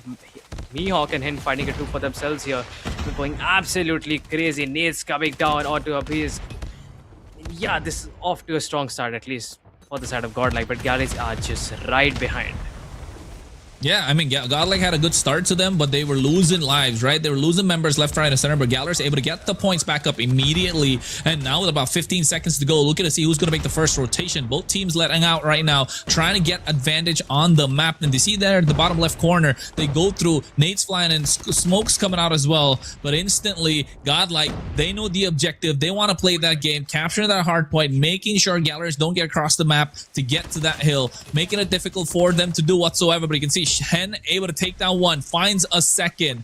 Viper takes down one more, and Prevail able to get tempo, but at the same time, they are trading left, right, and center. Gallerist find a little bit more, contesting this hard point. They get that in their favor. Looking to rack up points now, slowly and steadily. 45 seconds to go. This looks like it's going to be neck and neck. Absolutely here. I mean, Galleys, on the other hand, not making the same mistakes which they made earlier inside of the upper bracket fans. That they will get the better spawns out of the speed 2, which just gonna grant them that better advantage and a better holding spot in general. You could say they have a complete control of the hill as of now, and there are only 2 entrances that the team of Godlike can have. That is the driveways and the white stairs, you could say. I mean, the only approach that Godlike is gonna have if they are able to smoke it and they win gunfights. But as you can see, the War Machine value Hen, he was spamming it through and through, and that did quite, you could say, make the players from the side of Godlike stall over there. I mean, what a way to do it as well, right? Crouch down, able to get it through a couple of windows, the door as well, and then all of a sudden you're adding so much value through the War Machine. The operator skills are starting to work out as well in their favor, and that kind of turned things around slowly. But look at Gallerist able to maximize all the points that they need, and now Tempo gets taken out straight away by Warden. Viper finds another as well, and this time it's not looking good for Gallerist. Godlike rack up the points right now on this hill, making sure Gallerist don't get too far ahead. And this is what a back and forth trade looks like. Sparrow in the hands of Abhi right now, able to dish out damage. Fuki gets taken out, gets another onto Hin. Tempo finds a double of his own at the same time. They trade, make that 3. Viper gets a double. It's just 2 and 3 across the map. These guys are moving in and want to maximize every single value that these operator skills provide. 65 to 65. Yeah, this is gonna be a tough one. Boy, we just might have a match. Oh wait, screw that. We just might have a good series here. 68-65. This is going incredibly close as of now. Pretty neck to neck here. Scrap points are going to be favoring at the side of Godlike. And only rotation is there as Prevail is going to be there on P4 itself near the rocks. And we do have 2 players approaching from the, you could say, the garage or P2 instead. And wait a second, Prevail is gonna get shut down from behind here. Players are gonna be approaching a Viper, finds one out to Tempo, assist is there, shuts down Hen. Can he make it a triple here? Shot's gonna be landed, gets a reload and still manages to find that kill to himself here. 80 to 69, 11 points ahead approximately, you could say. Where Pabzera popped out the death machine, making an approach through the smoke, pre-firing, not gonna be able to find any of the players, but a bread missile is gonna be the end of him, and this is 30 seconds remaining before we head back to P1 inside of this match. Yeah, and I think it's working out as well. Godlike able to get some sort of advantage, but you can see at the same time, Gallerist not looking to fight, but Godlike not letting them through whatsoever. They're on top of this hill, they're on top of things, and they know what works, but Gallerist racking up the points right now, looking for scraps, finds them. 10 more seconds for the next rotation, like you mentioned on P1, but at the same time, Godlike moving ahead. Gallerist knowing what's important, stick together. Viper finds 3 with the help of the equalizer as well. Oh my goodness, but Tempo finally takes him down. It could have been disastrous for them. And the scraps turn out in the favor of Godlike, and they maximized value, getting them 12 ahead. And now the next one as well. They're there, conquering it. Nobody present at the moment. This Galler is going to go fight for it. Godlike still getting ahead, but Galler is finally able to take something on the sill. They're still trying to contest. They reach triple digits first, but Galleris cannot let that go. Ubby gets a Sparrow once again, maximizing value. Will he be able to do it? Yes, he does. Finds one. Warden finds another knife kill. Pabzera looking at Warden as well. They trade and they trade. Oh yeah, absolutely. Yeah. I mean, I was kind of blown away with the approach that Viper had with that equalizer, shutting down 3 players. I was just figuring out. I mean, sure. I mean, there's none of the players from the side of Galleys would have expected such a push coming in from either of the players from Godlike here with an operator skill. But 108 to 110, you can see that the team of Galleys are going to be getting inside the lead for the first time inside of this match here.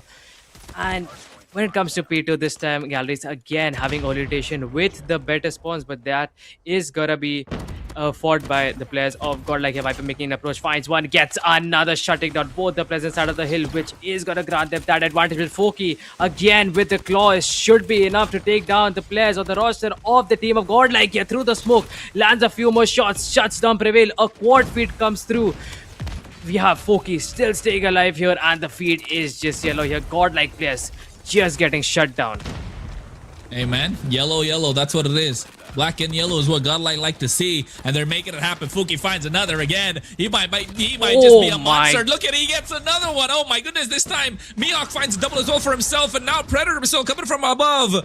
Will he find one more? He does not. He is still alive. Jeez, Mihawk living so long, and Hen with the War Machine as well. Dish now damage. Look at the amount of frags. Viper on 32, Ubby on 25. Meanwhile, they're only inching closer to 25 at this point from the side of Galleris. But Galleris are getting them. They're able to project game, racking up the points, and Godlike are not able to find anything at all. Oh yeah, 140 runs. That is quite a lead here from the side of Galleys. That's a complete hill, if I have to say.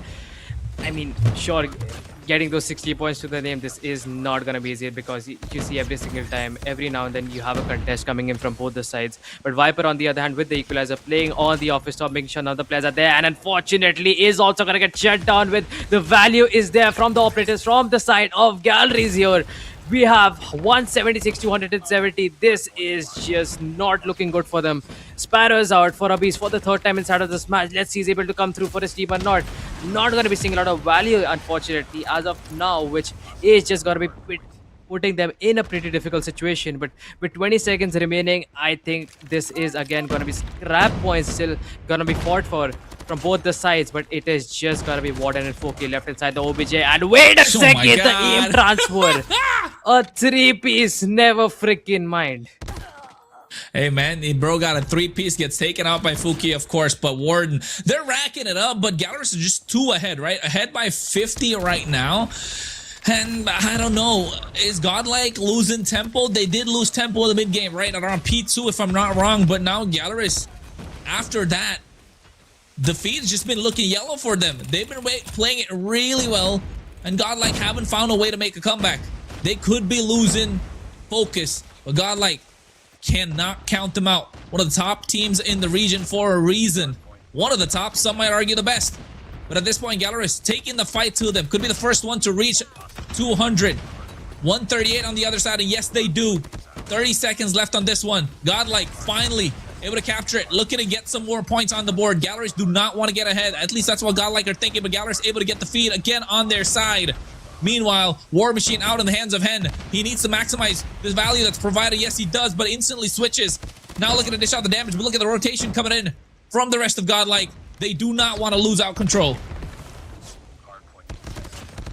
I am...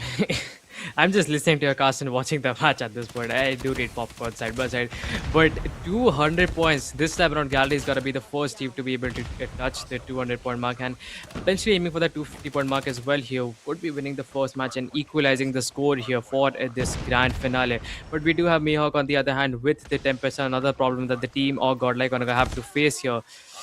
We go to P1 for the 3rd time start of this match. Hen finding a 2. We have Mihawk shutting down Skull. Yes, Pabzera finds one onto a base with the Bal. Finds a second on to Prevail and need kill. And you could say another FSS comes in shot from Warden on in the P1 itself. I mean, this is going pretty back and forth. P1, it is just a bloodbath at this point here. But Abyss for the 4th time with a Sparrow. Let's see, he's able to find some kills here.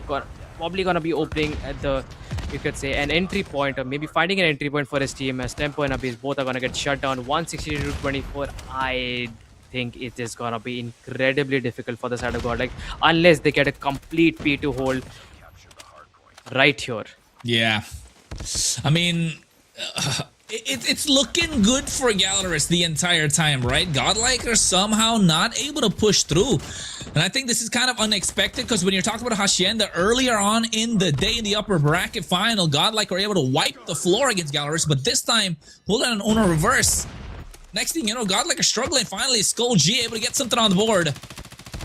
And while you're looking at the feed, ladies and gentlemen, for those of you asking who is Soccer Mom, it is Prevail, but you can see finally getting Equalizer out as well. Viper coming through, but it gets taken out by Fuki, and Fuki has been a monster the entire time. 37 on the board for Mihawk getting 42, while Hen gets 40, gets taken down this time by Viper, but Pabzera comes through once again. The clutch factor from this player has been on the entire time. Godlike on the other side, they're struggling. Skull G's not having a good time, neither is Prevail, but Viper doing the best that he can alongside Warden, but they get taken out by Mihawk. And instantly towards the end, Gallerus able to reach 250 before Godlike can even run 200.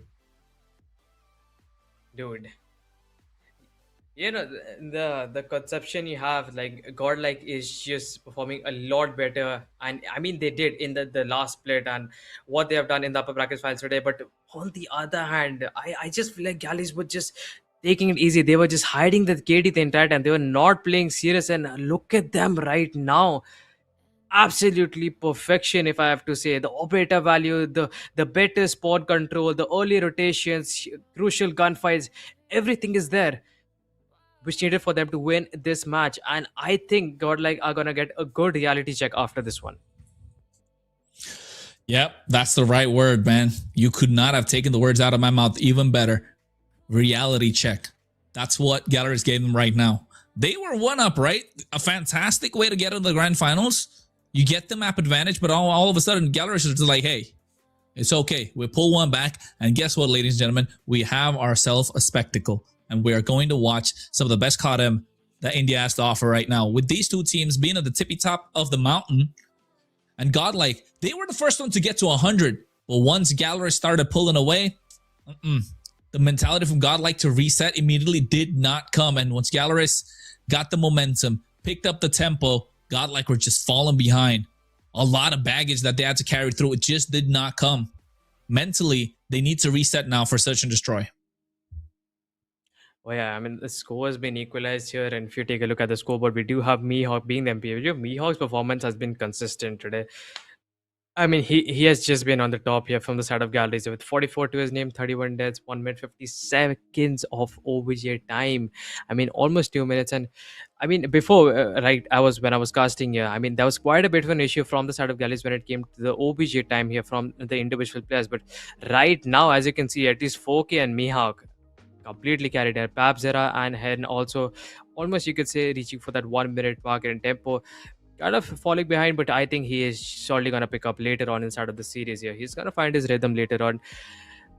But yeah, what a way to start the series.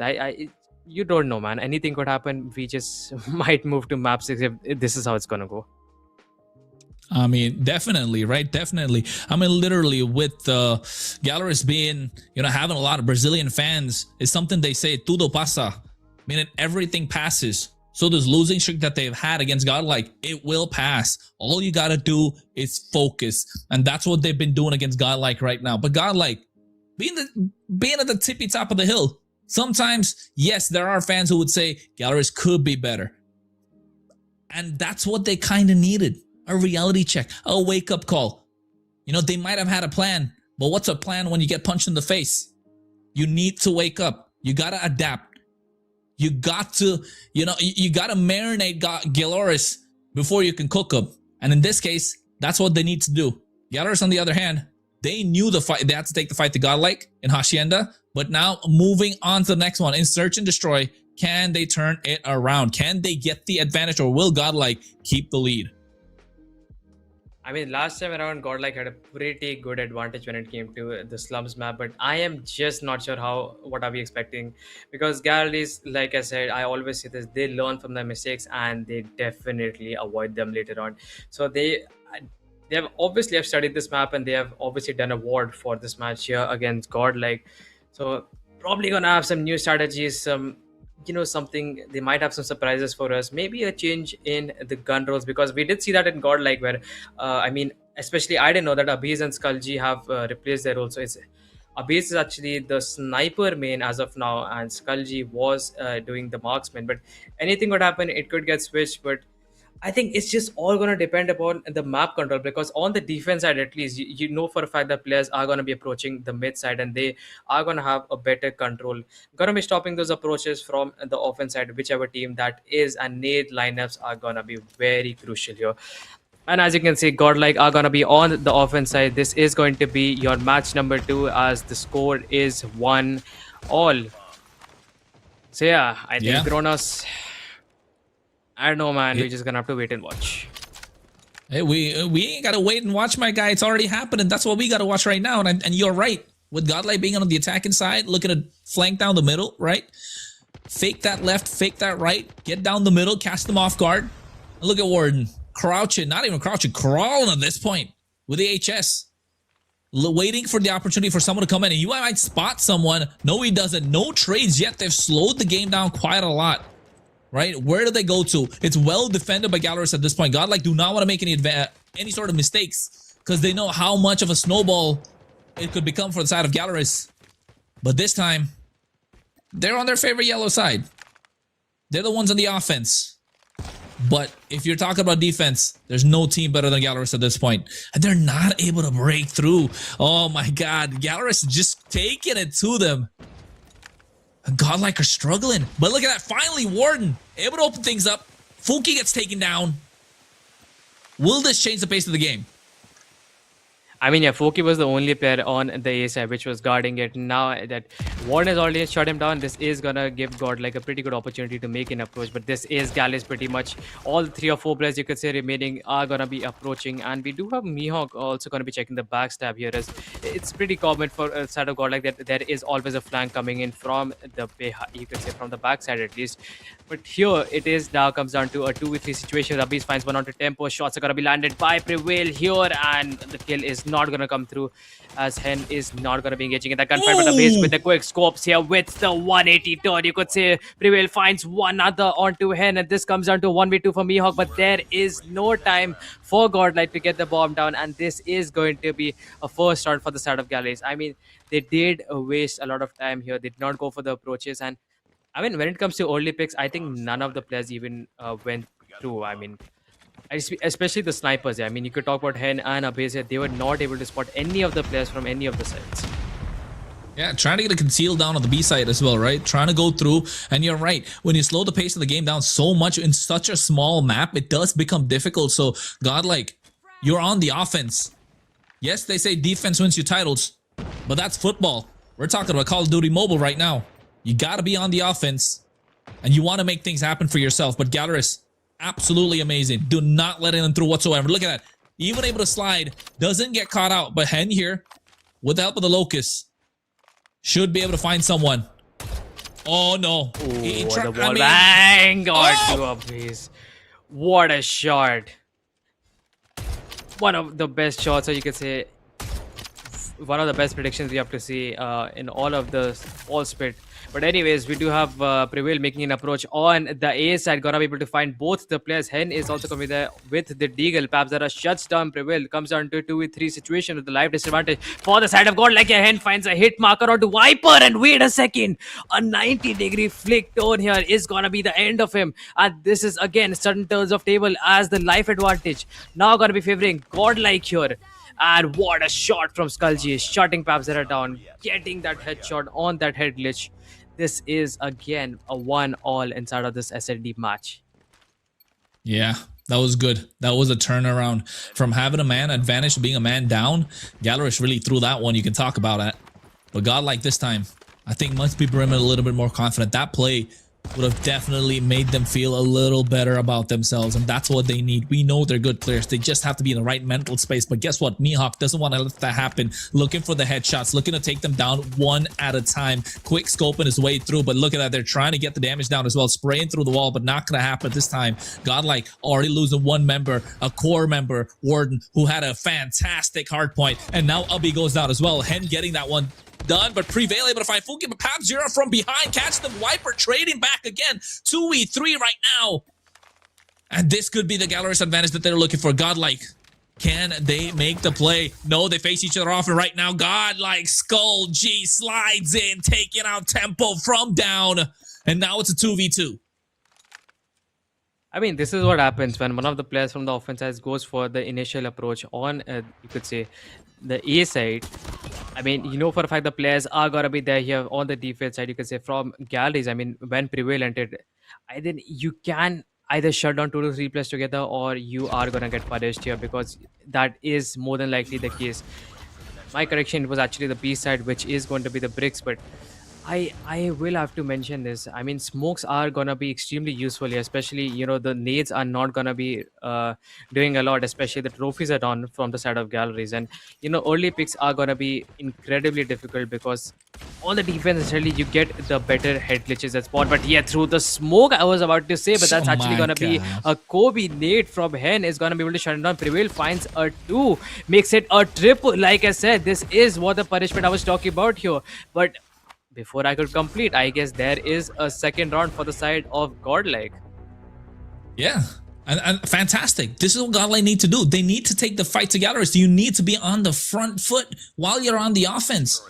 Double down, get the advantage. I mean, but you gotta feel for Warden though. Bro's not having a great time whatsoever. Getting naded every single time. It happened at hard point, happening now in Search and Destroy. It's a little tilted, but keep your focus, keep your cool. Head above your shoulders, and it will work out. And look at that. This time, Mihawk takes a nade to the face. Prevail able to get that one for himself. With an advantage, with a man advantage. Now, Godlike will slow the tempo of the game down. Here comes another nade. But doesn't catch him. Viper able to dodge. Godlike trying to go through. Will they make it happen?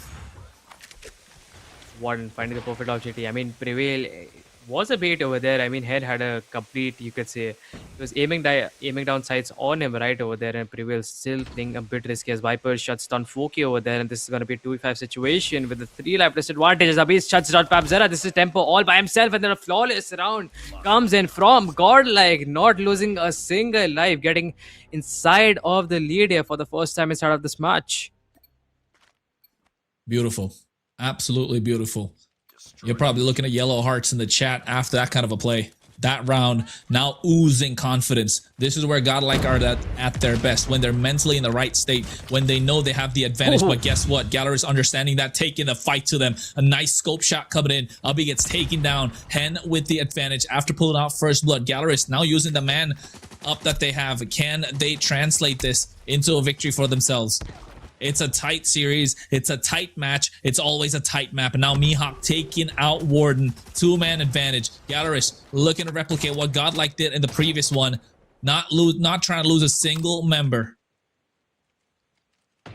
Man, if Godlike want to push onto that A side, that B cam has to go in the hands of Mihawk. I mean, he could go absolutely huge. Those wall bank shots, I mean, taking down 3 to 4 players at the same time in one spray, it's just absolutely disgusting. But as of now, I mean, Godlike, Viper at least has a pretty good chance, but he needs to get rid of Pabzera, who is actually checking the bricks, or you can say the double dubsters. One wrong move from Viper, and he also could lose his life, which is gonna put the remaining 2 players from the side of Godlike in a pretty bad position. Yeah, we have to have Prevail making an approach here, finds one here. Viper already gonna get shut down. Like I predicted, Pabzera did have a good, you could say, head glitch over there for him to win that gunfight. Prevail makes another approach, shuts down Tempo. Huge gunfights. Skulji, the slight peek, not gonna be landing those shots. A hit kill is not gonna be there, but Hen, the, you could say, mini marksman inside of his hand, that is going to be the 50 GS, is gonna do the trick for him, and this is all Prevail in a clutch situation with 25 seconds to work with. Finds one, shuts him down, comes down to a 1v1, and Kronos, what do you think? Oh my god, this could be the play. This could be the play that the Godlike were looking for the entire time, right? But now, on the other side, Pabzera. Is he going for the defuse? No, realized what was going on. Pabzera got to him at the right time. Godlike losing their head a little bit. That was insane. It was a 2v5. Prevail, turn things around, and then all of a sudden get a little too ahead of yourselves, not looking at the map, not realizing that could be a bait, falls for it, and Gallerist get the advantage and now evens out the score. Yeah, Prevail almost came through here. He did shut down 3 players and winning those 3 crucial gunfights. But this is again Godlike with an aggressive approach on the A side as Warden already shuts down Folk in the shotgun battle was won by the side of Godlike. Hen gonna be able to get a trade here, and this is again Godlike gonna be forced to actually, not go ahead with their approach here. They are gonna be forced to at least stay where they are. I mean, this is just going to be putting them in a pretty bad position, but a life advantage is favoring them this time around, and they are probably going to go for a B-side approach, but Prevail again finds one onto Pabzera. This is again a 2v4 situation. Can this be another round for the side of Godlike?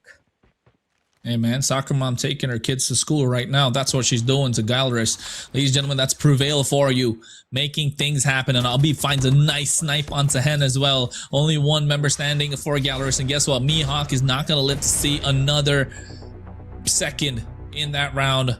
Godlike pull through, and soccer mom, Prevail, who was able to translate the advantage that he had in round number 4, or rather 5, translating it to 6, and now to 7.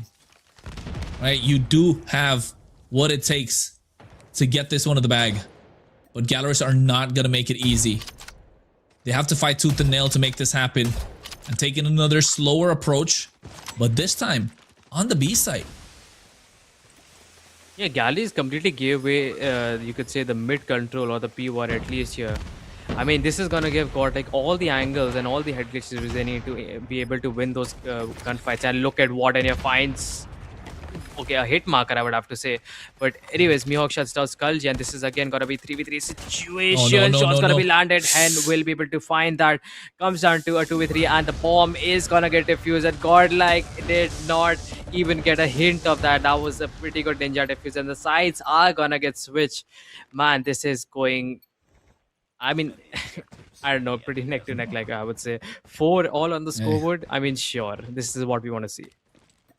It's down to the wire. It's down to the wire. And like you mentioned, you're right, A9.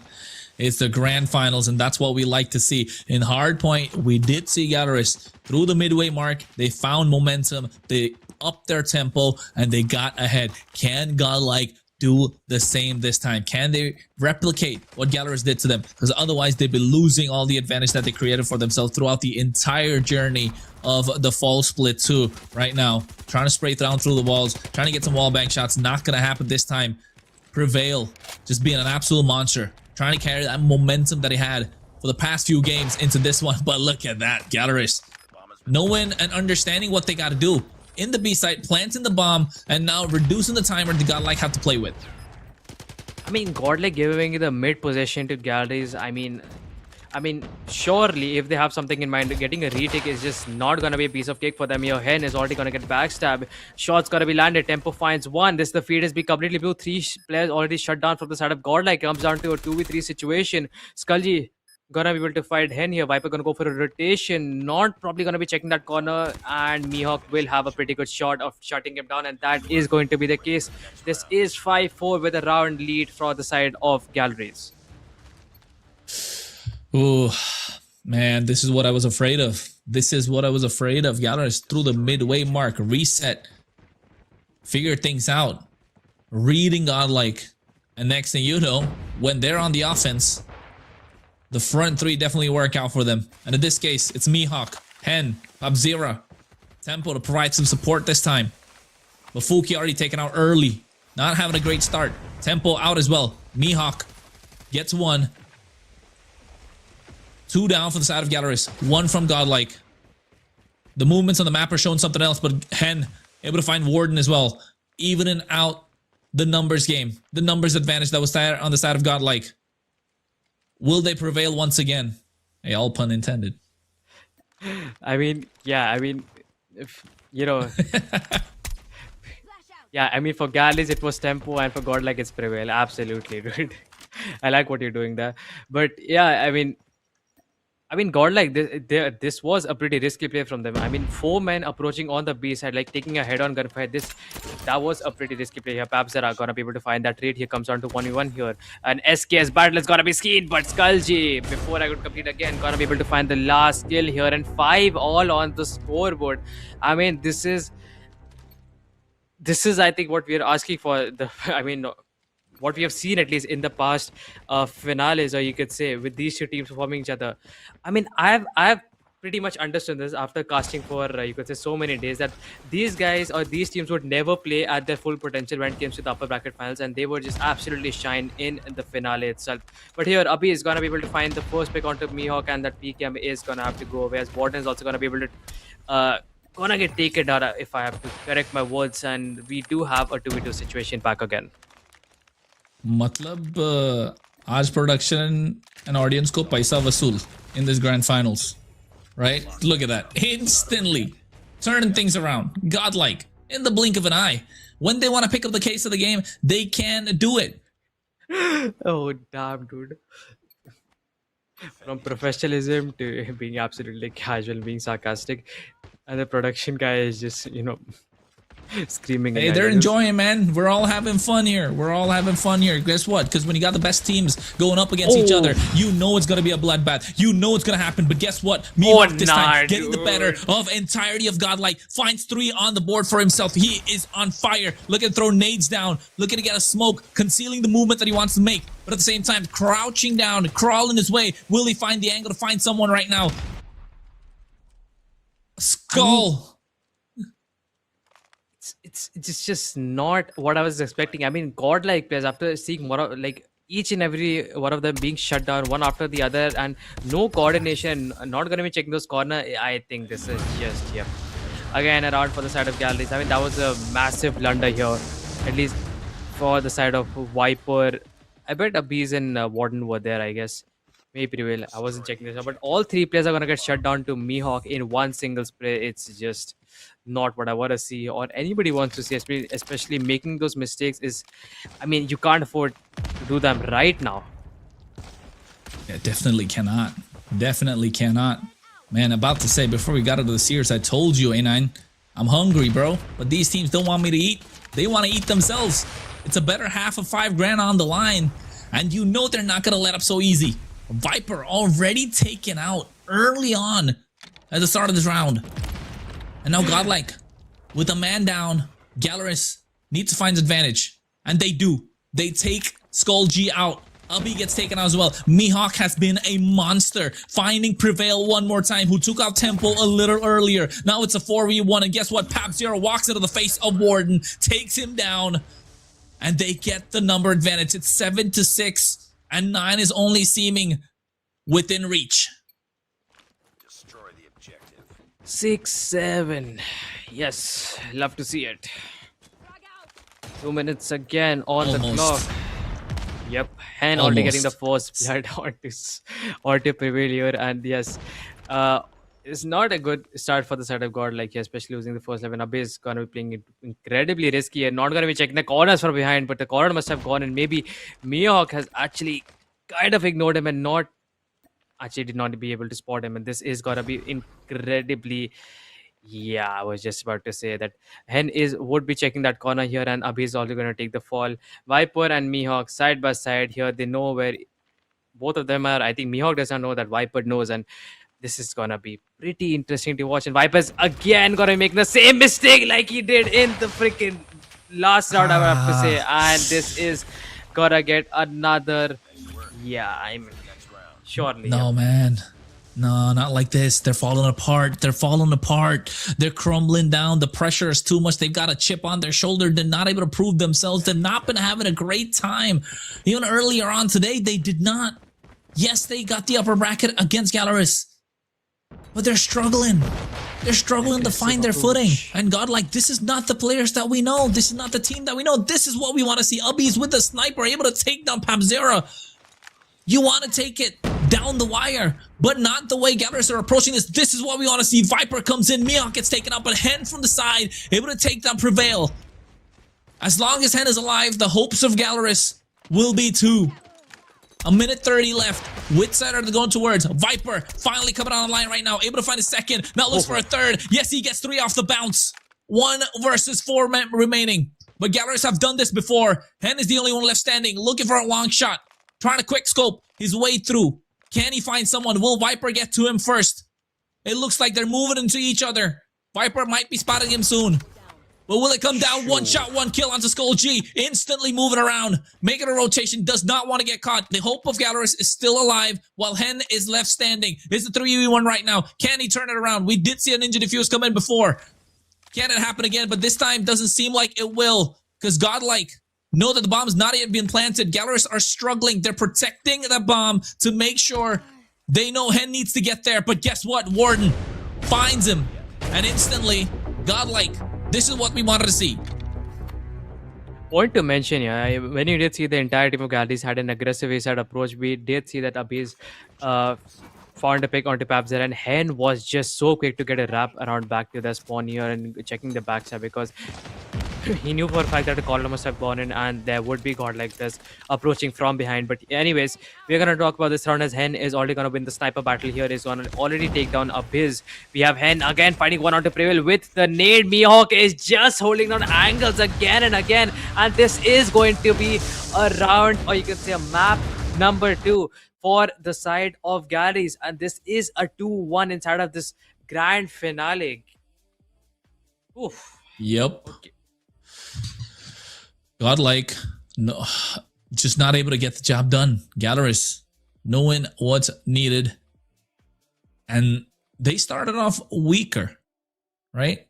And getting the advantage later on, I don't know. You got to talk to me about this A9. What's going on in their minds? Locha kya hai bhai? You know, I really hope that this was, a casual stream instead of a professional one, because I would have definitely matched your energy. But see, what I've understood is that I think there were a lot of times that the teams of Godlike and at least Godlike and Galleys, they've just given away the middle possession here. It's either, you could say, for the middle of the map here, which gave the offensive team to get a B bomb site down. So, I mean, Yeah, I don't know. It's all about early picks here with approaches, with the angles being old. I mean, Mihawk did go absolutely crazy with those, you could say, 2 to 3 picks every time, holding down that angle, staying in that corner here. We did also see Prevail was able to almost come through for his team here, getting that 1v4 in the end. But, I think Pabzera was able to shut him down here with that SKS. Maybe it was somewhere else. But yeah, I think silly mistakes were made here from both the sides, and you could say mistakes are just not gonna get you anywhere. Oh yeah, absolutely. It was fatal mistakes as well, right? Not tiny ones, but even if they're tiny ones, there were multiple tiny ones that a Gallerist could capitalize on. And I think, dare I say this, A9, correct me if I'm wrong, it feels like Godlike are going on autopilot. It feels like their brains are not working, the comms seem down, and they're just getting picked off by Gallerist. The game plan doesn't seem to be working. The parts are moving, but the brain ain't letting it move. I don't know, maybe the parts, you never know what's going on in there, right?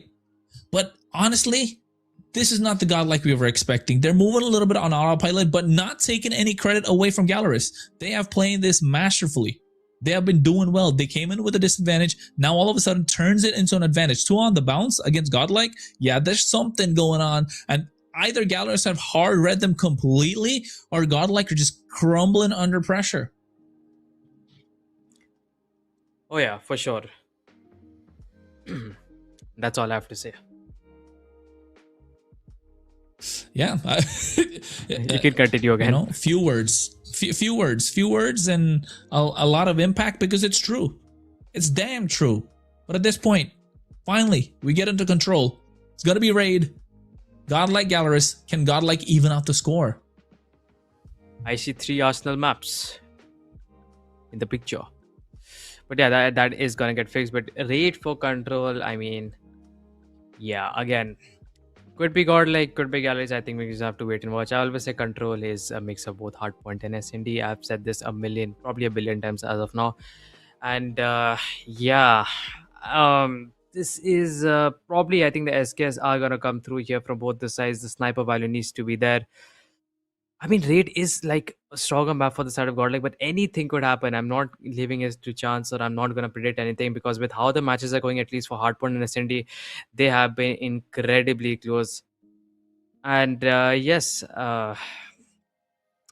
yeah, I mean, this is a map where you could say a middle, or you can say early possession needs to be there for at least the kitchen, for the zigzag, and inside of the 6th hardpoint. If you know, inside of this match, it does exist near the tree, as you can see. I mean, that does help you to wrap around the map, get to your early points, and get a better possession. But yeah, Kronos, what do you think? I mean, it doesn't matter what I think, bro, at this point, to be honest. To quote from The Rock, it doesn't matter what I think. It matters what's happened in the game. Because we could be thinking and speculating so much. We speculated Godlike to get the advantage early on. And guess what? Gallery said, haha, ain't gonna happen. Not today. And now Godlike, on the back foot, need to find an advantage. And doubling down on what you said, it's absolutely right. They got to. This is the map where they got to even out the score. And if not, Gallerist could just run away with it. I mean, this is a map where individual gunfights and coordination. I mean, this, if you take a look at it, this feels a pretty open map, but there is a lot of cover. So I guess it's just all about having map control. You could possibly see a lot of spawn traps also being taken place here with the operators in general. I think that's very common for the side of Godlike. And I mean, galleys do not actually attempt for spawn traps as far as I have seen or I've noticed, but anything could happen. I'm not gonna judge, or I mean, this is the grand finale. There could be a change of plans and strategies. You know how it is with these two teams. Facing off against each other so many times. Getting to know how each of them play and how the players are, what their rotations could be, the type of play style they possibly could have in certain situations. So yeah, I guess probably another long game from both the sides. A long game, a wait to a start, but guess what? We're not gonna wait no more. Game's underway. Godlike Gallerist in control. Who's gonna get first blood? Hen finds it onto Viper. Warden taken down. Prevail on the other side. Now all of a sudden the map's looking blue. Godlike getting a great start, but Gallerus Mihawk immediately shutting that down. Ubby takes an advantage back with the snipe. Throwing nades out just to find information. But now all of a sudden it's going left and right. Depleting lives from both sides. Godlike do have a slight bit of an advantage, but it's not going to be enough. Viper gets taken out as well. Hen, it's been a monster. Headshot after headshot, but this time Soccer Mom. Prevail comes in as well. A minute left to go. Where do you think it's going to go here, A9? I mean, 21 to 20 with how things are going. I mean, overall map control and everything. We have two of the players from the side of Galleries. They're gonna be playing inside the laundry, but Viper is gonna be able to shut down both, and this is Godlike getting the better control of the map, as 4 players are gonna be maybe approaching on the A side, but they are gonna have to deal with Warden over there on the pool head glitch. Finds one, can he get another? The answer's gotta be no, as Papzera is gonna be able to shut him down from the bedroom top itself. 17 to 15, 2 lives advantage, 20 seconds remaining. No progress on either of the sides here. Hen gonna be shut down. Skullgy on that rock head glitch here. Mihawk spots another player, is gonna be able to find that as well. 15 seconds approximately, maybe 20 here. And we do have 1/3 of the way captured here from the side of Galleys here. One tick is there. I don't know, Godlike just won't allow the capture to take place. Hey man, Warden and Prevail are pulling through right now for Godlike, and Skull G as well, pulling his weight that he couldn't do in the previous time. But look at Tempo, gets taken up by Warden. They're getting there at this point. Godlike, numbers advantage. Got more lives to work with. Capture's working out as well.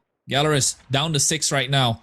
But look at it, they're taken away from the opposition side, but Fuki, a monster, losing on objective A as well from the side of Godlike, and I think this is going to turn things around. How are they going to work it around now? I mean, yeah, 8 to 6, just 2 lives, not much of a difference here. We do have, oh god, that was a very You were saying important it.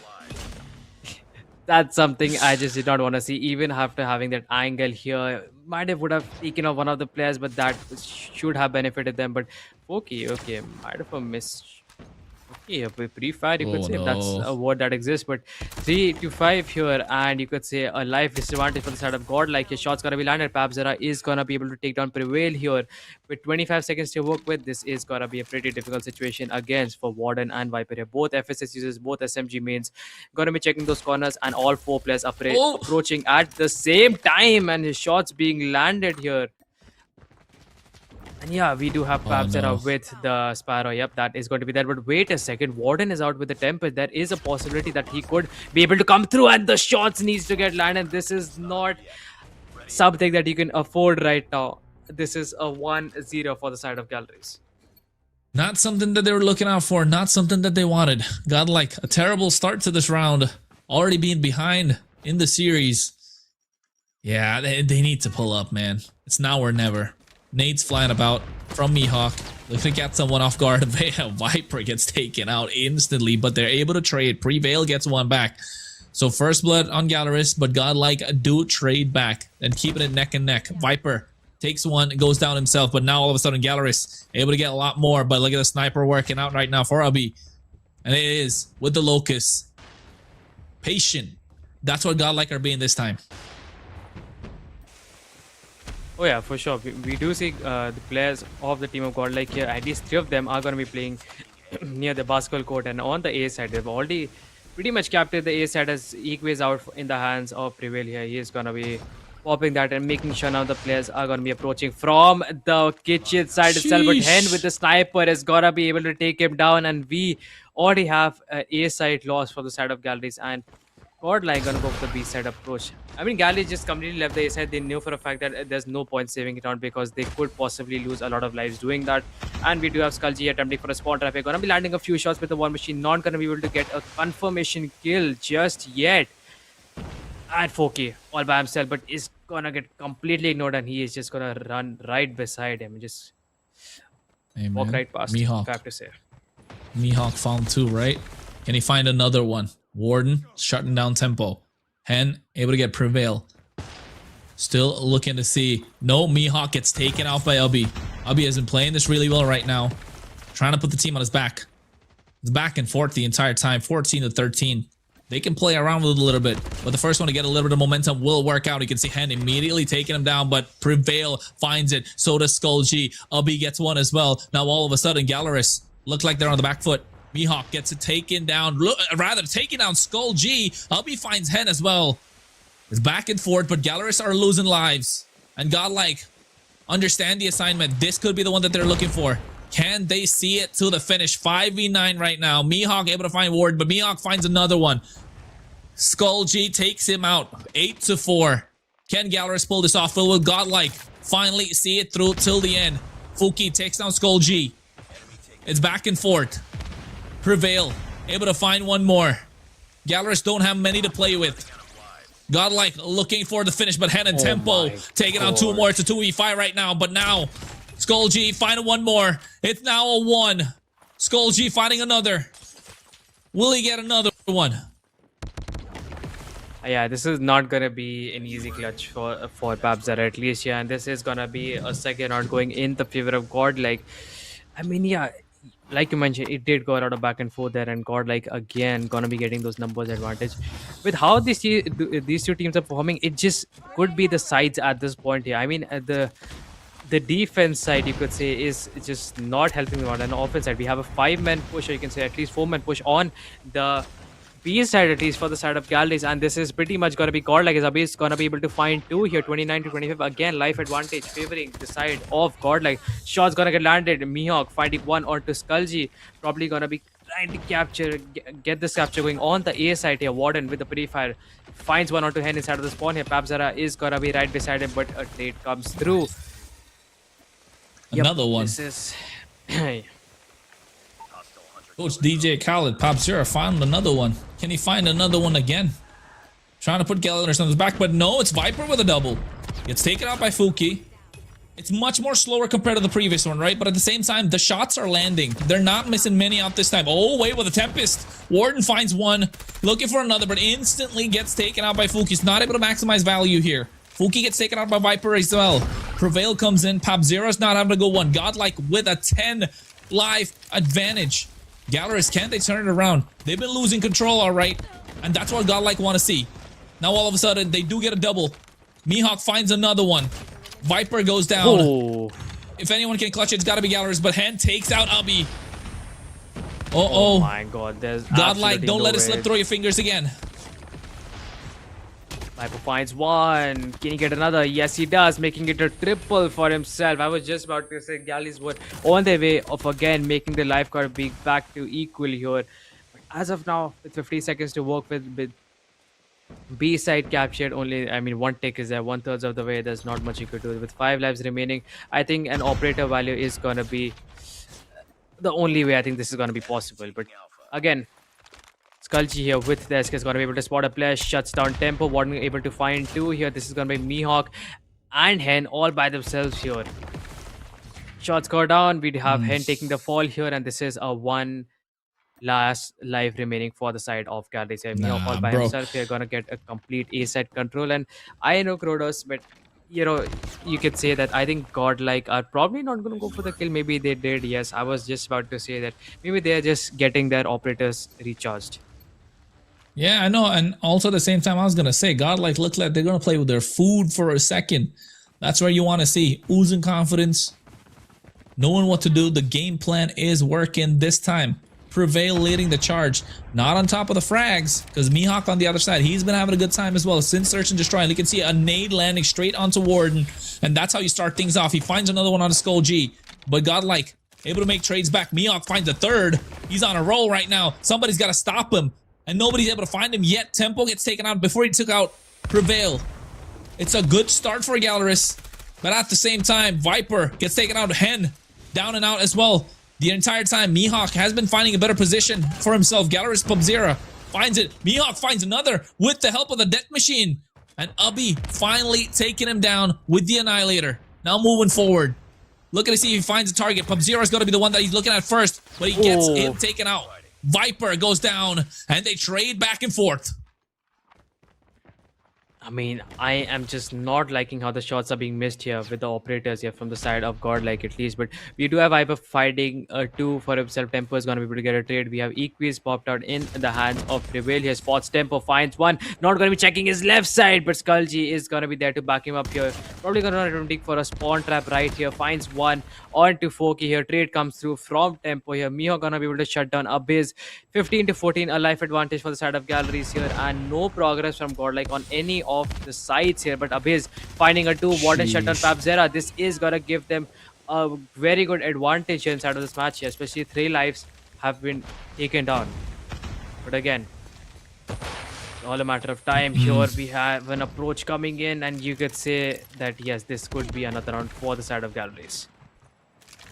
Yep, and I think Galeris could be, could not. You never know, man. They do have a 2-life advantage, but Godlike looking to get it down. But as soon as I say that, Galeris on the board with a long shot, able to get a lot on the map, and they get control. And now all of a sudden things are falling apart. Godlike, they're struggling. How do they come back from this slump, A9? You gotta let me know, because I'm scratching my head just like everybody else is. It is the last round, and I think this is again an aggressive B-side approach for the side of Godlike as 4 the players are pushing. Abhi's going to find the first blood onto Hen here. Shots being landed. This is going back and forth. Their Tempo finding a 2 for himself here. Skullgy getting that trade again. 27 to 25, a 2 life disadvantage. And we do have Hen again going to get taken on by Warden. Miho probably going to be approaching those mid stairs. Maybe not.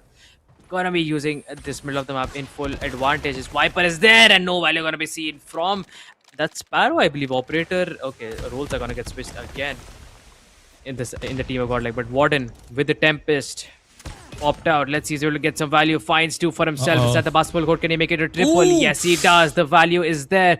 Just what Godlike needed here to get back inside of this series here. 23 to 17, 6 lives advantage. And I don't know about you, Kronos, but this could be a Godlike round right here. Looks like it. Warden making sure his prisoners are kept in check. And that's going to be Godlike. He's doing a fantastic job. Tempo gets taken out. Warden. Oh my god. Takes up Pub-Zero as well. Maximize utility. Mihawk getting Skull G, but Pub-Zero finally finds the return fire. Able to shut him down. But Prevail right now on a roll. Gets 2 for himself. Mihawk gets taken on by Viper. But now you can see Pub-Zero going to the Sparrow as well. Got one. Looking for the second. Who's going to be the target? It's in sight. But guess what? Walks in straight into Skull G. Blasting his head off. And now with the Death Machine, Mihawk looking to get a couple more on the board. 7 to 16, and Godlike have played this masterfully. Looking for a couple bit more. Galeris don't know what to do. A gets captured, and now all of a sudden, Galeris are losing control entirely. Godlike have this, dotting their I's and crossing their T's, but Galeris are fighting back. Fuki on a roll, 5 left standing for Galeris, and Godlike still have 13 to play with, but Tempo goes down. Viper finds the first, sliding coming in. Skull G finds Mihawk, but Pub-Zero finds 2. But gets taken down by Skull G. Now it's a 1v11, and Godlike looking to play with their food again. Oh yeah, I mean, I think this is gonna be incredibly difficult for Foki here to come through. And yep, Warden is gonna be able to find that final pick here. This is gonna be Godlike here winning the control match. This means that the scores are again gonna get equalized inside of this grand finale. I mean, yeah, this again went pretty back and forth. First, I was like mainly focusing, maybe it was the size that gave the teams that advantage, but again, Godlike just had to prove me wrong. I mean, especially in the third round, started on the defense side, they were able to get a little bit of a spawn trap going through here. But I mean, if you just talk about the match in general, I mean, Kronos, there were a bit of an I just don't know how to put this. I mean, you know, the map control was going back and forth here. The players were all over the place. I mean, 2 of the players we did see were playing inside the laundry well. The rest of the 3 were playing in the bedroom from the side of Galleries. We did have you can say a lot of kills with the operators. Shots being missed with the Annihilator and the Tempest, as we did see and we did witness it. But still, Godlike managing to come on top. I mean, this match, it just felt like it could have been better. It definitely could have been better, right? Of course, all the time. But I think Godlike able to shake off whatever they had And to move on, getting a big dub is important, to say the least. And that's what kind of changes the pace of the game. Now they can get their heads back in. And Galeris, they need to keep their guard up once more. Because, I mean, it's a grand final. What are you expecting? Not a sweep? No chance whatsoever. I mean, yeah, getting this win does get a little bit of a load off from Godlike's shoulder here. I mean, they are back inside of the game. The score's tied here, and whichever team is gonna win this match right here, which we are just gonna be seeing. I mean, I think it's Hardpoint again. But yes, this is gonna be Warden here being the MVP from the side of Godlike with 31 to his name, and Prevail gonna be with the most kills in the side of Godlike. And Mihawk, like I said, his performance has been consistent. Look at the difference from the first and the second place here in terms of kills. 18 kill difference in a control game mode. I mean, yeah, highest inside of the game.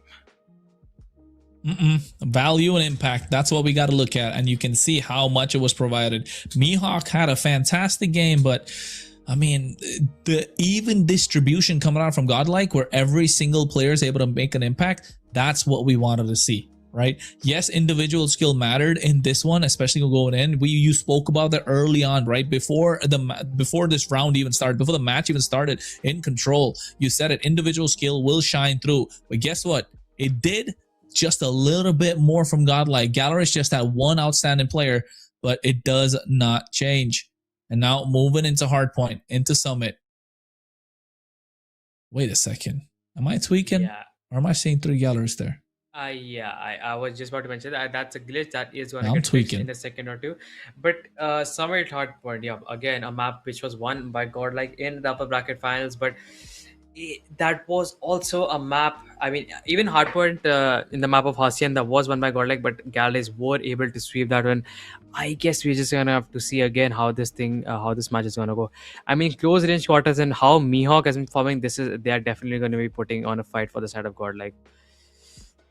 So yeah, early rotations again, P3, P4s with the money hills, better control is gonna be needed, but in the upper bracket finals, Godlike did have the better rotations. The better control as well, which did grant them that victory. So Galleys, they're not here to make mistakes. They are just gonna be better every now and then when you face them off. But yes, what do you think? With how the matches are going, with the gunfights, with the overall coordination, if I have to ask you, Kronos. I think overall coordination, I would still say Galeris kind of had it in the bag, right? But after looking at Control in Raid, I think Godlike were able to step it up. But still could say a little bit of a mediocre performance according to their standards, right? According to their standards, it's still a mediocre performance. I don't think the fans would be happy. I don't think they would be happy themselves. And I know for a fact the two of us sitting up here and trying to cast, we're not happy as well with the way the Godlike have been portraying. But with Galeris, on the other hand, they've been doing a fantastic job. Yes, Control was not in their hands, but can they pull it back again? Mihawk has been having an absolute fantastic series, right? PUBG as well. But now they need to multiply. They've done adding things. You don't divide and conquer. This time, multiply to make sure the pressure on Godlike is too much. The series is even. It's a 2-2. And when you move on to another hard point, it is going to be tough. And especially in this one, when your snipers matter a lot more, might I say, it definitely will change and turn things around. Oh yeah, absolutely. And as of now, the score for these two teams is actually 3-2 when it comes to those overall victories. Why Godlike is on top of those jobs. On that points, you can say points chart here. 3-2. I mean, let's see if Galleys are gonna be able to make it equal inside of this finals here. And it is a grand final. It is a grand final. Ladies and gentlemen, get strapped, get your popcorn. Seems like we're going to be in for a long night with this one. This is probably one of my favorite maps though, you know? I have to agree with you. That same goes with me. It's a crazy one. The gunfights get crazy. You can't really miss your shots a lot more. You get face to face. You get up close and personal in certain parts, especially in these rooms as well. Not this one down on the bottom. You know the one that I'm talking about, right? The one you have to go to the far right and then you find it. I don't know what you call it, but it is definitely a game changer in that one. So you get long range, you get open space, you also get up close and personal. So all three will matter, and especially this part when you're fighting for some high ground, yeah, it is going to be slightly different. So momentum and tempo, a massive factor. Once again, I mean, call me a broken record. I've been saying this for every single game, every single round, but it does really matter, especially when you're against teams like this, right? Oh yeah, absolutely. I do understand why you're saying it, because this map in general, it's obviously close quarter combat, and the action never stops. It just keeps on going and going, and you just completely mesmerized and just watching the match how it goes. And yeah, I think we're gonna see that again with the. I mean, I am personally excited to see some shotguns being used, and probably we might get to see Warden, maybe Prevail, but I guess not. But shotgun Foki is there with the shotgun, and Abs are already holding the greens here, and the feed was completely blue for a second over there, which means Galleys already get a complete wipeout on the team of Godlike going inside of this match of Hardpoint Summit. I mean, surely you're off to a slog start. Long shots from Warden here.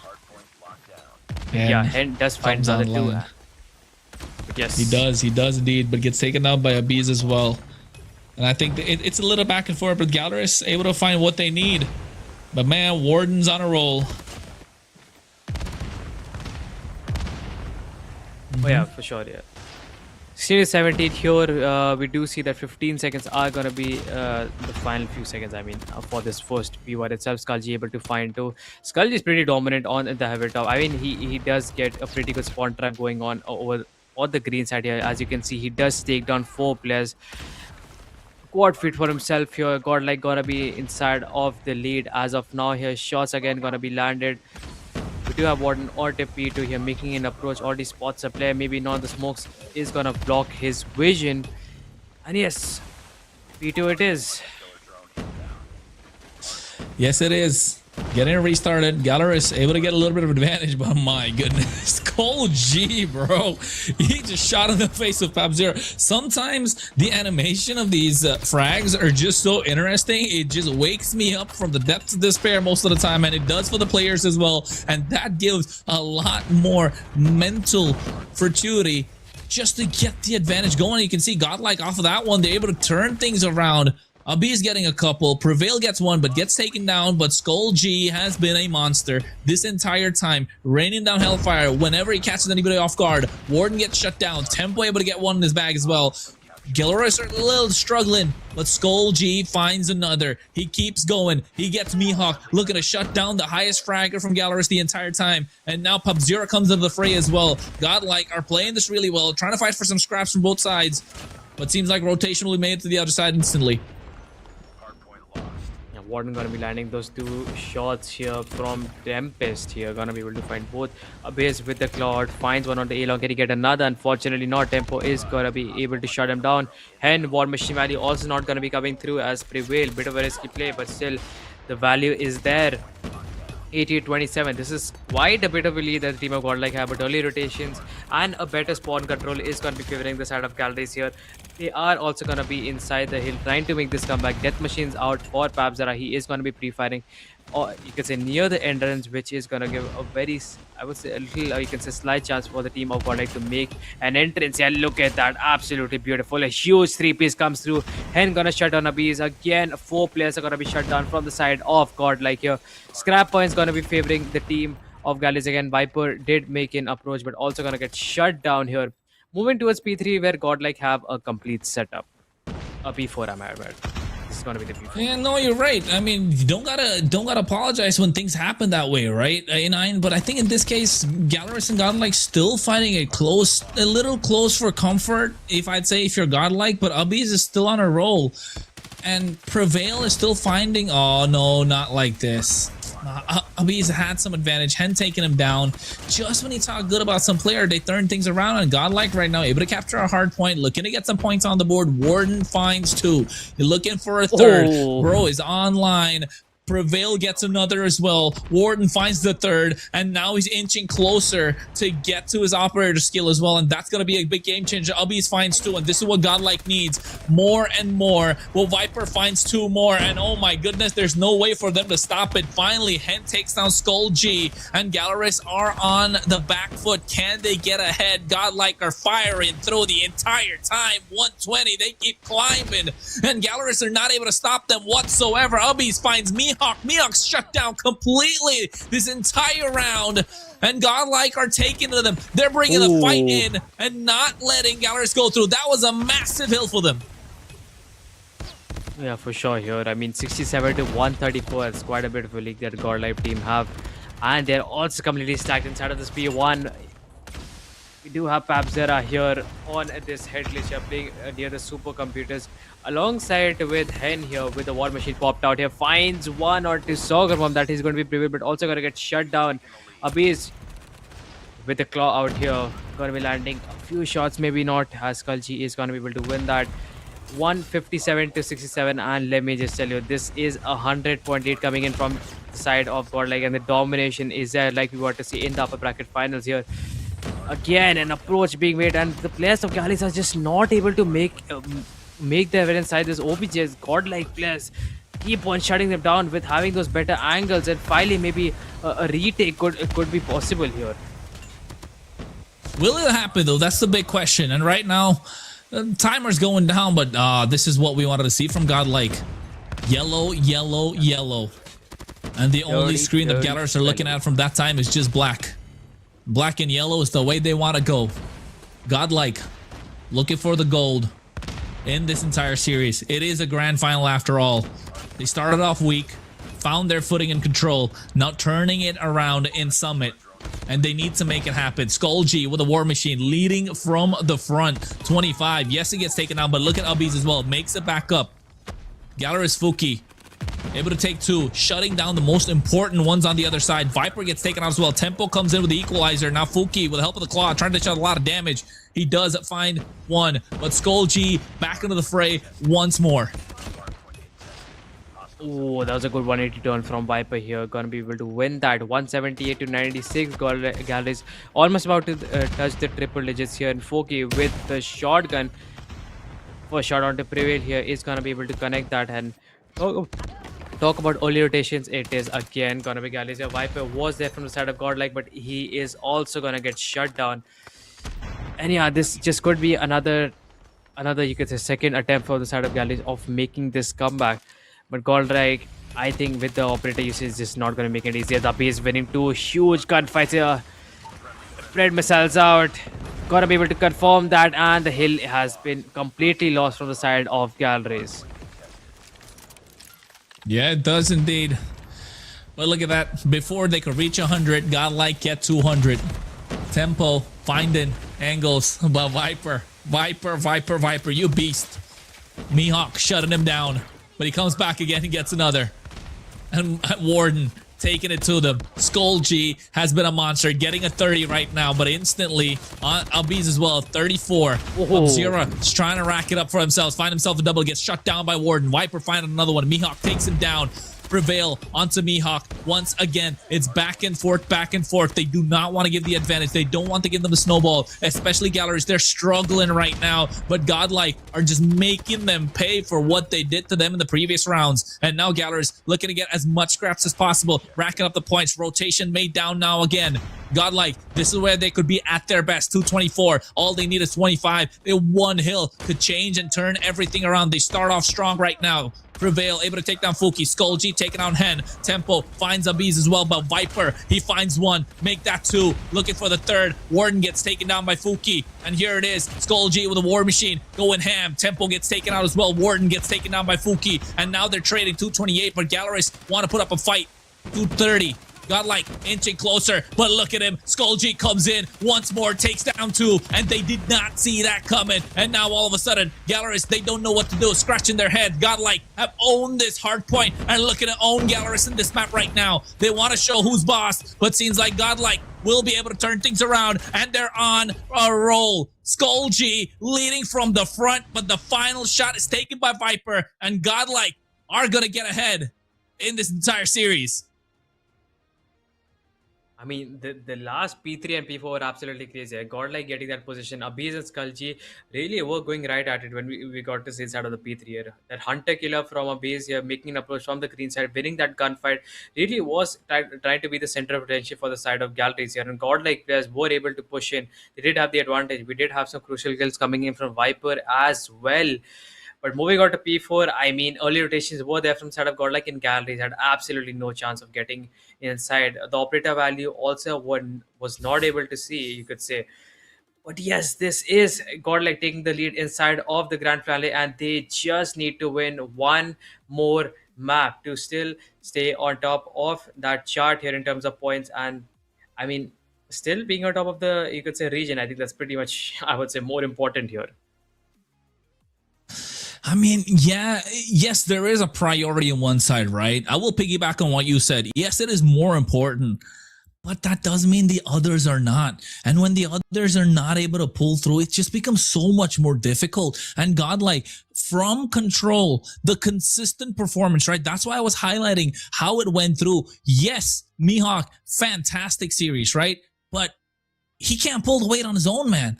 Godlike in control, they showed us. They can evenly distribute the workload and do the work to get an overall score, because at the end of the day, we're playing a 5v5.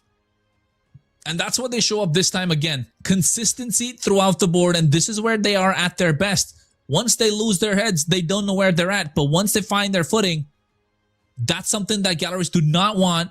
Unfortunately, godlike getting a great mental reset for themselves and will get ahead in this entire season. And look at that. The score from Godlike, pretty much even Steven. There's no one that went for a 50 bomb. Everyone consistently in the 30s.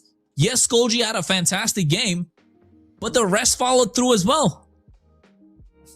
Yeah, for sure. And I think this is what we like about these teams. I mean, you know, one game, you can't judge from one game, I would have to say.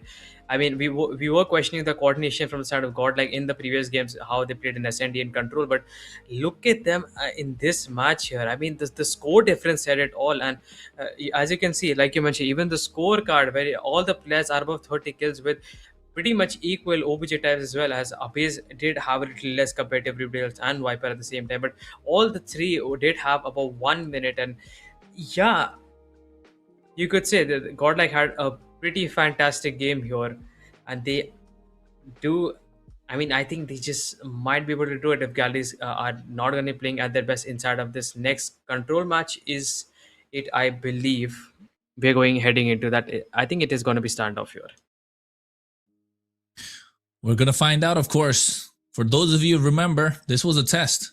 And yes, it is. Looks like A9 passed it once again. Standoff it is. It's going to be control. And guess what? We saw what Godlike could do to Galorus in the previous time they faced in control. It was raid. It's a different map, but hey, mechanics, game plan, pretty much the same. But you know what? You're better at this, A9. Who do you think has advantage moving into standoff? I mean, in today upper bracket finals, Galleries did win one map against Godlike, and it was this map of control stand-up, and the score was 3-0. So with how these two teams are again performing, I am just not gonna say anything, because Hacienda was won by Godlike in upper bracket finals, but this time Galleries they were able to win over there. So anything could happen. I am not so sure. These two teams are being in, I would say they're equally matched here, pretty much close, but yeah, this is going to be a do or die for the side of Galleries at least. And you know what? I want Galleries to win this one. Contrary to what the fans would want, the Galleries fans going to stand up, gather together. Let's rally.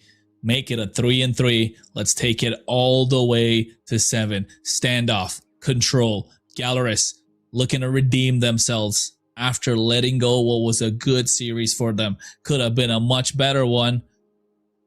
But yes, they can't complain. Like Taylor Swift says, shake it off. Now move on to the next one. Okay. Find a way to get the advantage. A9 is just laughing around the entire time with all the pop culture references, aren't you? The one which I wasn't expecting, but sure, I mean, fair. It works. Hey, man, you got to shake it off. You know, when you're feeling a little iffy, shake it off. You know, the one thing I need right now is probably food and sleep. But I Tell me guess about it, bro. if these two teams go pretty close, I think they are just gonna just keep me wide awake because they are already doing that. But yes, like you said, you want Gallis to win. I cannot disagree. I mean, who does not want to see a map number 6 here? I mean, in most of the finals between these two teams, it has always went, you could say, towards the final map. But the match has already started here, and Pabs are going to be able to find first onto Warden here. Prevail going to shut down Pabsera. The trade comes through 27 to 28. A 3-2, a do-or-die situation for the side of Galleries here. Anything could happen. We're just going to have to wait and watch again, see how things play out here from both the sides. We do have a capture coming in already from the side of Galleries here. A side's already been captured 1/3 of the way here. B is being attempted at the same time. Oof, oof, oof. Hen, did you see that? Hen is by himself at B and instantly shutting down whoever comes close. Galleries do not have a lot of advantage, but they've got the confidence this time. They're moving like a unit. They're moving where it matters the most. Godlike, though, playing the numbers game, utilizing the map, making the right rotations. 1 minute left to go. The clock's not moving fast enough for one of these teams. And Mihawk finding an angle. Abiz able to get one as well. A double, including a headshot from Mihawk. This guy's having a fantastic series. But Skull G as well. How can we forget about him coming back with a double right now? It's back and forth. And they're showing off. I mean, yeah, back alley is also a very, I would say a very crucial and a good way through, or you can say waypoint for the team of Godlike to get inside of Gallery spawn. And I think Warden is doing a pretty good job. I mean, he is holding down the yellow itself here, which is basically blocking one of the, you could say, entry points for the side of Galleries or making it towards the A side. And here, on the other hand, Prevail going to be playing on top of the, you could say, the blue building itself. Mihawk all by himself on the B side. With last 5 lives remaining, this is going to be incredibly close again. But anything could happen. This was a map won by Galleries last time around, and Godlike this time. They do have the better spawns with better lead, I would have to say, with the numbers advantage at the same time. Yeah, they can. Definitely. And now with a little bit more to play with for Godlike, 7-4. And only A left.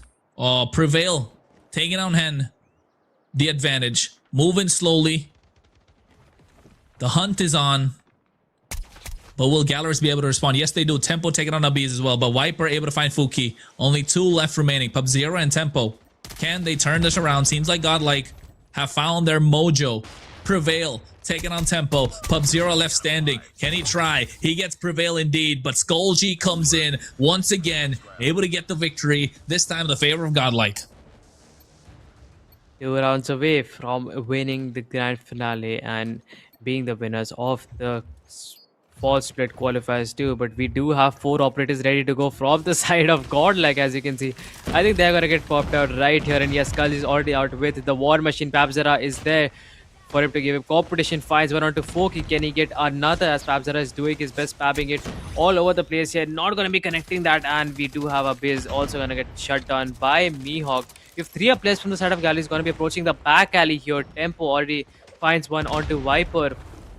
Abiz is out with the Annihilator, spots a player, shuts him down. Can he go for another? We do have Hen also with an Annihilator out here. Abiz going to be doing his best, not letting the players from the side of Gallis making an approach. But Hen, on the other hand, is going to get that very important kill onto Abiz. And yes, look at him. Just attempting for the spawn trap here. Annihilator versus Annihilator. Hen comes out on top, but Skull G, man, this guy has been on a roll. Equalizer from Tempo doesn't work out. Viper vaporizes him instantly. And now all of a sudden, Godlike, with the numbers advantage, with the lives that they had to play with, is not looking so good. Looking a little bleak. Galleris, they could turn things around. Warden doesn't let that happen whatsoever, but Mihawk needs to find the momentum that he had, needs to find the tempo that he had. Pub0 is doing the best that he can. But Fuki's not having a great time whatsoever. Meanwhile, inside of Godlike, consistent performance once again, but Tempo taking it to Warden, but Skull G finds 2.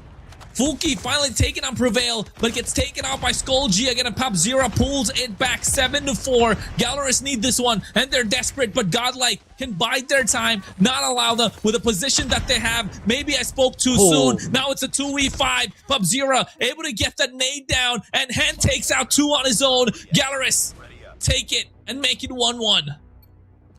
Oh boy.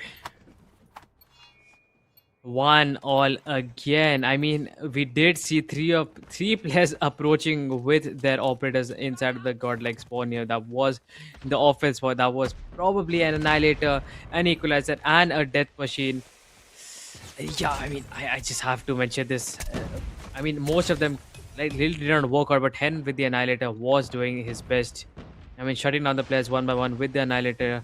You know, being the center of attention here and giving his team the time and opportunity for getting that better side of the map here, the control, if I have to talk about. But 26-26, right now, equal here. So, and you're right, it was equal footed, but Viper, man, Viper. Somebody 3-4. Oh my god. Oh no, what happened there? Didn't look so good, but definitely was on a roll for a while. Godlike off of the back of that, they need to capitalize. Hen able to take him down once more. Hen is absolute monster. Pub-Zero gets taken down this time. Ubby comes in, but look at that Hunter Killer drone as well from Viper. Will they be able to capitalize? Will they be able to maximize what they're doing? There's the War Machine from Skull G. He has been a monster since the previous 2 rounds, since the previous 2 maps. Looking to find more. Finds Hen, finds Mihawk. How do you stop him? The value was there. We do have the team of God like just roving around the spawn here, or maybe the blue building itself. As you can see, 16-6. This is gonna be godlike inside the sun. This is gonna be incredibly difficult for the side of galleries to make it work here to get this out inside of this name. I mean, it's still possible, but the chances are incredibly low with no operators out and so Prevail shutting down Mihawk. It is just gonna be Hen all by himself, but no time to work with, no progress on any of the sides here. This is gonna be godlike here. This is the match point and the series point with the tournament point, if that's a thing. Hey man, it is match point to take it all for all the marbles, baby. That's where we're at. Godlike, can they hold it? Do they've got nerves of steel? Do they have ice in their veins?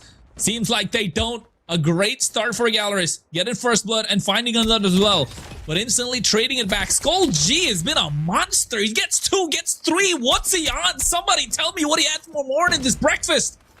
Jeez Louise. What? The accuracy. What's he doing? There's no way to stop him. I mean, yeah, he's completely locked in. I mean, we just had like 3 or 4 crazy matches before this. I mean, his hands are bomb here, and unfortunately will not be able to spot Skullji over there. But we do have Tempo again making an approach with the equalizer inside of the offense side spawn here. Not going to be able to see that. Amaze finds a 3. Long shots, finds a 4th. The quad feed is there. Can he get a 5th here? Spots the player, but unfortunately not. Mihawk is going to be able to win that. Trade comes through from Prevail. 19-16. 3 lives advantage for the side of Godlike. Tempest is out for Warden. Finds one out to Foki.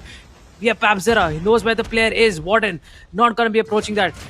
Jumps down, spots the player. Gotta be able to shut him down. Checking the factory top here. Not gonna be able to spot Foki just yet. Shuts down Tempo. 16-13. 3 lives advantage. Warden again making an approach. Red Missile. Not gonna be able to. At least not now. The kill isn't there. But here, 15-13 again. Oh my. Just changed my tones over And there. you know what? No, and you know what? Skull G, he gets another. He wasn't taken down the entire time. He's patient with it. He knows what he's got to do. But Gallerus, on the other hand, Pub-Zero putting the team on his shoulders. Hen is playing a fantastic game as well. But here comes the Predator missile from above. Look at it rain down. Hellfire.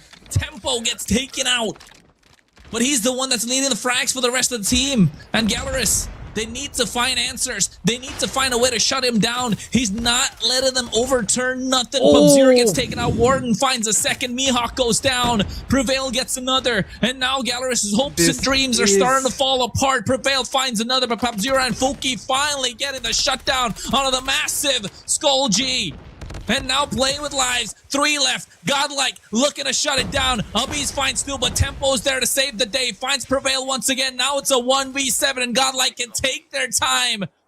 Oh, There it massively. is. And just like that, Godlike shut down Galeris after a back and forth series. And are your fall split 2 qualifier winners for Call of Duty Mobile Championship 2026. Dude, that was quite a round. I mean, the operator value, the spot trap attempts over there, Warden with the Tempest, you could say Skulchi with the Bread Missile. Again, we got to see what with the aim transfer side of the Granny. Surely, I mean, this was a pretty dominant round for the side of God. Like, yeah, there were not a lot of opportunity was given here, but you could say a lot of mistakes were made from the side of galleries when it came to the operator usage. I mean, Tempo with the same approach, going for the spot out of 10, gonna get stunned, probably gonna get taken down. Mihawk not gonna be able to find that death machine value, and so is the case with Hen as he did not spot Skulji near the tractors. Yeah, I mean, I really don't have anything to say. This is just godlike winning against Gallis again and again. They have had 3 consecutive wins. The points major, the fall split 1 qualifiers, and this is the fall split 2 qualifiers as well. 3 consecutive wins, and godlike, they are just not stopping. Hey man, their pockets are getting heavy. Their pockets are getting heavy and heavy by every tournament. They need to rack it up. They need to find a way to fill their bellies. And that's what they're doing. When it matters the most, when the chips are down, they know what to do. They know what where the finish line is. And when it's in sight, there's no way to stop them from going through. I mean, yeah, I mean, now that you mentioned, the pockets are getting heavy. I mean, INR is taking a dive every single day, and dollars, like 2,500, I believe, is for the first place. I mean, that's quite a lot. Man, it is But yeah, what it is at the end of the day. It is what it is, right?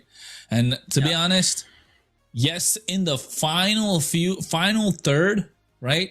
When it came to the last 4 overs of the T20, Godlike just pulled up. They knew what to do, right? Galeris, though, a fantastic start. A really great start to this entire series. 2 off the bounce. Made that even 3 if I'm not wrong, right? After Godlike pulled one back. But it looked to a point where like Galeris knew what they had to do to shut down Godlike, and Godlike were scrambling under pressure, crumbling, did not know what to do. But hey, we're talking about a champion team, not a championship team, a champion team. They've done this before, like you mentioned. They won the points major. They won the fall split qualifier 1. Now the fall split qualifier 2. They're at the grand finals. Comes in with the clean record. Right? Get the map advantage to start off. Find themselves on the back foot? Yes. But not for long. Players rile themselves up, and once things get going, one after another, using each other to get up.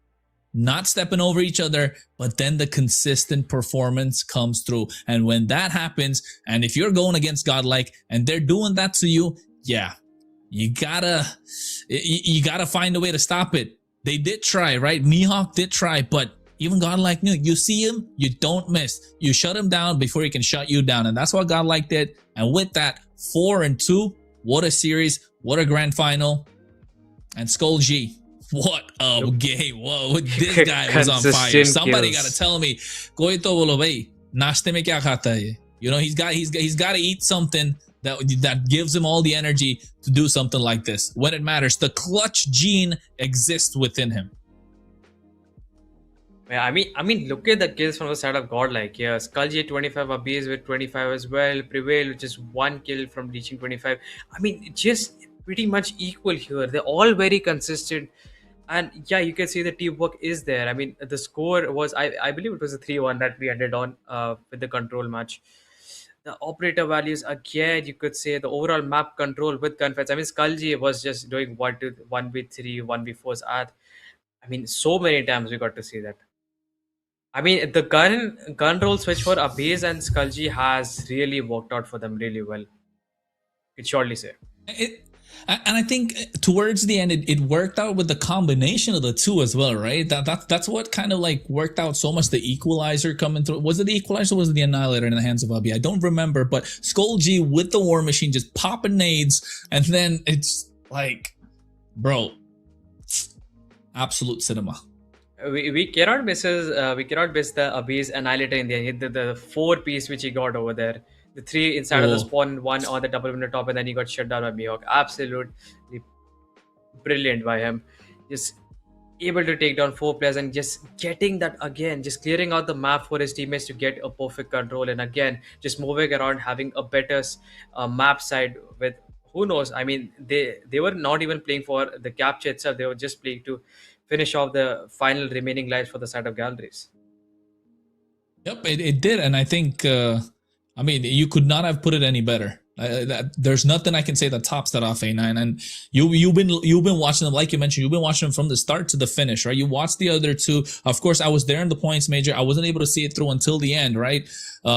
Shout out to the other casters who really put in the blood, sweat, and tears to make it happen. But then it came down to the teams in the end. And when you talk about blood, sweat, and tears, is there any other team better than Godlike in all of India that can make it happen? Yes, Galleries, fantastic. Cannot take anything away from them. But today was just not their day. They got the better of them in the upper bracket. They got the better of them in the grand finals. I mean, Godlike at this point, they are just making a statement that they are the bloody best in the region here, and none of the teams are going to be able to stand up against them. Galleries, they possibly have the best chance of doing that, but after that 3 consecutive losses, I think Godlike has just made it pretty clear that I think Galleries will need to improve a little more if they want to reach that level. I think they have made that clear pretty much. Yeah, but I mean, they're not that far behind. They're not that far behind. Definitely. Just a little bit of tweaks, right? Just a little tweaks is all they need. But I think also in terms of understanding the meta, you think there was something different in terms of the meta? Pretty much no. I guess FSS and you talked about the ARs, SMGs, and the gun rolls, right? For the meta, if you're talking about, I think you could pretty much say that. I mean, the gun rolls were same. And okay, explain what does meta mean first of all. I mean, the question it goes 3 to 4 ways. It's broad.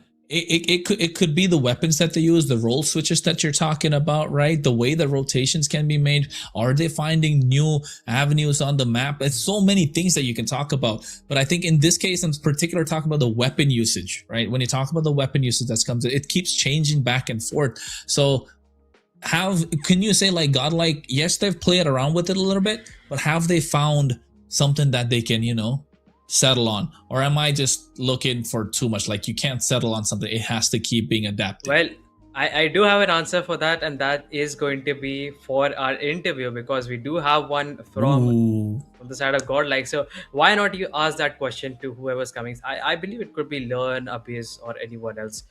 So why not you ask them about that, and who knows, it just might share it with us. I mean, no one actually reveals their stats or anything else, but maybe a little bit of a spiciness could... We'll figure it out. Yeah. We'll figure it out. But yes, with the FSS now being introduced inside of the game with the 3-shot potential, I mean, where it was switchblade, I mean, it was already pretty broken. You're challenging those ARs in long ranges, but FSS just takes it to a whole new level. I mean, it is pretty much in here with 3 and 4-shot potential. Yeah. And you're right. And then that 3-shot potential and 4-shot potential can be the difference. That one can be the difference maker, right? But you know what? Talking about one that was a difference maker, ladies and gentlemen, let's get into an interview with Godlike's Abiz, who was definitely the difference maker towards the end. Congratulations, Abiz, on getting the big W. 3 in a row now. Thank you, man. Feels nice.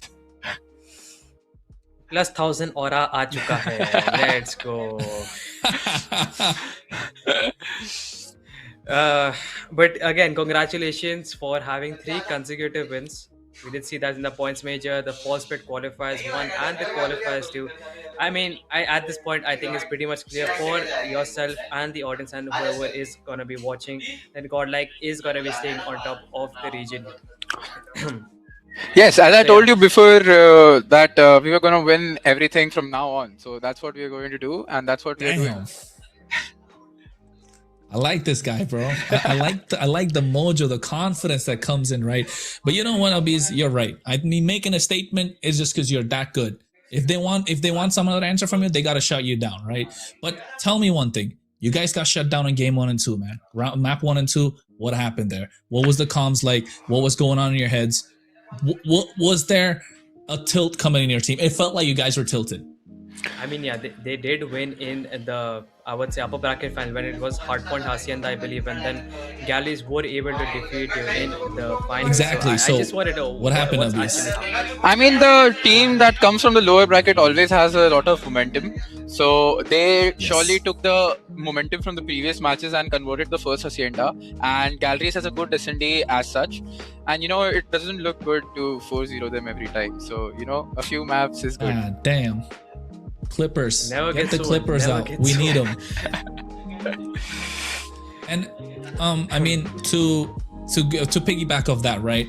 Well, from what I know, I mean, A9 probably knows this better, and it should be his question to ask. But I'll ask that anyway. What happened, bro? Why the switch? What's with the switch now? You go from you're switching your roles now to a sniper all of a sudden apparently, and then you're going back. What's going on in the team? Is it just something that you're trying out just because you don't want to get 4 zeros on? You don't want to 4-0 them every single time, or is it something that you're looking to build towards for the future?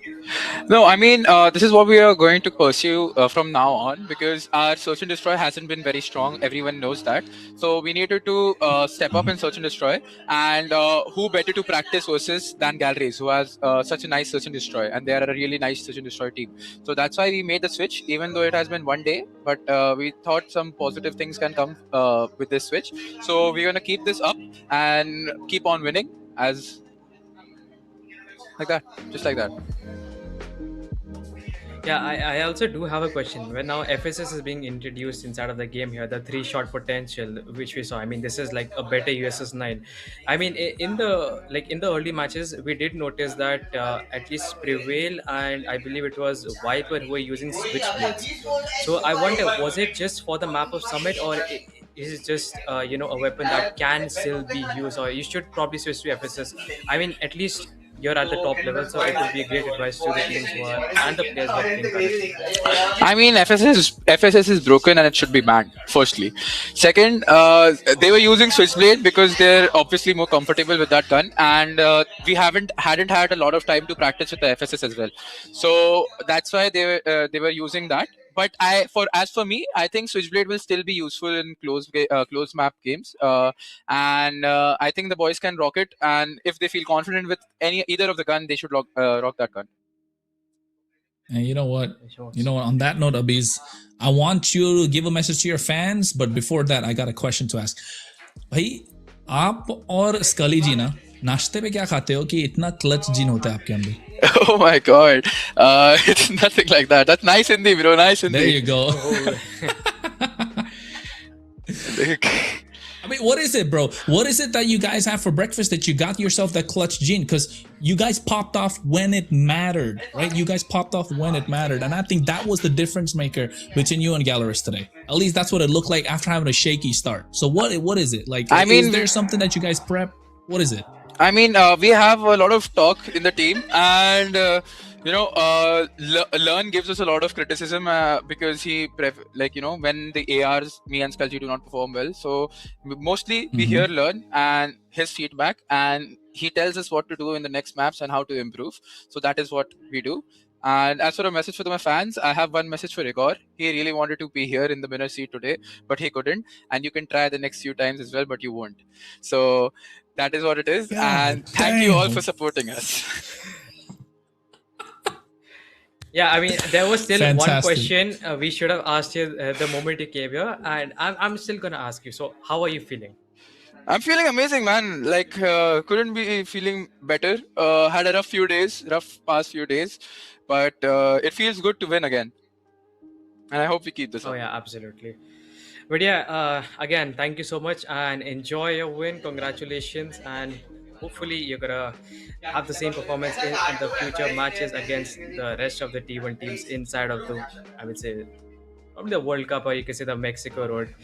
500,000. Yes, we are very much waiting. There are still a few months to go, and a lot of Isn't there a points major around the corner as well? regional qualifiers is there. Yes, absolutely. But Yeah, I there you think go, regional qualifier. with how things are going, I think we already know the outcome itself, and Abiz is already very confident. So we are just gonna get that out of the box, and yeah, Don't worry, bro. We'll win it all. Man. Thank you so much.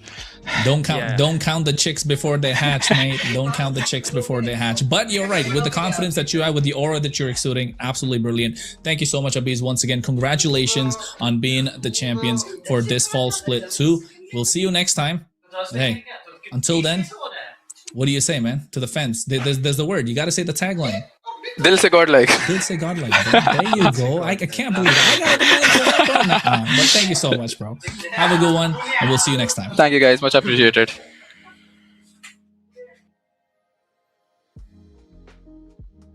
Oh man, that was pretty great here. And yeah, Kronos, I think we just might be looking at the end of today's broadcast as well. I mean, yeah, that was a pretty fun interview here. You got to see his side and you know what was going in his mind. So I mean, yeah, I mean, it's too soon to say anything, but still, Kronos, I will say, with the performance that Godlike is showing right now, I mean, there were a bit of mistakes which they made here, and they're surely gonna uh, practice again and again and make sure that does not happen. I mean, galleries, they have been practicing a lot. Same as the kid for galleries. I mean, they are the best competitors in the region for Godlike at least. And yeah, I guess we just have to wait and watch what might be the outcome for the nothing qualifiers more. 3. I agree, and we'll find out about that, of course. But that was all for today, ladies and gentlemen. That was all for the fall split 2, of course. And a big shout out to every single talent that was involved, the production crew, everyone in the back, and a massive shout out to FSN Asia as well. To make sure you check out their socials, and if you want to follow through with what's going on with CODM all over the world, make sure you check out playmobile.gg as well. And hey, this was fall split 2 qualifier. My name is Kronos. It was a pleasure to be here. Yeah, man, make sure you follow our don't forget about socials yourself. and A9 plays as well. Yeah. What? Yeah, I was just about to say, don't forget yourself, man. Promote yourself is too. But yeah, Have to. I think we can. We can call it. Call it a I day. guess. Call it a Yep, day. Thank you so much. Follow our for socials, watching. folks. Kronos Cast for me, A9 plays for him. It's been a pleasure. We'll see you next time. Bye-bye.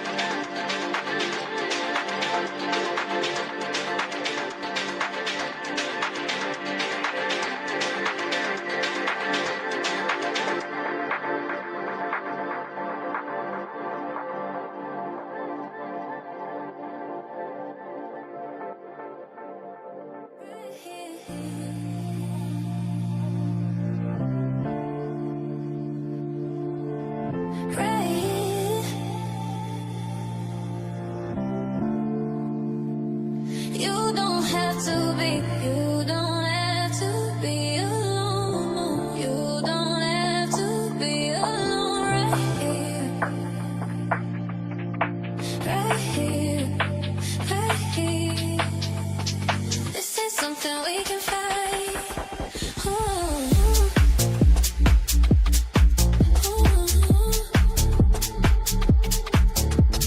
You just need a brighter guy. You need somebody by your side. Yeah, baby. Look no further. It's right here. Ooh, you just need a brighter guy. You need somebody by your side. Yeah, baby. Look no further. It's right here. Right here. Right here.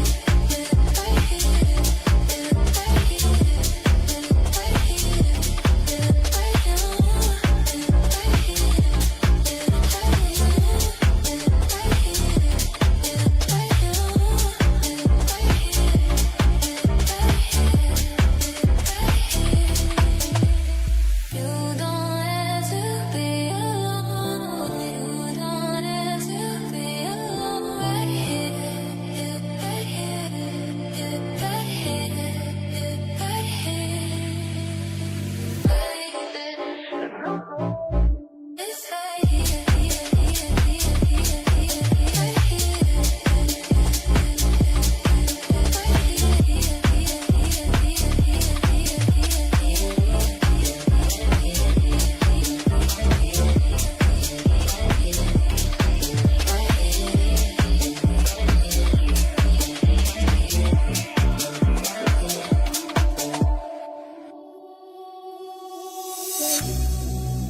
It's cold out here and I feel lonely.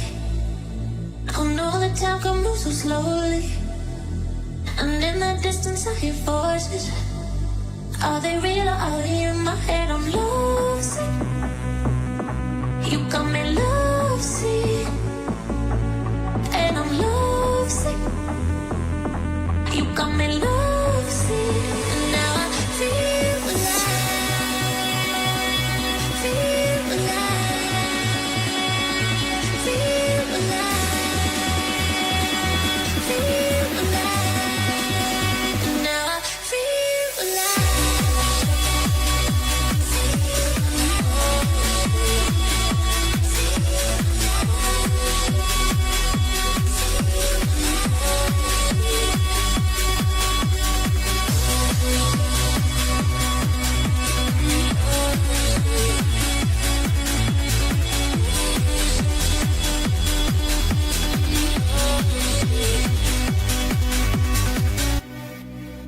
So many times they try to change me, and every time it drives me crazy.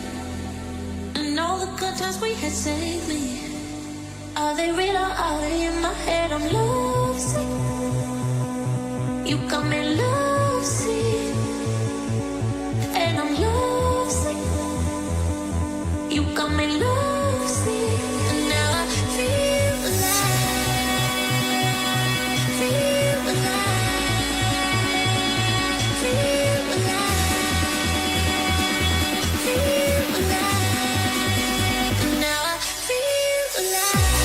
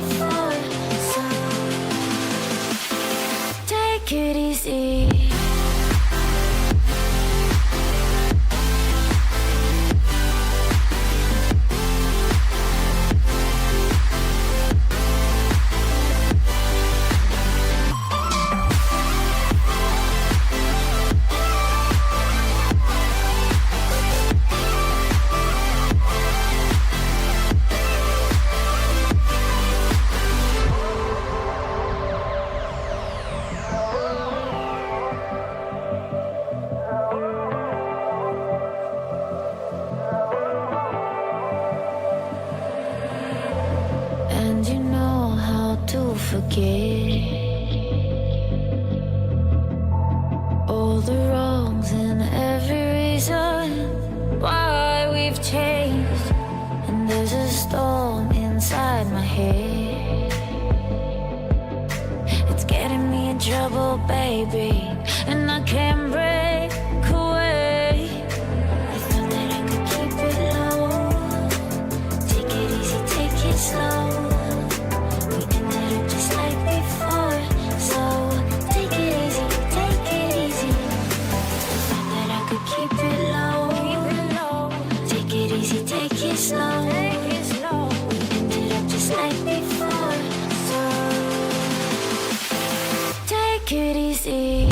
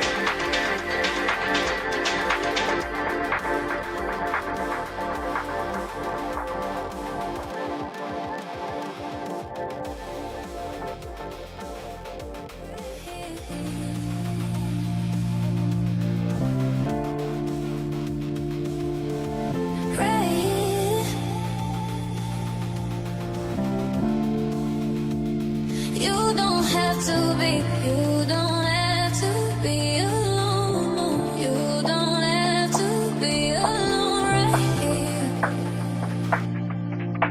Right here, right here. This is something we can fight. Ooh.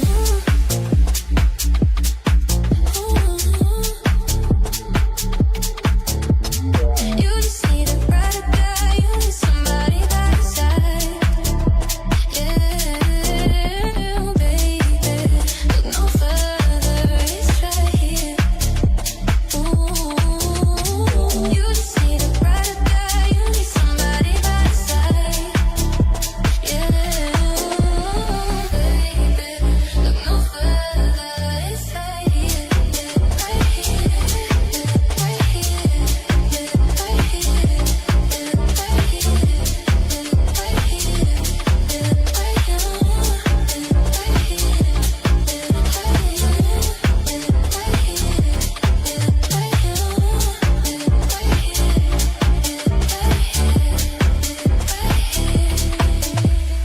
You don't have to be alone. You don't have to be alone. Right here, right here, right here, right here. It's right here,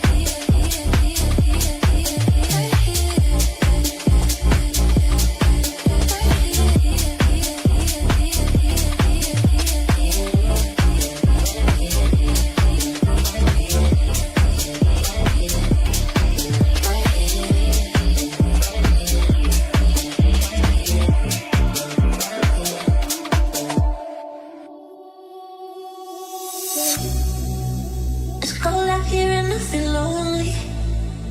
I know the time can move so slowly. And in the distance I hear voices.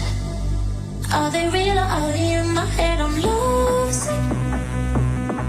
You got me lovesick. And I'm lovesick.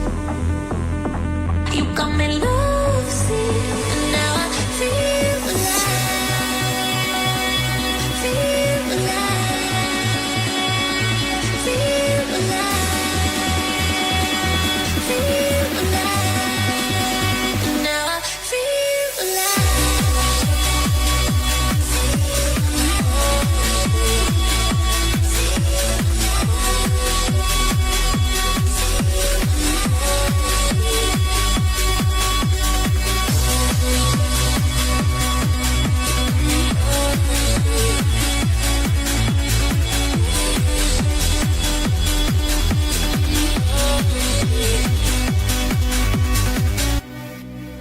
So many times they try to change me, and every time it drives me crazy. And all the good times we had saved me. Are they real or are they in my head? I'm lovesick. You got me lovesick. And I'm lovesick. You got me lovesick. And now I feel alive. Feel alive. Feel alive. Feel alive. And now I feel alive.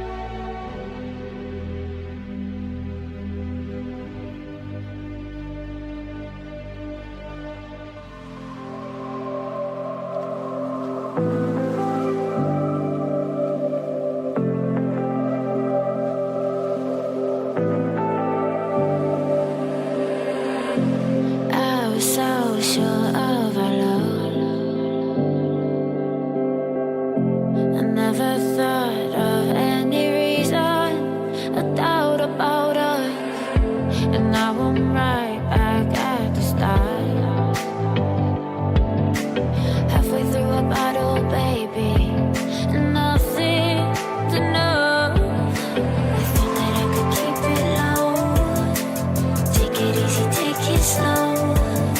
We ended up just like before. So take it easy, take it easy. Thought that I could keep it low. Take it easy, take it slow. We ended up just like before. So take it easy.